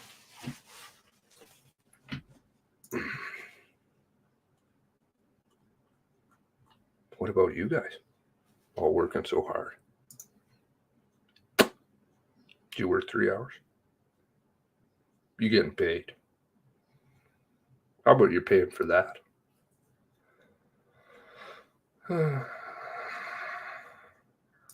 Stated he would take calls from Lisa. Why would Lisa call Max unless she was buying cars and gear? That seems rather strange. She didn't know anything about it. She didn't know anything about the businesses she owned or the bank accounts that she was on too. Mommy dearest, I'm hilarious. Yes, funny, ha ha ha. Like, okay. Again, I'm not sure if that's an insult or it's a... Not sure. Irrespective, doesn't matter.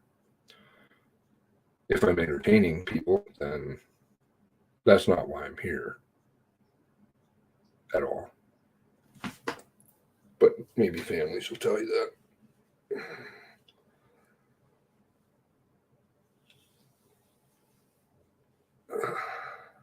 The sadness of having to point out pure stupidity is difficult.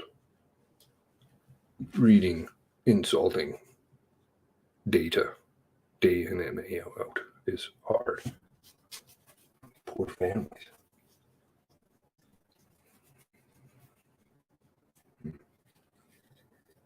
Three years. Now we're into third year. The body in the Discord.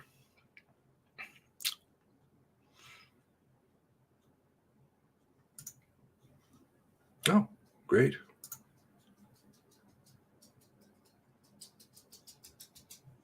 That's true. Only thing that matters is truth. Only thing that matters.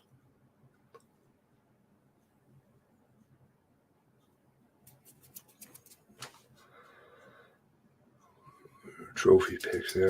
Well, again, validity of things takes no public alert should translate to massive settlement for families. I don't want settlement. No settlement. No settling. You take it all the way. All the way. And everybody goes. Discovery. Oh, it's going to be good. Not everybody's going to settle. Not everybody. Excuse me, everyone. The proceedings will resume in 2 minutes. Get them on the stand, on the record. Everybody, by name.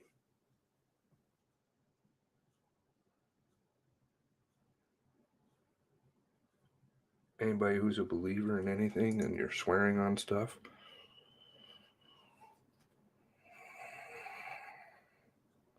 that's an authority you can't answer to. Took a month off last July, went out west. Need to do that again. Where'd you go? Did you come out my way? Not to docks.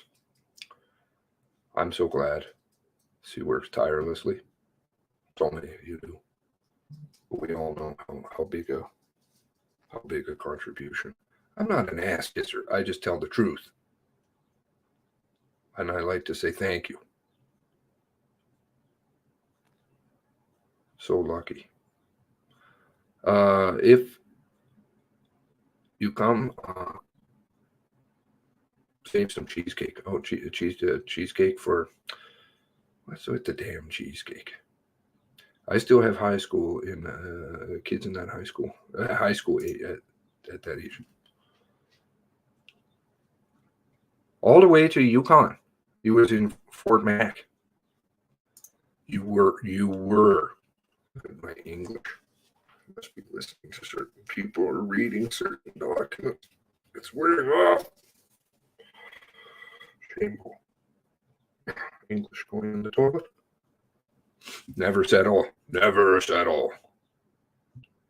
Unfortunately, will be disagreement on the size portions of settlements. No settlements. No settlements. Not this time. Not this time.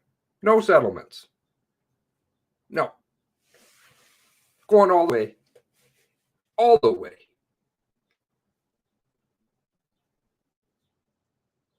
And if it's a settlement, well, frankly, then I have some questions. If families are beaten down, certain families, I can understand because this system is built. Same rinse, repeat, rinse, repeat. This is why I settle. But at some point, you got to just simply stand up and say, I ain't settling for nothing. No money can buy it. Nothing can buy it this time around. Welcome back. The proceedings are again in session. Thank you. Mr. Van Wart.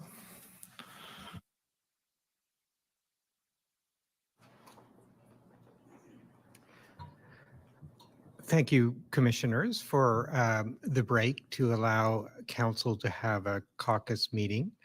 I can report back that we had a witness caucus meeting, as we do after every witness. And as with all the witnesses, this is an opportunity for commission counsel to meet with participant counsel and to canvass if there are any other questions to ask witnesses after commission counsel is done asking questions. And I can say as commission counsel, I'm very thankful that participant counsel contributes in this way. These meetings have been very helpful and to date have always generated follow-up questions. There may come a day when participant counsel report back, say, no, you've asked all the questions, Mr. Van Wart, good work job, but that hasn't come to fruition yet. But so today we met and it was decided that it would be most helpful to the commission if Ms. Miller, Ms. Beaton's counsel asked some follow-up questions. So long as that's okay with the commissioners, I would propose that's how we proceed. Absolutely. Ms. Miller. And before we do that, we should probably invite back Mr. Liberatore. Yeah, that would be a good first step. Thank you.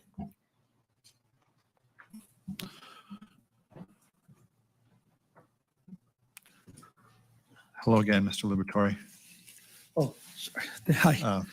Ms. Tara Miller, representing one of the family members, will be asking you some questions. Good afternoon, Mr. Liberatore. Good afternoon. As Commissioner McDonald indicated, my name is Tara Miller.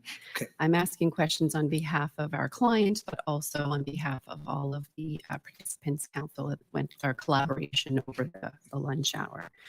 So my understanding is you've been a federal government employee for 30 years? 30 plus years, yes. Okay. And in that time frame, it's been most recently that you've moved to work with GC Surplus, correct? For 12 years. 12 years, yes. And I want to talk to you a little bit about your first time meeting with the perpetrator. I understand we have, of course, all of your statements that you've given. Yes. My understanding is that your first time meeting with the perpetrator, do you remember what year it would have been? I wouldn't know the year, but I remember when I first met him because we had a couple Harley Davidsons for sale. Yes. Way back. Yeah. And he was in there with a couple people with him, I guess, to look at the bikes. Okay. And in fact, you referenced that in your April statement to the RCMP, and you talk about how he came in knowing that there were these Harley Davidsons and that they were there as proceeds of crime. Yes. Okay. Do you remember how he would have known that? They were up for sale. Yes, I appreciate they were Yep. up for sale, but do you have any understanding how the perpetrator would have known at that point that those were the proceeds of crime versus some other means of having been there for sale? I don't recollect how he would know. But he did come in knowing that they were proceeds. of Yes, sale. he did. And what do you, the people that came with him, were they friends of his? Had you ever met them before or after? No, this was the first time I ever met him. And one person had long hair. That's most I remember. It's been a long time. All right. Were they all male? Yes, they were. Okay, thank you. I want to move now to the first time when you met the perpetrator's common law wife. That would be Lisa Banfield. I think you indicated in your most recent statement to the commission that the first time you met her was when you gave her your health card. Yes, I did. Okay. And that was in connection with the dental work? Yes, I did. Okay. And that would have been in and around September of 2019? Yeah, I guess. I don't really remember that, but yes. Okay. And where did you meet with her at that time? She was in the North End clinic, you would say, like her office there. Okay. North End in Halifax? Yes, in Halifax. Okay. And you indicate you gave her your health card. Was that your MSI card, Mr. Liberatore? I think it was my health card, MSI card, and that's how he was going to charge me, I guess. Are you referencing the health card as the same thing as the MSI card, or were there two separate cards that you provided her? I actually really don't remember. I give them both, I think, because I think she asked for the MSI card. Okay. So that was the first time you met her in September of 2019, and you met her on several occasions after that, correct? I actually seen her at GC Surplus. She was sitting in the car when the perpetrator was there one time a while back. And that was the Mercedes? Yes, it was. Okay. And outside of giving her your health card in September of 2019 and seeing her in the Mercedes at GC Surplus sometime after, had you had any other contact with Ms. Banfield? No, I didn't. So you had only seen her on those two occasions? Yes, I can remember, yes. Okay. We know, of course, Mr. Liberatore, that the vehicle that the perpetrator used on during the mass casualty event had a push bar. Do you recall selling the perpetrator a push bar through GC Surplus? No, I don't. Okay. Would you have sold items like a push bar through GC Surplus?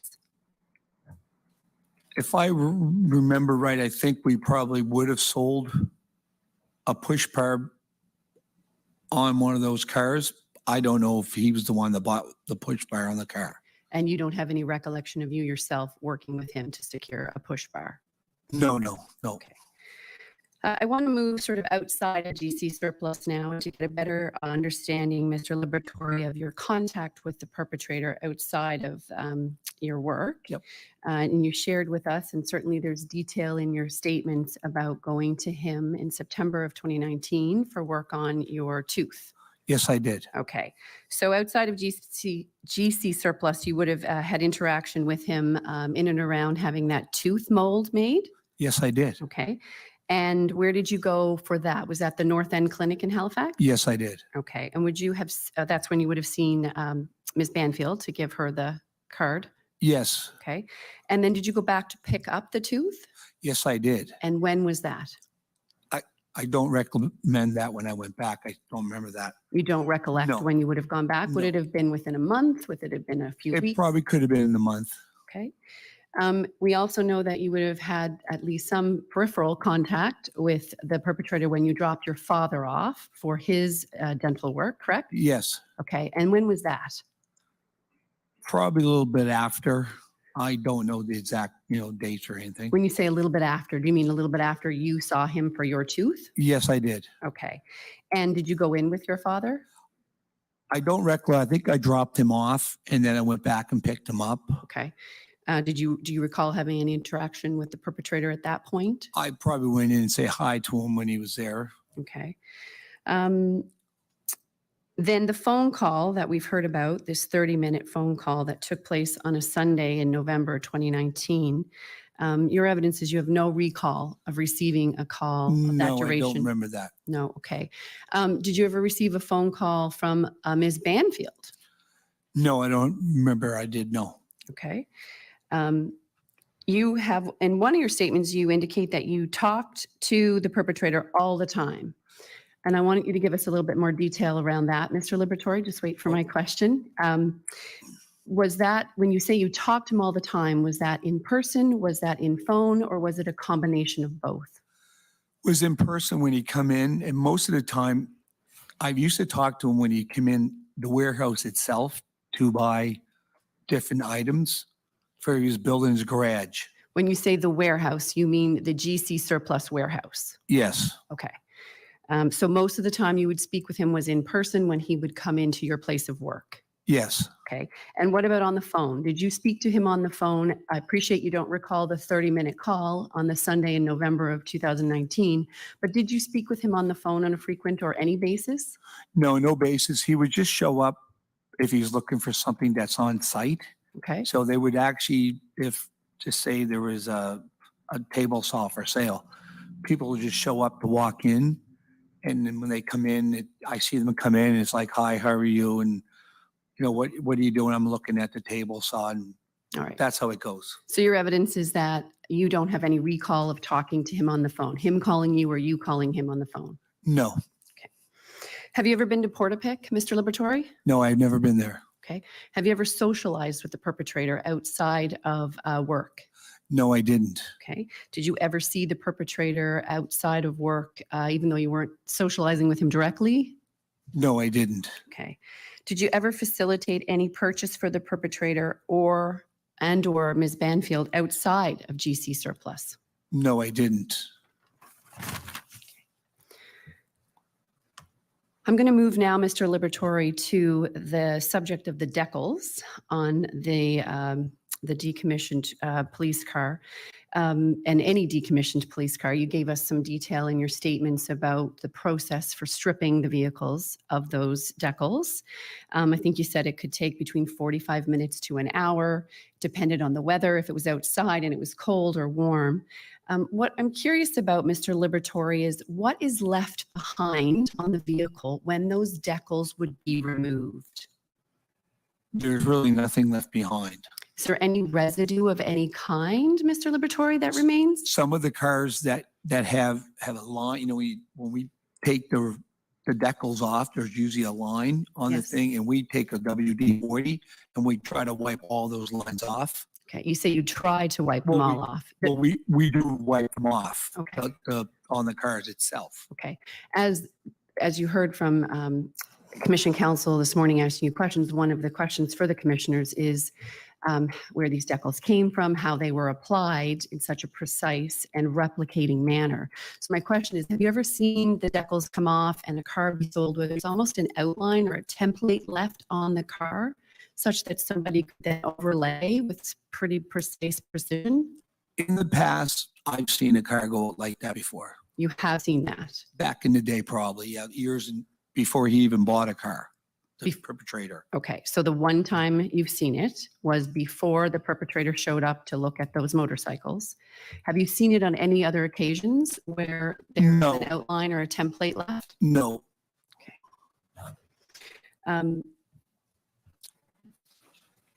You talk in your statements, Mr. Liberatore, about being shown pictures of the mocked up cruiser. yes.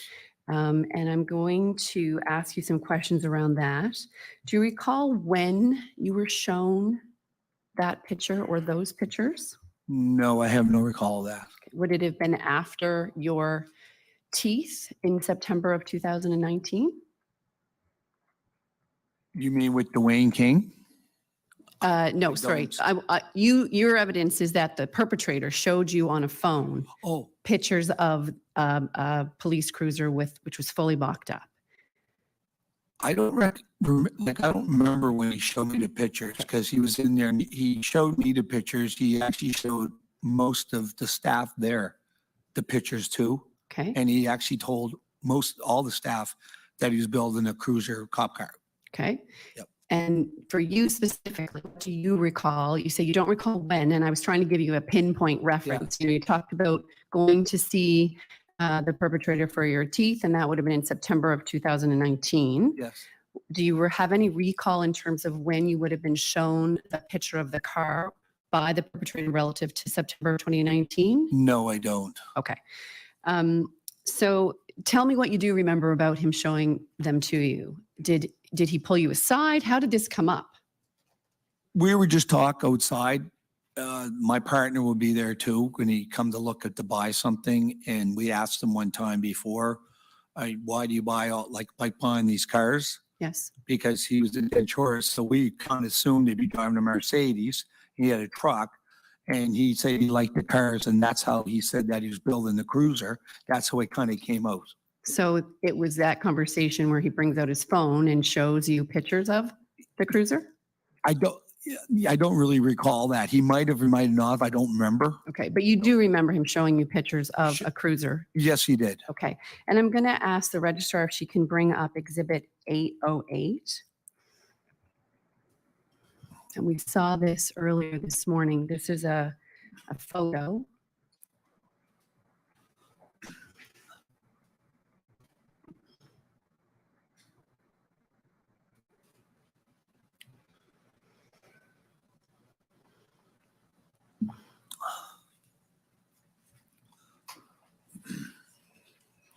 And can you see that, Mr. Liberatore? It's on the Yes. screen? Yes, I can. Okay. And does this car look like, and or is this the car that you were shown by the perpetrator on his phone? I really don't remember. I see so many of those cars. They all look the same to me. You saw so many of those cars shown to you by the perpetrator? No, at work. Okay, what I'm focusing in on is what you recall about the car that was shown to you by the perpetrator following your discussion about why do you have all these cars? Yeah, no, I wouldn't remember if that was the one that he showed me or not. You would not No. remember? No. This car has a whip antenna on the back. Do you remember anything about a whip antenna on the car that the perpetrator No, I showed don't. you? Okay. This car also, you can see a smidgen at the very front of a push bar. Do you remember seeing a push bar on the car that the perpetrator showed you? No, I don't. And it's my understanding that the perpetrator showed you pictures on his phone of a number of vehicles and items he owned. Is that correct? He told me that he had pictures of like the Hondas that he collected Yes. and the little 50 motorbikes. Yes. And that's really all. Okay. So you saw pictures of a mocked up police cruiser. You saw pictures of his motorcycles, and this would have been over time. Is that correct? Yes, he actually showed me the pictures of his motorbikes before the cruiser, I think, Okay. because he collected them and stuff like that.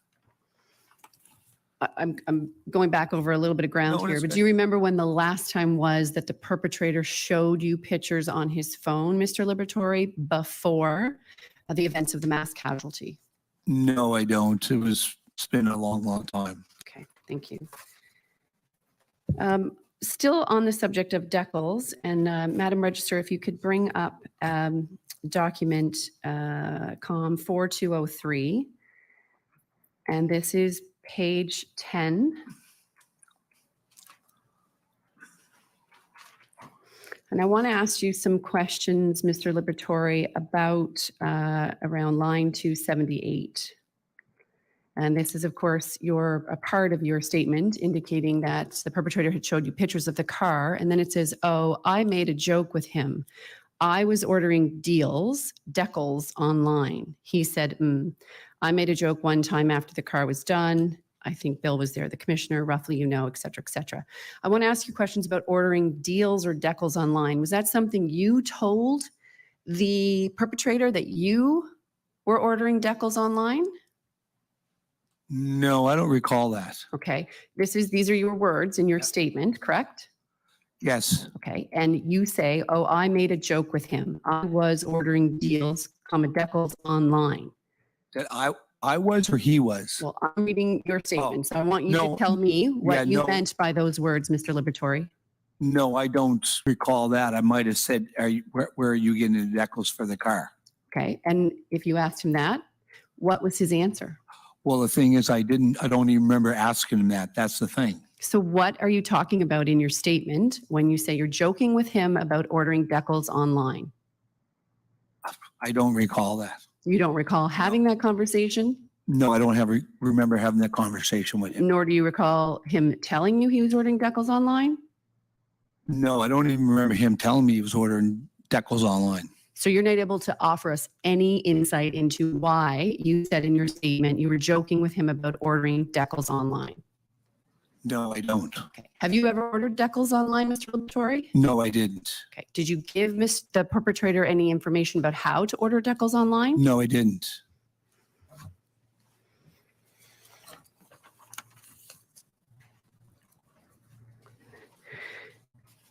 As an employee of the federal government for 30 years, and certainly the last 12 years, Mr. Liberatore in GC Surplus, I'm interested in hearing from you what, if any, training you are given or were given with respect to reporting suspicious behavior that you may observe while at work at GC Surplus in terms of purchases of items. Were you given any training?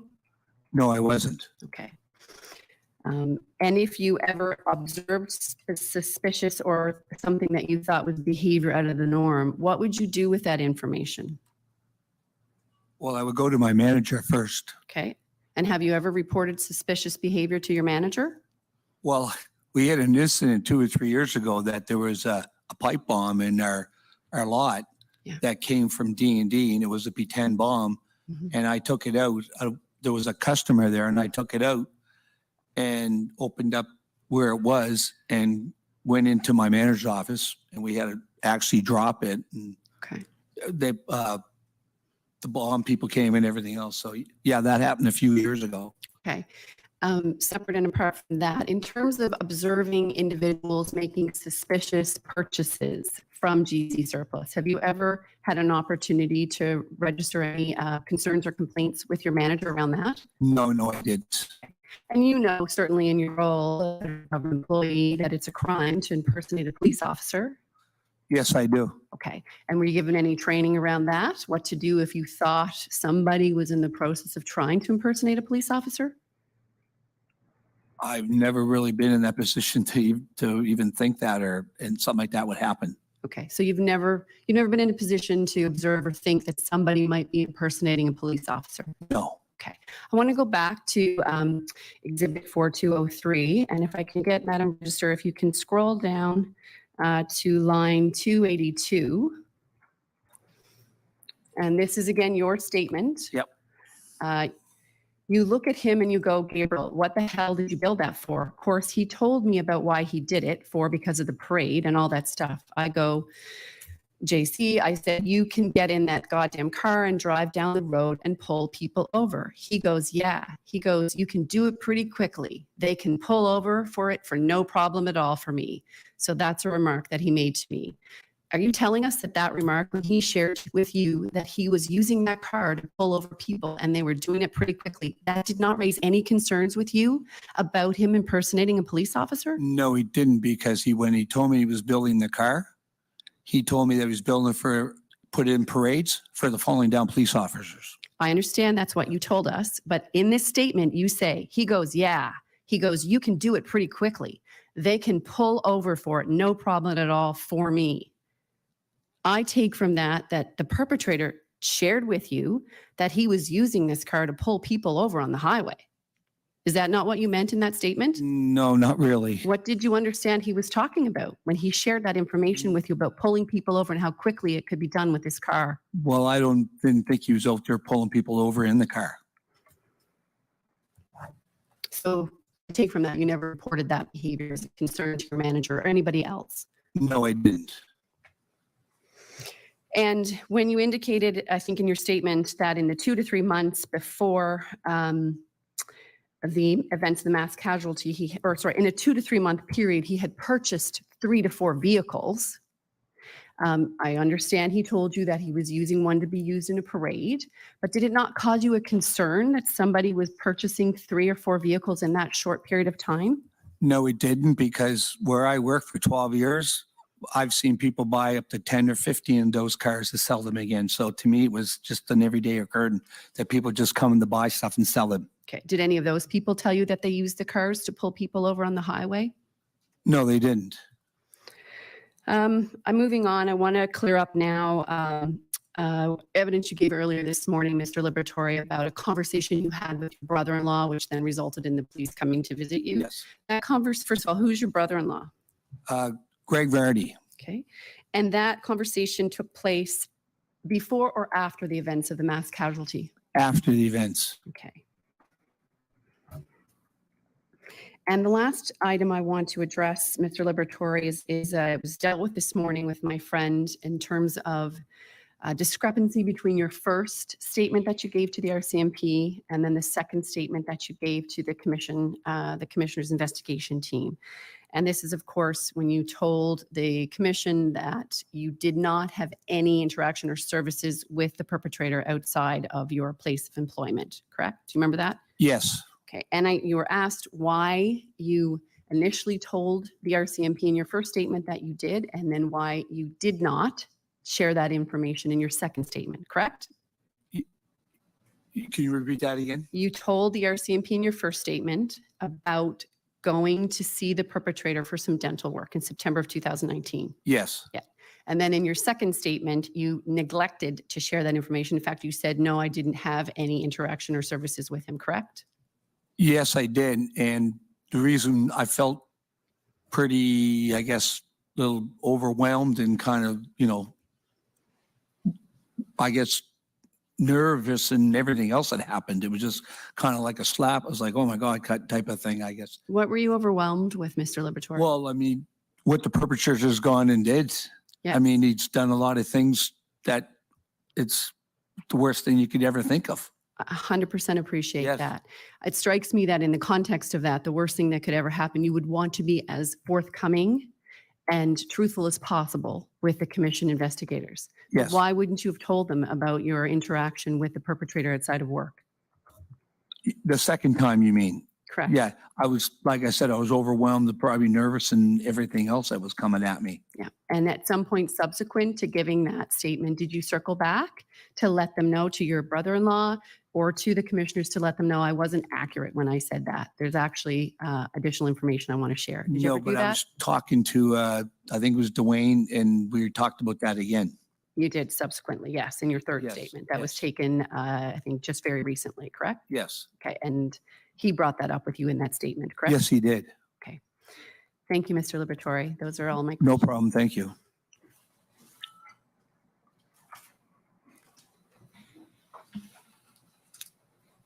Thank you, Mr. Liberatore. Maybe a simple technical question for you. We've heard that there's a difference between what's called a hexus vinyl and a standard or a solid vinyl. Can you explain the difference to us, if you know? No, can you maybe explain a little bit better? Maybe I might be able to answer that. Yeah, there was some reference in various information that we've heard about a hexus vinyl, HEXIS vinyl, and a standard vinyl, and that one is better than another, and you wouldn't know anything about that if one was easier to peel off, which is no. used by the RCMP. No, I wouldn't know anything about that at all. Okay. Yep. Okay. The other question I had in follow-up to Ms. Miller's question, when you were looking at the picture of the police car and you weren't sure if that was the car that you saw or not, just going from your memory, can you describe what the picture looked like? No, not really, because when it was on the phone, he just showed me a quick picture and I just kind of glanced at it and that was basically it. Did it look like a fully mocked up replica police car? Yeah, it just looked like a police car. Okay, thank you. It was done very quick, with the phone. It just, and he showed me.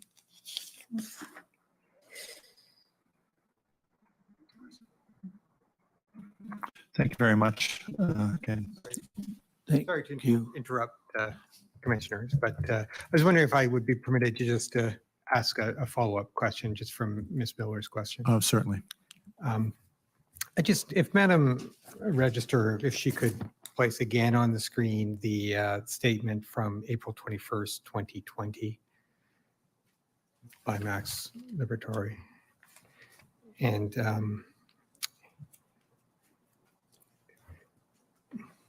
perhaps go to page 5 of that statement, line 137.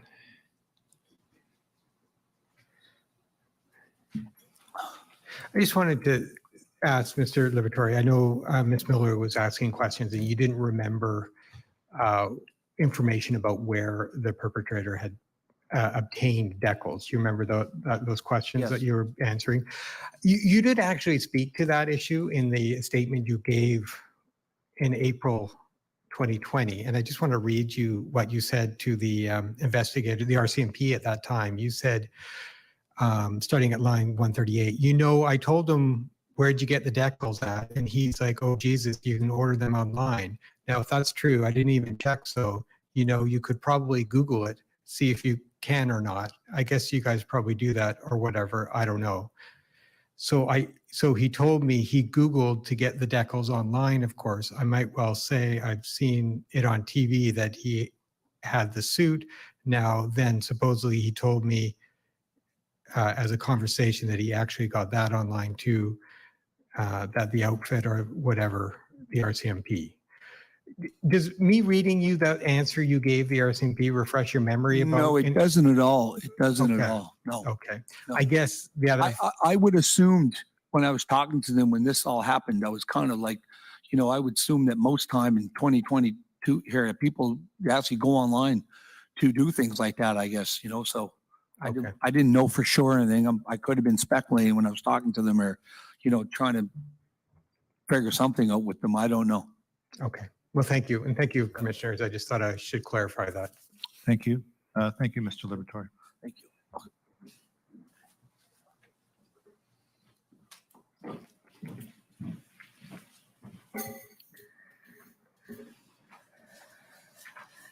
Thanks again to Mr. Liberatore for being here today and adding to our understanding of the perpetrator's police paraphernalia.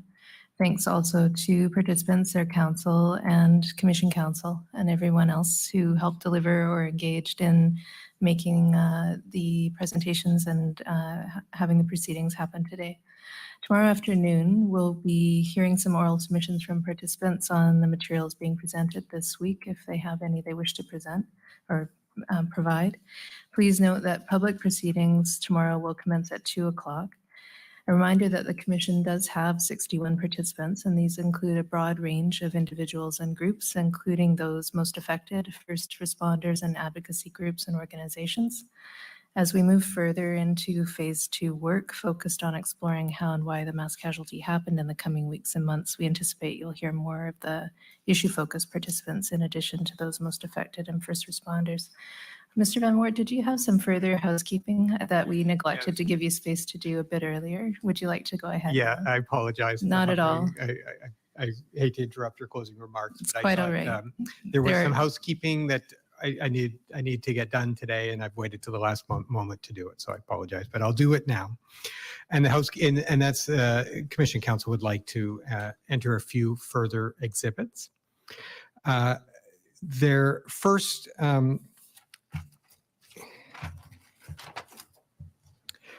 The exhibit I entered this morning, which was Mr. Liberatore's statement from April 21, 2022, it was entered as exhibit 1036.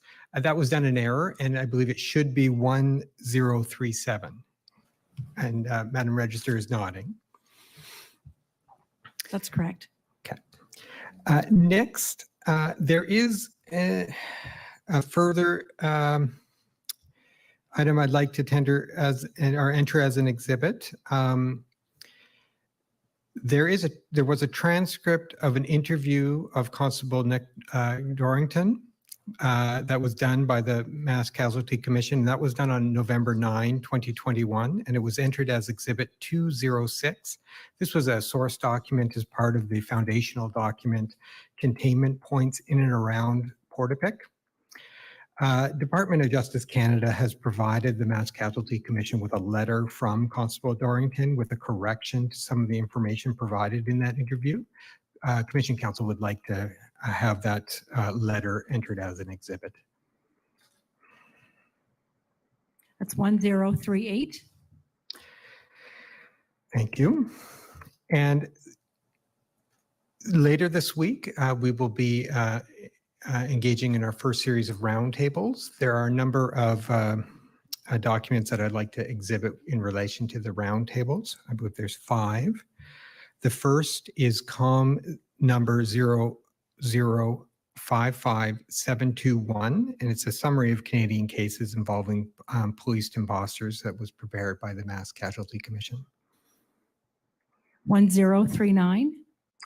The next is COM number 0055718, and it's an article entitled Policing in the Social Questions of Symbolic Power. 1040. The next is COM number 0055716, and it is an article entitled Police Impersonations, Pretenses, and Predators. 1041. The next is COM number 0055716. It's an article entitled The International Relations of Police Power in Settler Colonialism. 1042. And the final document is COM number 0053825. It's an article entitled Police Culture, Origins, Features, and Reforms. 1043. Thank you. And the last bit of housekeeping today, Commissioners, is just with regards to a follow-up from evidence you heard from Constable McLeod and Constable Hubley. This was on April 14th, 2022. Mr. Scott from Patterson Law asked some follow-up questions and just wanted to make a clarification to some of the information that he relayed to the officers on that day. Thank you. Mr. Scott.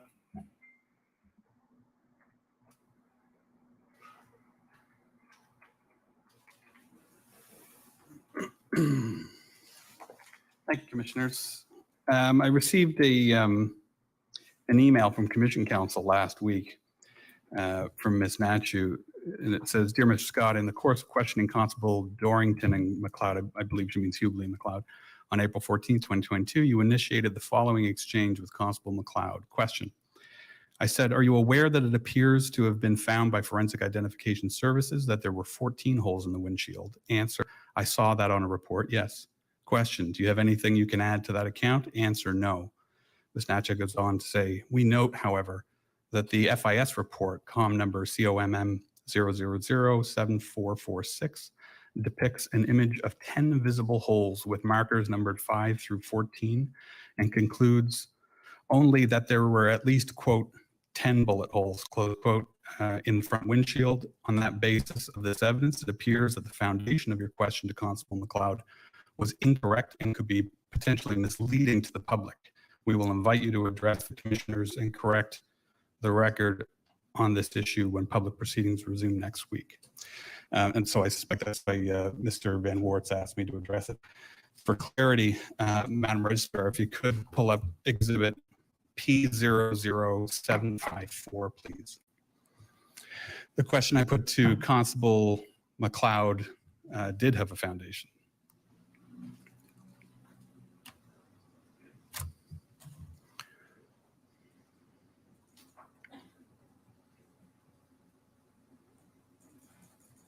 $754. 754, yes, please.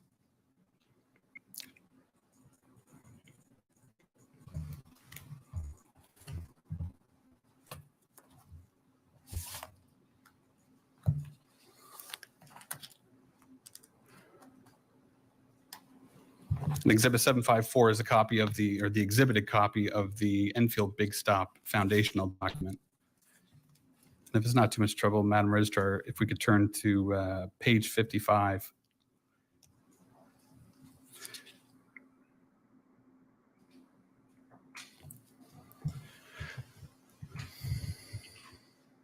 It'd be 55 if we could.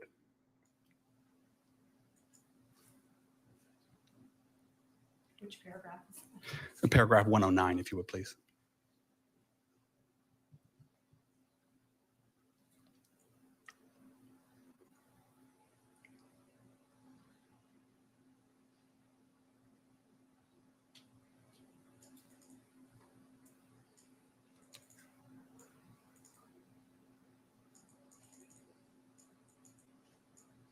we go.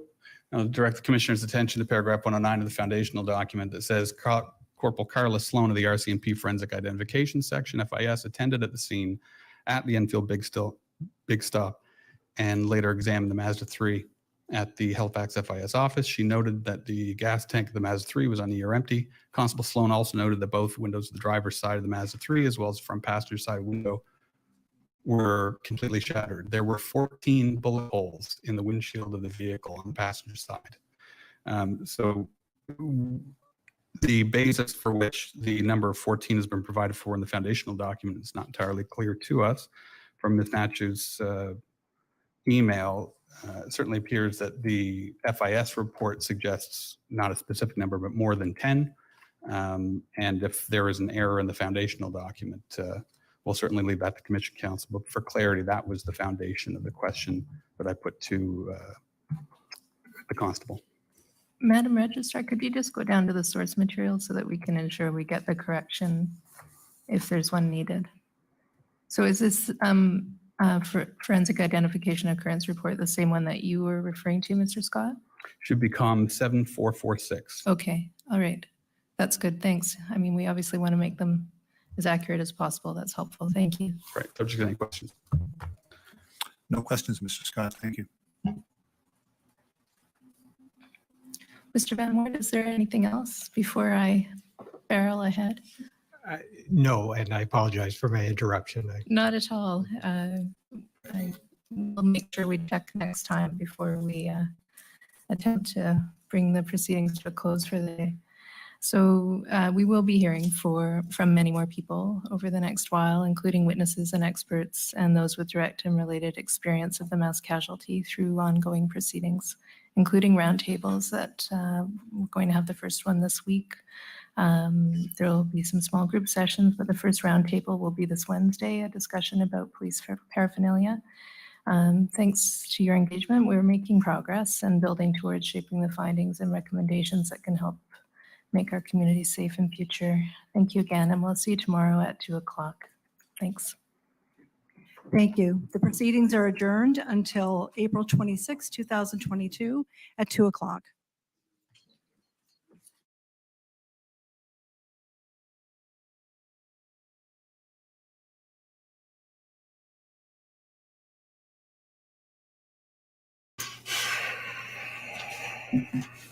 What a joke.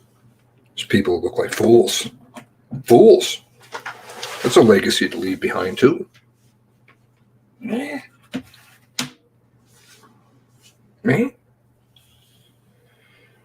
Ooh, the corrections here. Very interesting.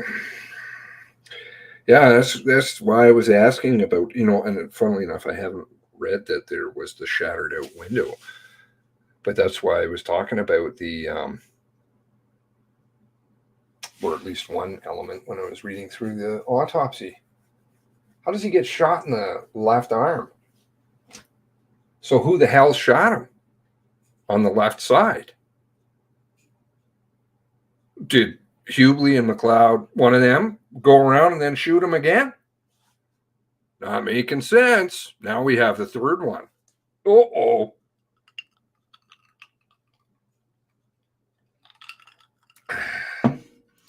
But the photo, the video of the big stop and the Mazda, what appears to be a Mazda, turning, cut, then sitting on the opposite side of the highway. Oh my, waiting until Mr. Hubley passes by.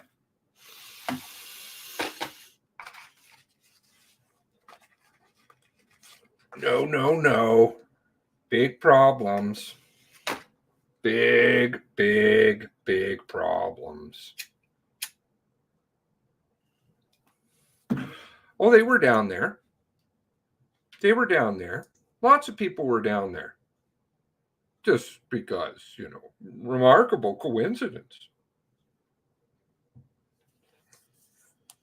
Halifax just hanging around, waiting. Just need some gas, but I don't get gas. Just go down there for a little meet. Go away. Go to more places with gas stations. Don't get gas. Oh, but we'll go back. Remarkable coincidence. Where are the 5 pages missing from pages 55 to 60?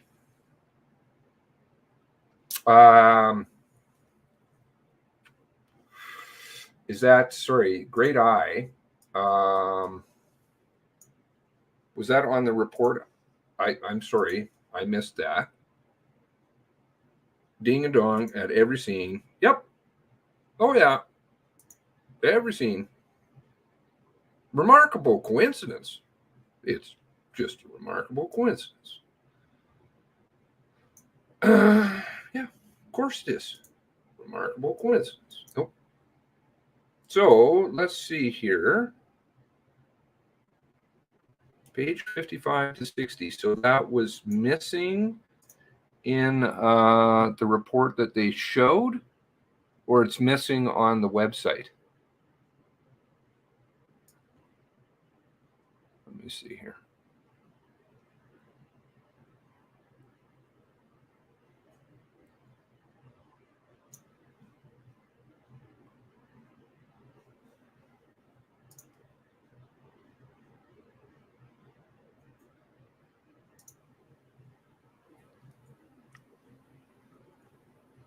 $56, $57, $58, $9, $60. Oh, wait, sorry. Is that 60? Yeah. Was it missing? Was it missing in the online TikTok?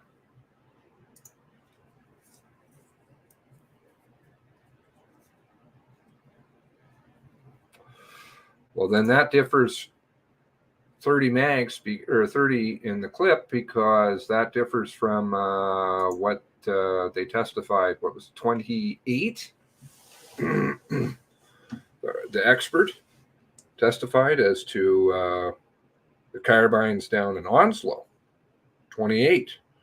Now it's 30.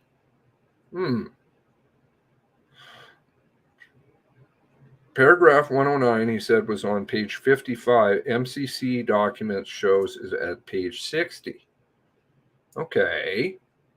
So that is COM number 53833. Let's have a look.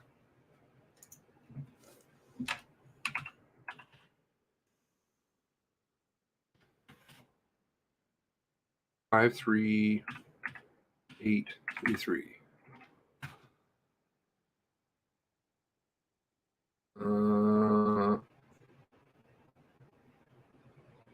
That's the big field, the big stop. You know, the one they don't have the transcript for? No. Oh. Okay.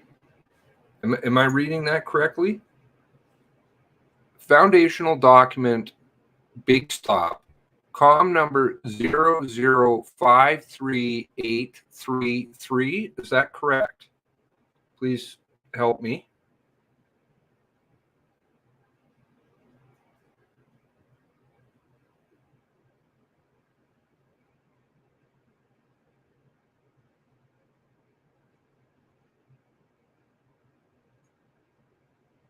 But they all shoot NATO rounds, is my understanding.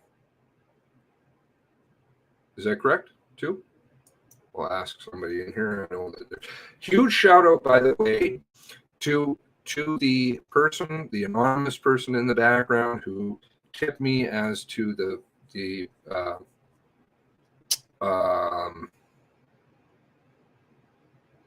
friends list, shall we say,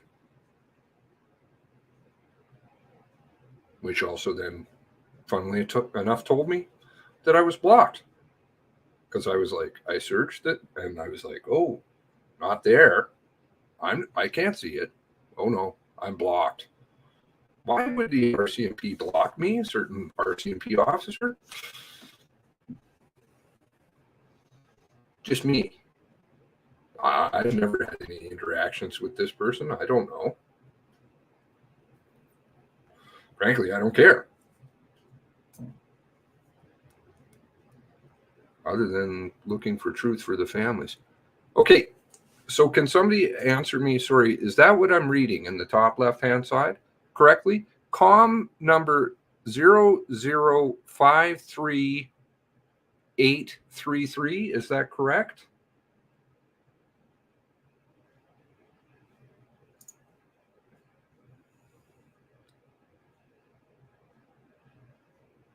Which means he fired 28 prior to Onslow?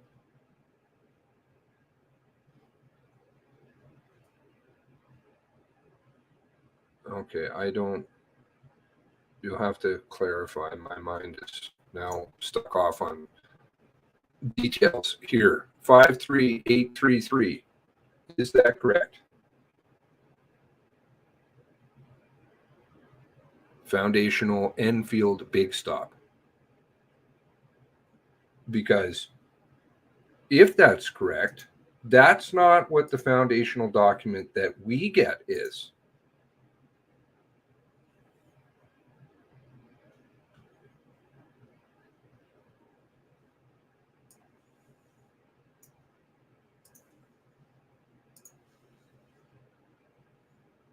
Enfield Big Stop foundational document.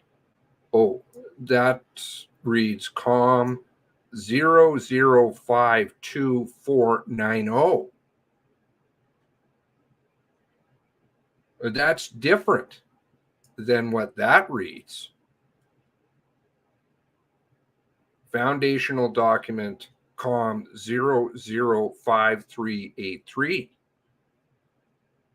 versus the public one, COM 0052490.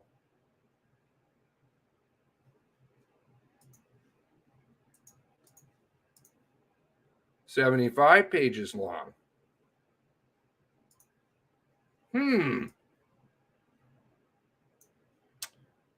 Because I did the search, any foundational document, no documents matching. Uh-oh. That doesn't match. Sorry. So they're using different document numbers for the public than for the Mass Casualty Commission, which we already know. But now they've got exposed. Oh no. Unless I'm misreading that.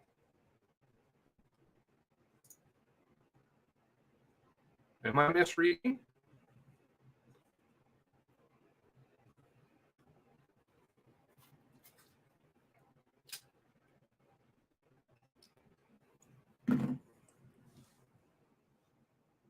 Their copy has 75 pages. Sorry, ours has 75 pages as well, but it has a different number.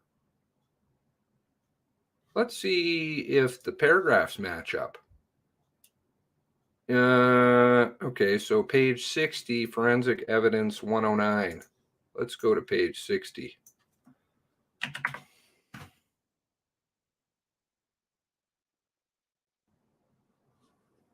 Oh, wait a second here.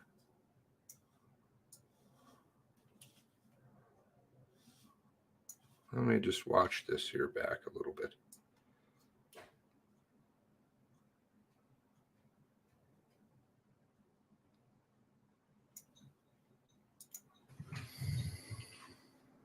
Be 55 if we could. Okay, so does that mean that he's got a different copy than what the MCC has, which is a different copy than what the public has?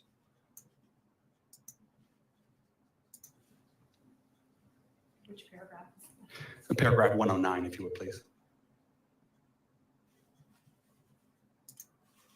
So let's start with page 55.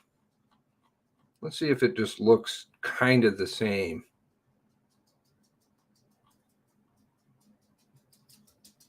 Okay, looks the same. I'm sorry, I'm just comparing off camera.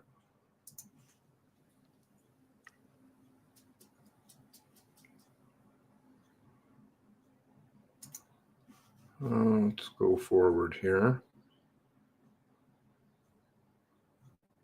Okay, looks the same.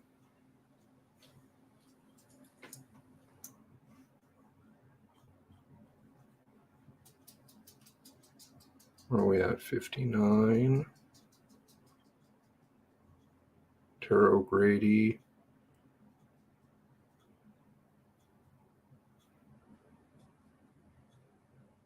None of those are hyperlinked in there in the one they're showing. 663 17 1955. Okay. Looks kind of the same.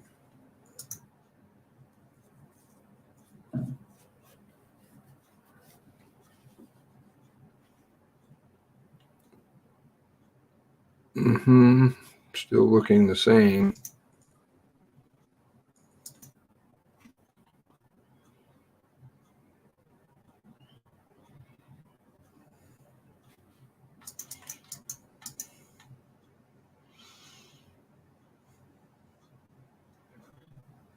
It appears plausible. I like this kind of garbage here. You know, this is the kind of bullshit they feed you. Seems plausible that one of the trucks driven was Ford F-250 driven by HRP Constable Smith, Barna, and Harvey. Harvey, he pops up quite a bit. Call me. Call me. Don't talk about, I can explain why. Don't talk about it on air. Call me. What? Why? Detailed in the Halifax Regional.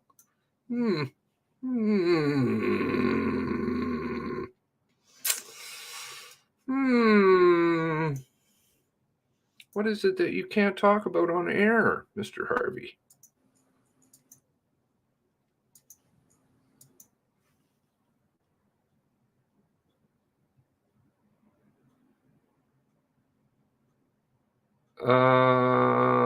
Yeah. Here we go. I'll direct the Commissioner's attention to paragraph 109 of the Foundation. Well, it looks the same, at least in principle. Looks kind of the same. Just interesting that they have a different file number system going down here.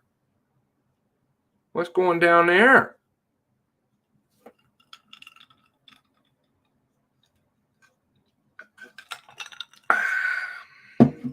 Lawyers don't get a hyperlinked document?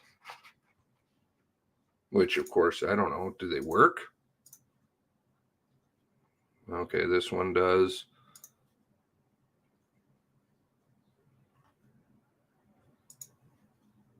I know Dorothy's does. Sherry Phelan.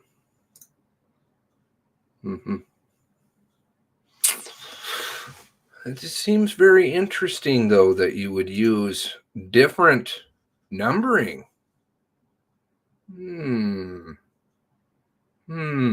Is that one of those drafts that they have? And the lawyer seemed to think it was on page 55. Great eyes, TikTok. So is he using a different copy than the one that they show on the camera?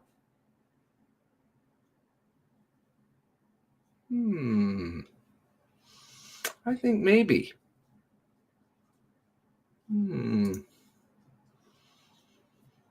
Sarcasm heavy.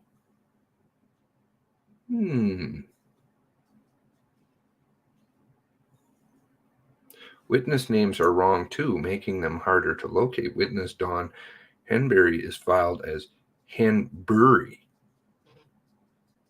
They do it on many files. Yes, there is the muddling of names. Very good, yes.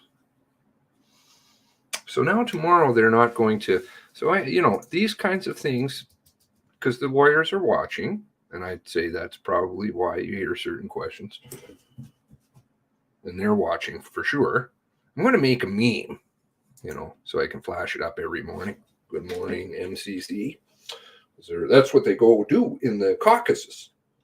The caucuses, they talk about the shit that's appearing on the Little Gray Cells channel.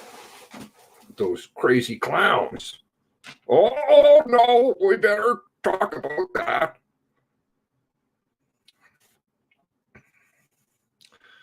GC Surplus says, but how much of this is just red herrings? That they just don't want to say, listen, maybe that car is real.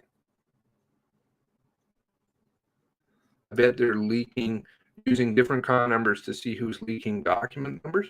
Certain people, yes, I would say that's probably true.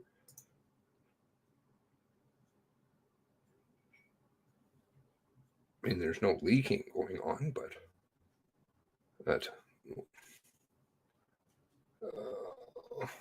well, I guess you got some leak there once. My doc has 75 pages, but last is 69. Okay, let's have a look at that. Interesting. All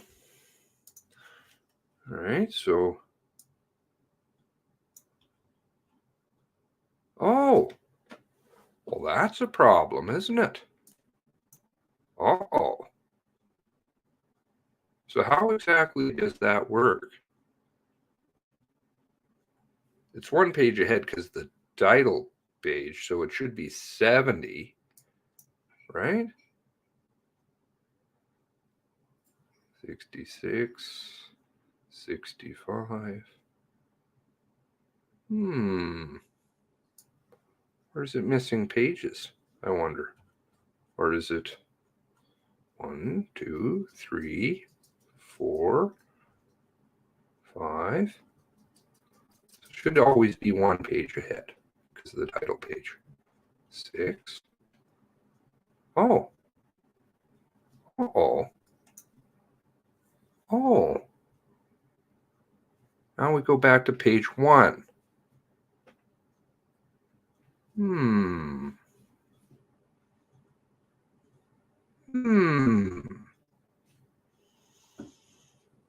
sensing somebody's put two different documents together here. What do you think? Goes back to page 1. Not really a typo. Something going down here. Something really stinky. You're gonna have to go to Todd for the cheesecake. I don't do cheesecakes. I think I have some carrot cake that I bought at the store. Yes. I'd be interested in seeing all the different copies. So, still 5 pages gone, poof. 69 to 67. What's happening there? Was there more silly games going on?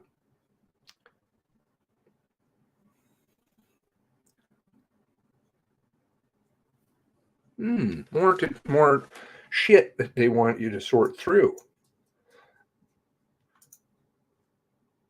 I think 68 is missing.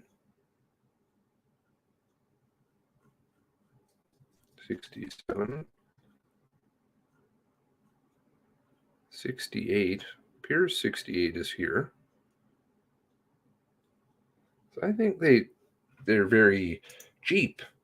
And they just figure people are dumb. Sewing together different all cakes matter. Oh, here we're back to the cake again. Numbered pages are not unlike Nova Scotia timestamps. Yes, and clipping. Clipping, very interesting there. Whose point was that there? What's going on here with my screen? I don't understand. Something silly. Oh, I see. I've changed the font size. Gosh, I'm not good as it is. There we go. Peter's comment. Whole bunch of silly bullshit going on there. But why is it doing that again?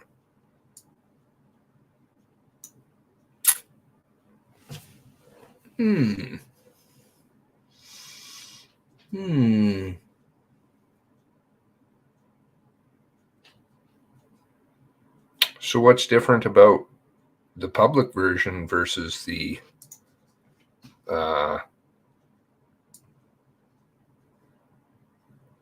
copy?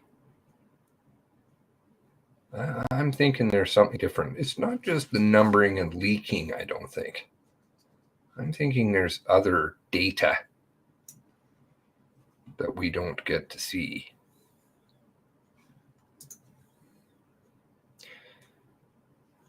Using the first 6 starting like a cover page.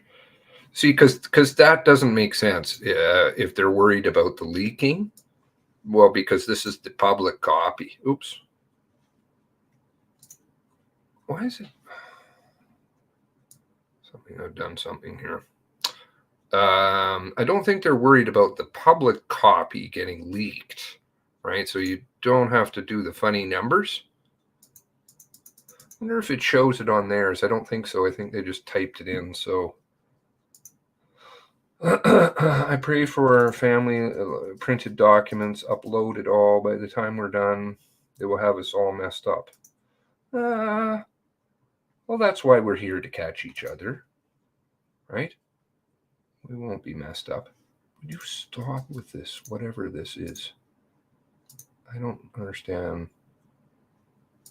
Okay, there we go. I think I've got it fixed now. No, I don't. Now this is just going to piss me off. Because why would you use this first 6 pages like a cover page? That seems nonsensical. Doesn't it?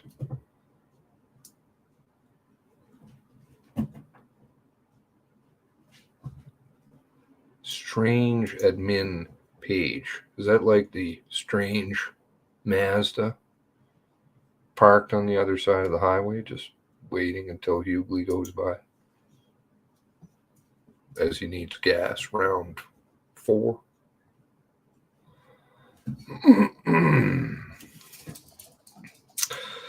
Does not do it on any other foundational document. Well, and again, I would say please take note of the fact that why is this not doing this? This is why it's important. I think Big Stop is very important. What is this shit? I don't know how to stop that. It's bothering me. Somebody's yelling at the screen. Here. No problem with transcripts on other days. Big problem with the Big Stop. You know, the remarkable coincidence Big Stop, where everybody just happens to be having a little camp out, including the press. Well, certain members of the press. Huh?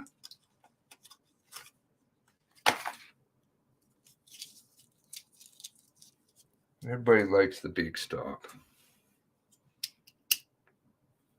The Irving's getting all kinds of free advertising. Okay, now we're off on cheesecakes, which is irrelevant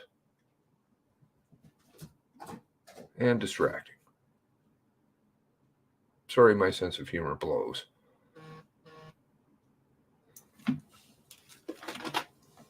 Somebody tipping me about something. Where is it? So why do we get to go tomorrow?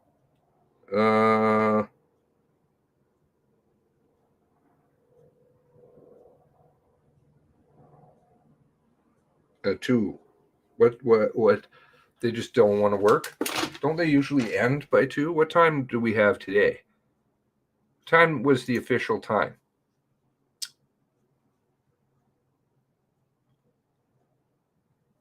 He was boogieing down the Elmsdale ramp pretty fast.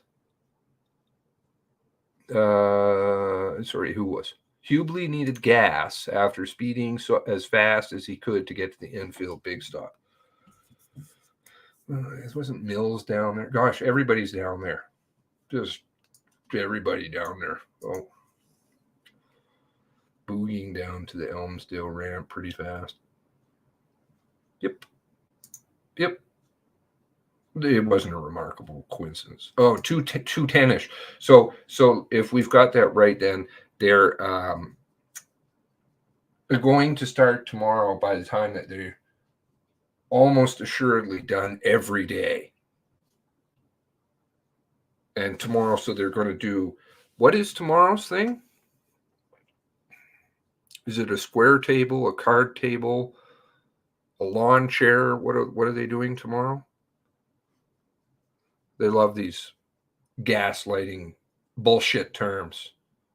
You know, you sound retarded, right? Just letting you know, you sound really dumb. Real dumb. Sorry. And that's not an offense on people who have difficulties that they're born with. It's pretty bad when you choose to do it. Oh, no. Wow. What's tomorrow? Oh, gosh. Here's doing the 4 hours, 46 minutes. Thank you. Thank you. I'm going to calculate how much they're getting paid. Ask for the refund. Maybe lawsuits in the future. Could be. Could be. You know, that would be a difficult one, but where there's a will, there's a way. What is it? Always to say in law, if you have the time, you have the emotion, willing to put in the emotion and the money, which, frankly, I think a lot of lawyers would step up to the plate on a lot of these ones because, well, there's a hell of a payday. Not that I'm asking, promoting that, but now, what is the calendar for tomorrow? Tomorrow is, would you stop that? I can't even use this anymore because something broke. Tomorrow is participant submissions. So make sure you make that extra small. I'll make it big just so we can all see what they want to cut short, because that just goes for 2.5 hours. I wonder if I have any of the old windows open. The ones that showed that who was supposed to run from 9:30. Was it scheduled to run from 9:30 till 4:30 tomorrow? Or did they just choose? Maybe they're redesigning the backdrop and the purple suits that they're doing. So they need, extra time. Wonder if they'll even go the full 2.5 hours.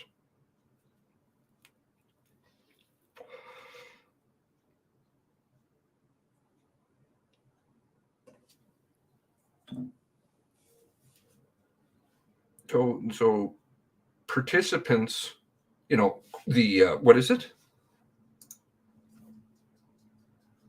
Most affected, and the ones who aren't going to have people around for holidays and such, their time gets cut short. Don't worry about it. No. We'd rather go hang out at the spa. Hang out at the spa.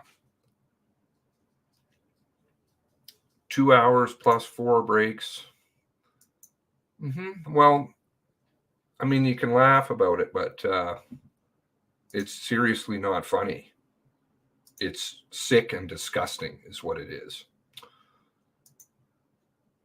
Finished, that is? Yeah, finished up by tomorrow by 3:45. Well, good to get that hour and a half work in. Hour and 45. So. What do you want, Nova? What are you doing?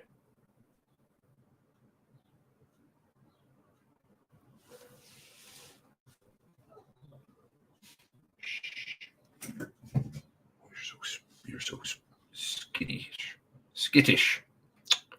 Miscarriage of justice, insult to all Canadians, insult to anybody who has any sort of brain function at all. Stories are terrible. Terrible. Don't worry about the clock. Even like then that's the oh well, they pointed it out, they saw it. Oh yes, we're very frustrated with the clocks too. I'm sure that you are. NASCARing. Very, very upset. You're very upset. That's why you only work 2 hours. One moment, please.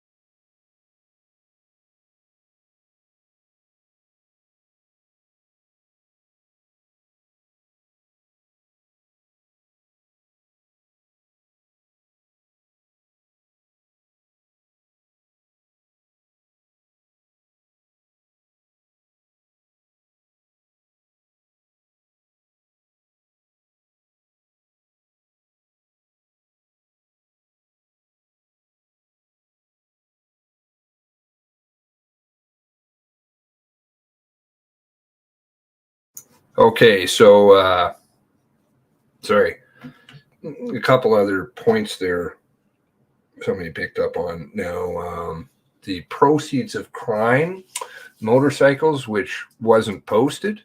Did anybody pick up on that? Apparently, I didn't. I missed that part. How did he know that they were proceeds of crime? The people showing up with long hair, looking for them. How did Max know about that?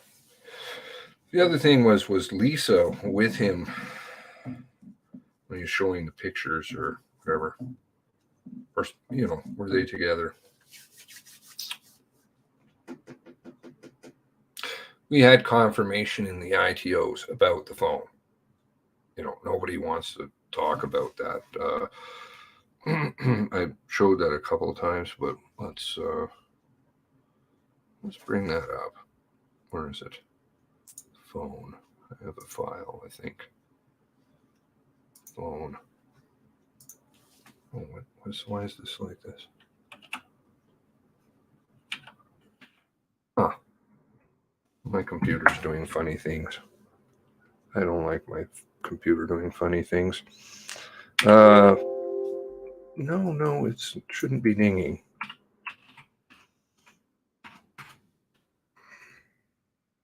Cell phone.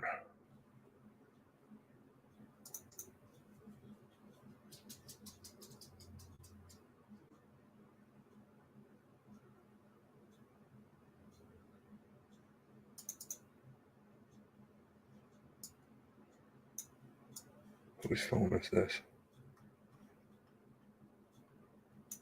Okay, so this was Lisa's phone, which she was asked to turn in post the last press conference, the official one that they gave. The Apple XR, which is an old phone.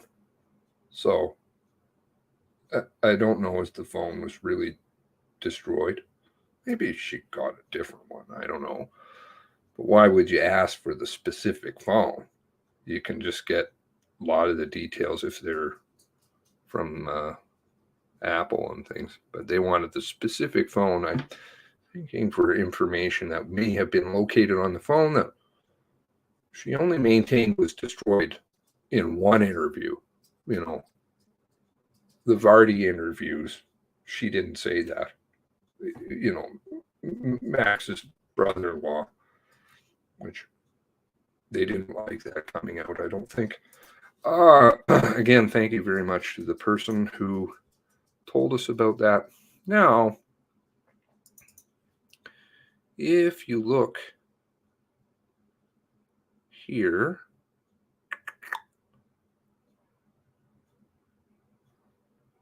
where is it? It's in the contacts list. This is other things. So that warrant, the warrant, funnily enough, which was sworn out on June, still states that there was no cell phone. The RCMP weren't aware of any cell phone on the 11th of June. I further believe that Lisa Banfield's phone was damaged, burned in the fires as well. Okay.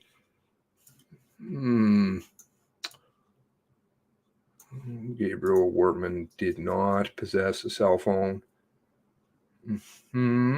That's why you wanted the one turned in. Okay. Now, do I have that here? Yes, we have the mention of the friend, the police friend down in Halifax. He's come up a couple of times now. Yeah. Okay. Now let's see. Where is it here? I don't know if I have that.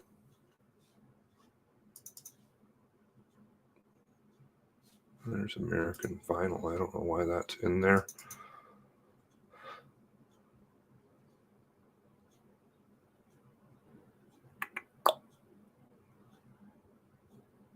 The contacts. Where is it?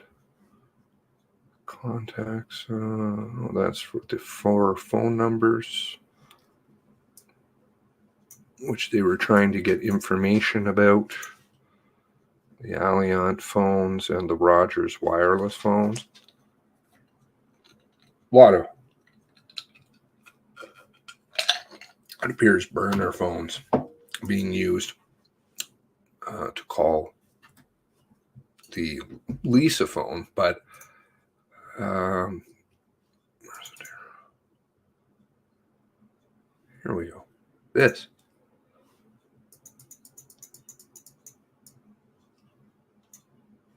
In the address book of the phone that was turned in by Lisa, contact information for entities may, phone numbers, blah, blah, blah. Search of Lisa Banfield's cellular phone, you know, the XR, which is no longer produced. Well, they stopped producing that a while back.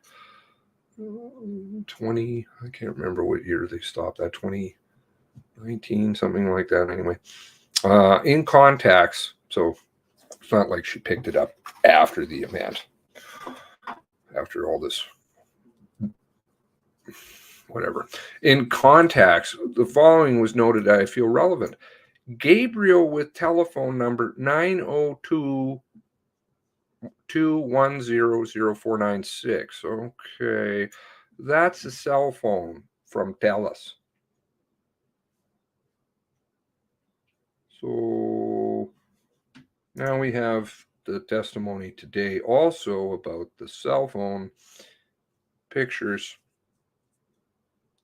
Would that happen to be on Gabriel's phone? You know, the 902-210-0496, the one that TELUS one that's listed as Gabriel on her contacts list. You know, the one that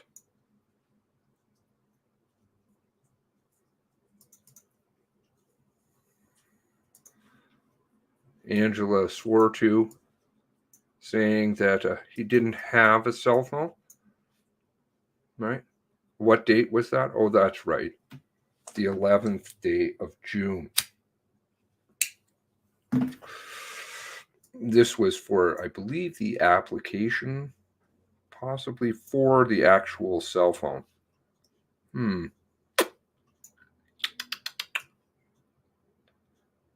Yeah.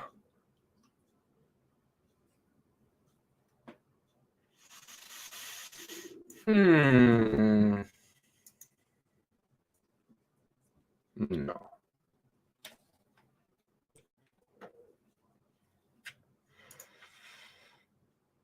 Yeah, that's a cell phone. Yeah. You know, I have reviewed it. But again, because these videos are so long, right? That's the issue. I understand. But there is just so much data. Is Lisa Banfield burned in the fires? Then what phone did she turn in? Well, the phone that was no longer in production.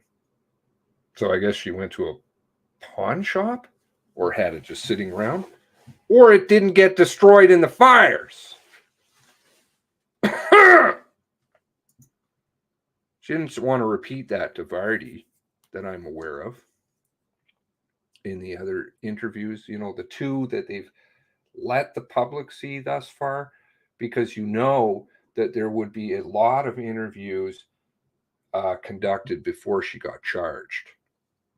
So there's a lot of interviews missing.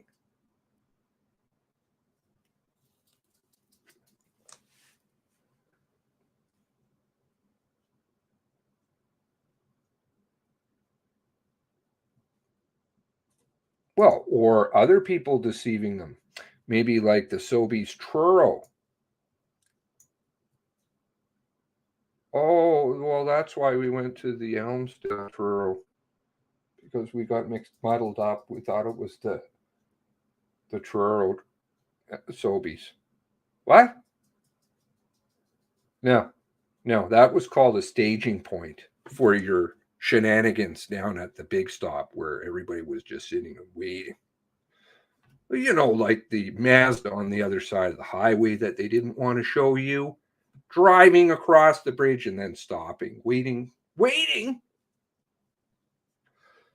And who's the third person who shot him in the arm with the broken window? 3. So first it was one hero, even though that was clearly could be seen a mile away. And then it was 2. And now it looks like there's maybe 3.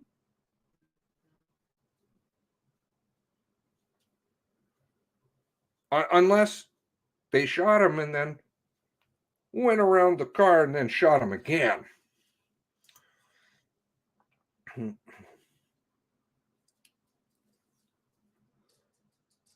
Seamus. Oh, okay. Never worries about how to spell. It's okay. I'm not making fun of you. my name. It's my name that I make fun of. Which people will be fast to point out. Oh. Okay. Interesting. Somebody may have checked. It could be, it would be reassigned by this point, I believe, but interesting to note. Maybe it's not. You know, what was it again?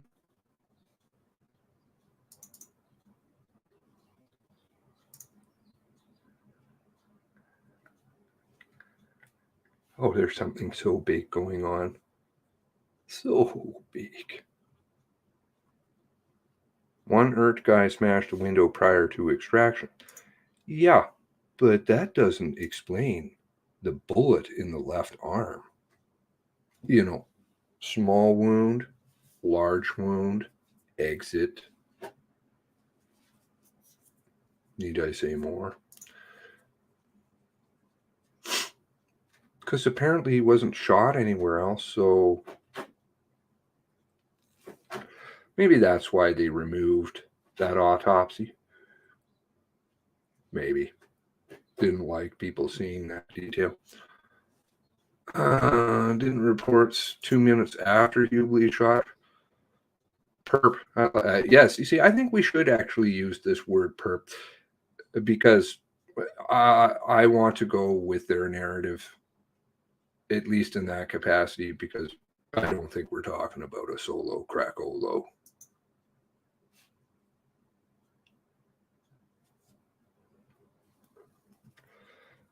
It was illogical then, it's more illogical now.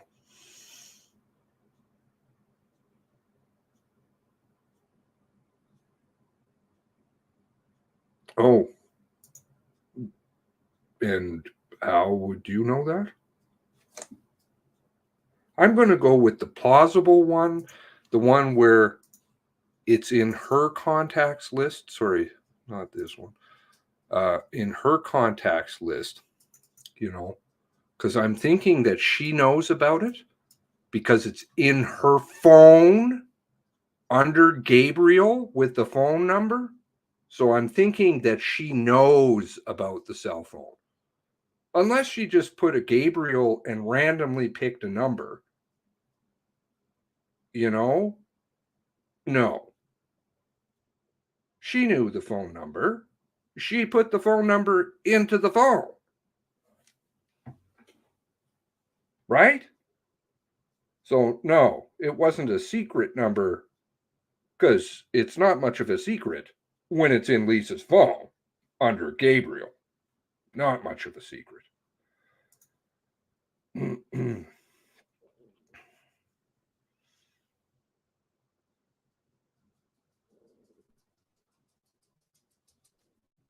Oh, no worries.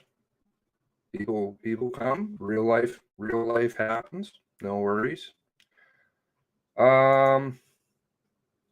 Looks like it looks like the same happened at Shuby. More than one shooting session, if you will. Shuby has a big stink about it too.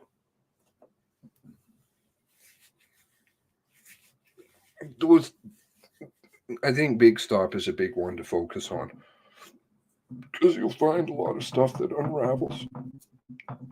I have anyway, which raises a lot of questions, and I find it highly suspect that they don't want to give you the transcript, and you should too. 28B11, actually a DeLorean in disguise. Well, that would probably work out with the pants and the Superman suit changing in telephone booths and spare luggage. Right up there with the Mechanics 101 in the back of a welding shop. It's dark. Derp.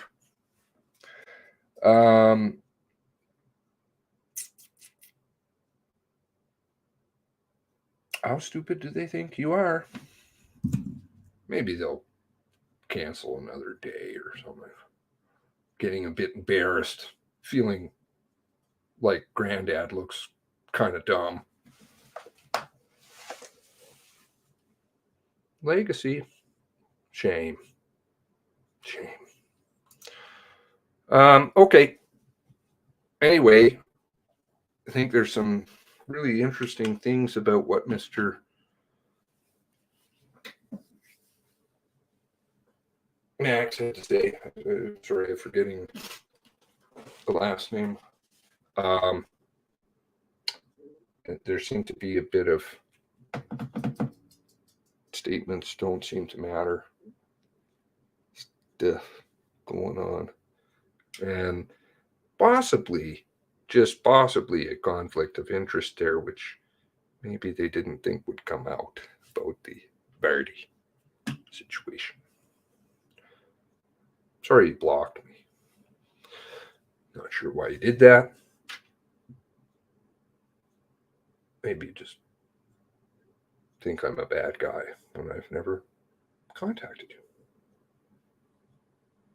Or maybe they just don't like people investigating. Possibly.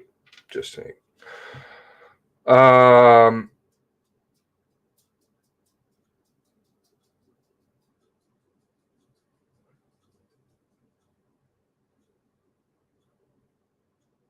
I don't want to say that because that's, I don't like to say things, but just point out things. But he pointed out things himself.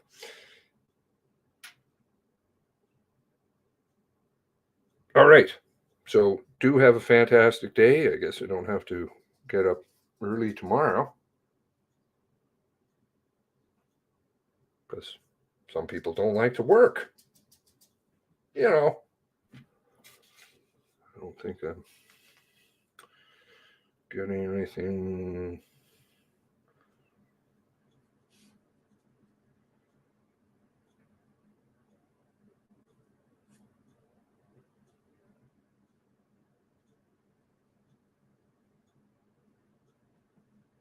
Anything special.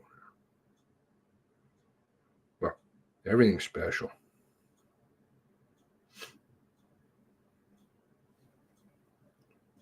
Amazing how people want to listen to just a broadcast too, rather than participate in finding the truth. All right, do have a good day. Take care. It's cloudy here. I don't know what it's like down there. Maybe I'll venture out and walk the dog. Tippy toes improve my day. Well, it's better than the smashing hoofs and purple coats. Take care. God bless you all. God bless the 23. Keep filing stuff away. Keep sending the tips, dropping them in the Discord. Tell your friends, I guess, to come and get on top of this one so we don't get screwed around how many times over the past 100 and some years.